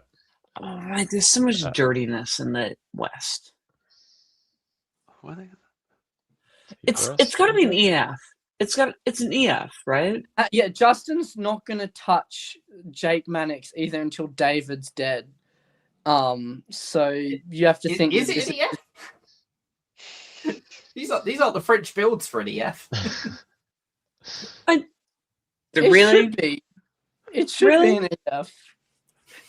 Carlos, really? This could just be Justin attacking everyone. No, We've never heard of that before. Justin Brest is just as everyone? far from Western No. Med as Marseille is. But Fleet Brest when England committed to building not Fleet London. I don't know. No, they talked about this. I guarantee it. Nah, it's because he needed 2 armies on Burgundy immediately. I guarantee one of them in they Belgium talked just about doesn't this. count. That's it. All right, Pixie Brest is not Spring 02. English. See, he just needed the 2 armies on Burgundy straight up. That's fine. Why is that going to North Coast? Spain North Coast. That's what you do in the EF is you put your fleet in Spain North Coast. I was wrong. Justin. That's the summary of the West is let's go, Justin. Don't really care about the rest. No offense, Karthik. I don't know what the heck you're doing. Maybe it'll work. Maybe it won't. In the meantime, David is pulled back because he's, kind of just getting boringly aired. The airs run to the line, which hey, shout out to y'all. See if you can get somewhere. I think the interesting question is, do you ask Germany to put one of you two into Munich? And is Germany sad enough about the state of affairs that they do? Or do they force a bargain of, you got to make Berlin be the mover because Karthik's attacking Berlin or something like that? We'll see. Darcy, fall. In fall, we see Craig decides to scupper Karthik's tournament chances a little bit more by supporting a dying Cameron into St. Petersburg. Karthik does get into Berlin, however, so he will not be disbanding. Further, we see Justin moves to Mid-Atlantic because it is an EF. Finally. Mikhail Is is it? wrong. Siobhan was Mid-Atlantic, Spain North Coast, and an open breast for a build, and then you say that's an EF. EF. He tried to move to Piedmont. It's definitely an EF. So That's a true. shame Marseille won't be open for a fleet build. Anyway, the heir tries to get into Con and fails. Jake convoys into Tunis. And yeah, we're about to see Justin put down a fleet Brest, which is going to be because it's an EF and he needs a third fleet. See? That's right. It's an EF. That's right. You can All trust right. Justin. Darcy's so back. Darcy is so back. Michaelis, Spring 03. Funny looking EF. So England's an English Channel and North Sea, which is where England always should be in an EF. France does go to Western Med, but it's out of Spain North Coast. But Brest Hold isn't looking quite so good now. Meanwhile, in the east, things have turned very heavily against Karthik. So there's a big coalition to put Germany into Berlin with French help. Karthik doesn't take the Austrian support into Munich, so just loses Berlin. Also loses Romania to Austria. So yeah, not an ideal turn for him, and AI just getting better position. Aegean Eastern Bed, locking that position up, means that Peter can defend Tunis. He's got the army out of there that was stranded there, and can still progress against the Turk. So nice stuff from AI. Justin's a misunderstanding. Bye, Darcy. I'm trying to speak the Justin Law truth, and the world's trying to silence me. All right. Do you want to say it, or am I moving on? You got cut off. What? Huh? He wants. Are you? We're willing to share moving the on. truth All with us? right. Moving swiftly on. 403. The truth got old. Yeah, we don't need that. Pixie, do you want to walk us through Fall? Am I really responsible for this? Well, I mean, the truth of the matter is that Justin convinced Greg that there are centers elsewhere that are more important to take now, and that you can always come back for mine later as he holds more fleets right in position. I think the problem with this long term is Craig's going to eat the dots that you're asking him to go eat and then say, I'm still hungry, and then start looking. So I think there needs to be a little bit something else. And maybe the answer to this problem is another problem, Karthik, because he's walked in the St. Pete, and that is a real edge around the side of the English position. So I would say maybe two of you can figure something out. Good luck with that. In the West, or sorry, in the East, David's dying. And that's about it. It looks like Karthik is essentially just negotiating to the point of, I will take any score, because if David is dead and I get any score, I'm okay. But he needs to be a little more better than okay. As I'm glancing over to the side, 24. Okay, if Karthik could sneak out second somehow, and David Miller is dead somehow, well, that's looking kind of likely. Then yes, that is a path to a top. I don't know if I can put it in Dave Miller's back. I think it's also that's not the case because of the drop round, right? So Karthik's worst score, he has to get 20 odd points better than his worst score at the moment. And he doesn't have an elimination. So it's not just 3 points getting added. One top and 2 second. Yeah, thank you, McCullis. So yeah, this is rough. Hand pulling, so even rougher. This might just be. So is the winner not on this board then? No, the winner's Justin. Justin will win this board. See, the EF is on. I forgot. I lost Spoilers. Sorry. All right, let's keep it rolling. Michaelis, 04. Spring of 04, Karthik backfills Berlin as Germany takes Munich from Justin, and Craig takes Kiel. And Justin is self-bouncing in Holland because he really wants this EF, even though Brest is holding and most of the units haven't been moving like an EF. There really is an EF, and they will convince us there's an EF. Meanwhile, David Miller is forcing Armenia, probably hoping to brace unsuccessfully. Instead, Peter Cook just walks into Ankara behind. Ouch. And this is looking very nice for Peter Cook, who also waltzes up to Galicia. Doesn't have a walk into... Oh, no, he does have a walk into Warsaw because he's got 2 on it with Silesia and Galicia. So looking very nice for Peter. Not looking quite so nice for Karthik. Fall, Siobhan. Yeah, we're back in here. I mean, down in the east, bunch of red arrows. David does his best to tap Ankh, taps me. He's Smyrna. But up in the west, Justin Lord does take Holland with support from Craig Mayer and other. And, a whole lot of nothing in the med. And Norway does get St. Pete. Rip to Karthik. Karthik's +2, -2, but it's just horrendously out of position here. Yeah, it's the out of position that is. All right, Pixie, 05, Spring. I think Justin really had a chance here. I mean, you can't know the future, but if you can pitch Italy to not put down that fleet in Rome and just put down an army. Austria was looking basically the juiciest they ever could. And Jake's the type that loves to go in when it's looking right. But this, I think, kind of might end the gospel of Justin because there's not really much growth left if Italy's going to decide that he's content to lock up the Med. In the north, in the meanwhile, I'm like really surprised and impressed by Craig. He's found dots and places to go get them from, especially with Austria retreating. There's not going to be like a strong defense of Warsaw Muscat that could really lock you up. So he's looking at +3, heading on 9, 10, 11, and probably locking up the board top from there. Nice convoy from Karthik, convoying David into Bulgaria. David's probably going to die for his troubles, but it ties up a lot of Austrian units for Karthik. Yeah. Darcy, 405.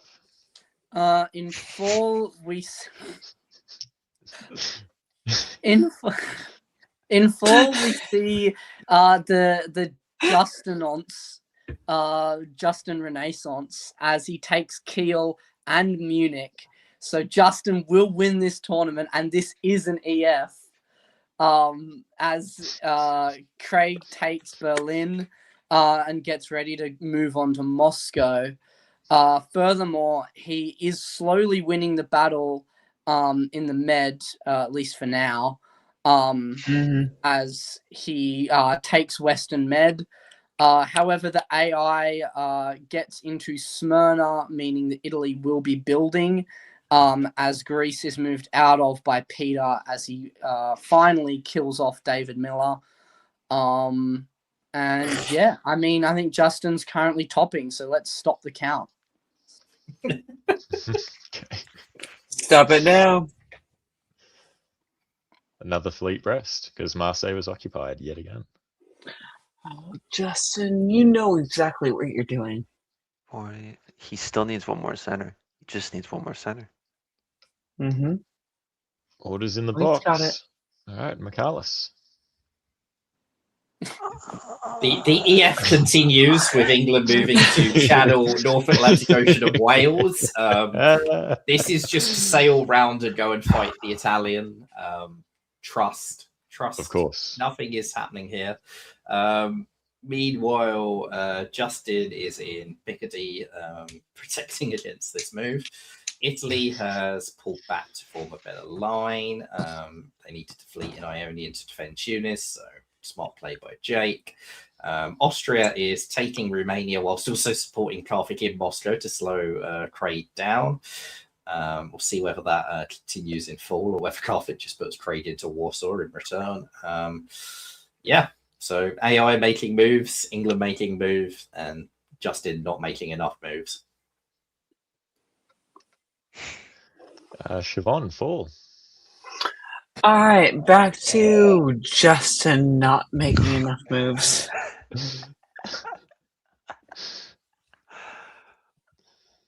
I'm so sad. It's fine. Just eat Craig.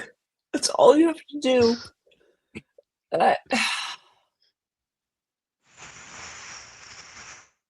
Eat him. I'm sorry. That's all I have. All right. I'll take over because the EF is on. Michaelis is a hater. As English Channel is moved out of back to North Sea. North Atlantic Ocean goes to Clyde. And Denmark convoys over to Prussia, which opens up the one dot that is needed for Justin Law's success.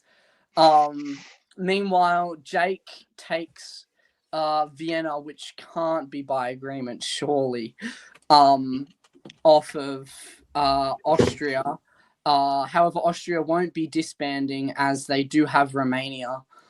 But yeah, it looks like it'll be 9-8-8-7-2. So final year will be exceptionally close.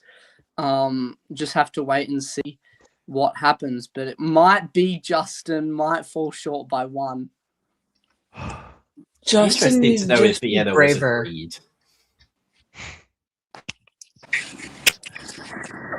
I'm back. The only thing that can ruin this is running out of time. Darcy's run out of time. Darcy's Darcy's gonna run out punt of it time. again. These aliens just won't stop. Nah. All right, Michaelis, Spring 07. Spring 07, Austria is moving lots of units into nice places to take dots, and nobody else is doing that. Cool. Come on, Fall 07. How did you Please. convince Justin to? I mean, they And know. everyone is Can't know. moving out of places to give crate dots. So Italy attacks Munich unsuccessfully, which cuts Munich, which lets Crate take Kiel. Karpik takes Warsaw with double Crate support so that Crate can backfill Moscow. Karpik I loses love Sevastopol. Craig so much. He's one of my best friends. I love him, but Justin, eat him up on a diplomacy board. Well, the EF has got Kratos ball top. Peter makes a late charge for it, dotting in Vienna and Smyrna and taking Sevastopol, but the loss of Warsaw made the difference, and Craig Meyer comes out on top and presumably wins the Buzz Cup. As they Well done, Craig. Very well nice. done. All I'm saying is Justin never ever stabbed. Never. Maybe he should have. Justin was the loyal ally that he always is. Yeah. And Craig is very grateful. Craig, I need to know your magic. That's all I. Alrighty. I'm going to see if these standings are correct. I believe they are. I will bring it on to the stage now. Here we have our Regatta DipCon North American champion, David Miller. Oh, Tom. Hey. I was right. Very nice. You Well know what? done. I was not wrong for rooting for my Bay Area bestie, Adam Silverman. Second place. I'll take it. Ed saying this is false. He finished second. He promises. So I already don't Promises. trust this. Yeah. Ed ruining his reputation. Congratulations, everyone. These scores look very close. I'm assuming they are accurate. I'm hoping the Dipcast program is working for that. I've checked Dip TV, and apparently Ed actually is second. So What matters is first, right? Though Okay. we should There talk we about go. first. Congrats, David Miller. That's what matters. The rest are in whatever order because they're all behind them. yeah, no. I'm seeing some Brilliant. comments David. that are like, "Oh, Hood was fourth and whatnot," but no, Hood is first in my mind always. All right. So we have Keith. we have an Gosh. interview with the winner, David Miller. I'll pull that up, and while that's on, I will pull up the correct standings on Dip TV. Well, here we are, folks, at the end of the 2026 DipCon, interviewing first time ever tournament winner. Wait, no, never mind. It's David Miller once again. I just got finished interviewing you this morning going into round 4. Tell us how round 4 went, because that had nothing to do with the outcome. I got exactly the number of centers I needed this round, which was 0. So it went great. Yeah, I saw you get eliminated, and it made no difference this being a drop round tournament. You were able to win the tournament. Overall view of how the tournament went, and not just necessarily your performance, but just how did the tournament go? Incredibly well. One of the best run tournaments I've ever been to. Everything was smooth. The central clock was great. I think everyone had an awesome time. Highly recommend Armada. Awesome tournament. You should all come to the Regatta. Strength of the opposition, I think, or the strength of competition, whatever you want to call it, was pretty high. Yes, it definitely was. Amazing players, a lot of really good play, a lot of very competitive games. In the last round, even though it was timed, people were being innovative, being aggressive. A lot of big results in some best countries in the last round. That's absolutely right. And some of the standings below number 1 changed in the last round for good reason. with some really good results. Well, let's segue, because we've already talked to you today about how your other 3 games went, so there's no reason to repeat all that, and nobody wants to hear from you about that. What we want to hear from you about is the fact that you are running the next North American Championship, the DipCon, in 2027. So let's hear a little bit about that.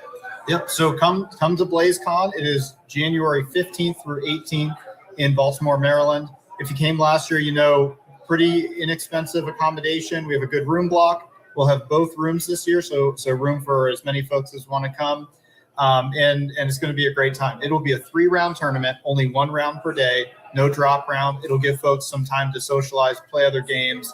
I'm really excited for it and excited to see what you guys do. I don't have to play, so it's going to be the best DipCon ever. Did you hear that, folks? He's not playing. So you have a chance of winning the tournament if you come.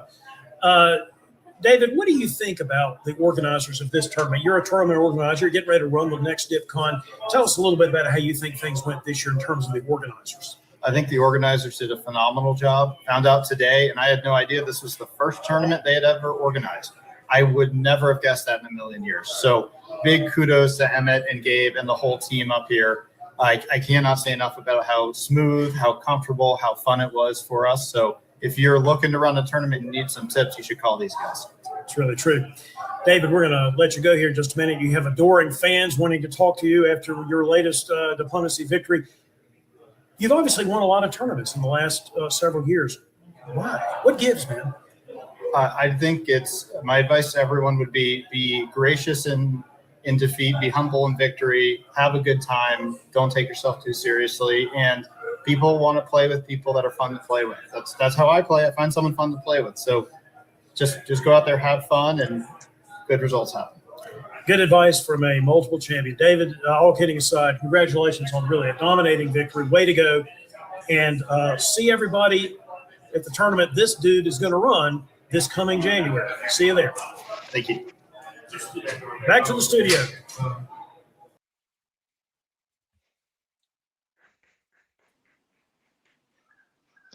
All right. Congrats, David. And yeah, we look forward to DipCon next year. It'll be really cool to see him run that. Yeah, BlazeCon ran for the first time this year and pulled four full boards immediately in its first time going, and makes sense to give it DipCon next year. Be a very successful tourney, I think. And we've lost Darcy again. Bye-bye. All right. I've got the final standings here from Dip TV. So, yep, David Miller first, of course. Ed was not lying. He was second. And David Hood third. Tied with Adam Silverman as well. Oh, yeah. So, presume Adam won tiebreak through the higher individual game score. I think that's what the tiebreak was. So I think Adam was technically third ahead of David. Okay. And Adam and David can fight that forever for the rest of their diplomacy. I mean, they both won it before. I don't think that third place at a North American DipCon is what they're really after as previous champions of it. Oh, and Karthik just out of top 7. Just, yeah. I want to say too, like the scores in the end there are all pretty close. Like the difference between first and fifth is only just under 10 points. So like we had a lot of games to cover today as well, but they were a lot of fun. There were a lot of big scores, and I think there was a lot of unexpected stuff too. So it was really nice to see a lot of those games play out. Yeah. Yeah, it came very close in the end from someone who was quite far back before it. He sort of stormed up there late on, did late charge. But I mean, when it comes to David Miller, like he's been winning tournaments left, right, and center for the last 2-3 years. Too good. Yeah. And like David said in the video as well, huge shout out to Emmett and Gabe for their first tournament, and it's a big tournament to be running as well, North American DipCon. So and I went to Regatta a couple of years ago, and they were doing really good before it was North American DipCon, and they did it amazingly then. and I was talking to them ahead of DipCon, and it's a hard thing running DipCon, just North American, World DipCon, anything. And they did amazing. And so I just want to shout out everyone who did the running of this tournament. And like, I know it takes so much work. So. Yeah, definitely. Also, to shout out all of our viewers who have sat here through an almost 8-hour stream. Thank you to everyone who's watching, and a massive shout out to our lovely host Brandon, who has done this without a break. Thank you, could not have done it Brandon. We without should have you. given you a Thank you. break. That's all right. Happy to do it. Happy to help. Thank you, everyone, for joining me this whole time as well. Yeah, so I think that pretty much wraps us up for the stream. We're not going to try and bring Darcy on for a millionth time. He can stay No. where he is. Everyone shook their heads no. Yeah, no, we don't He can need stay that. on the No, spaceship. no one needs that. He's still doing the EF. He's still singing the EF. Yeah, again, thank you everyone for tuning in and watching. Don't forget to like and subscribe. It does really help keep this channel going. Yes. Keep an eye out on events coming up on the diplomacy schedule and the ones that we mentioned at the beginning of the screen and beginning of the stream, sorry. But yeah, thank you everyone for attending. And Siobhan, if you want to sign us off. I will sign you all off, and I will say the same thing: is like, subscribe, and as always, stay safe and stab well. Thank you.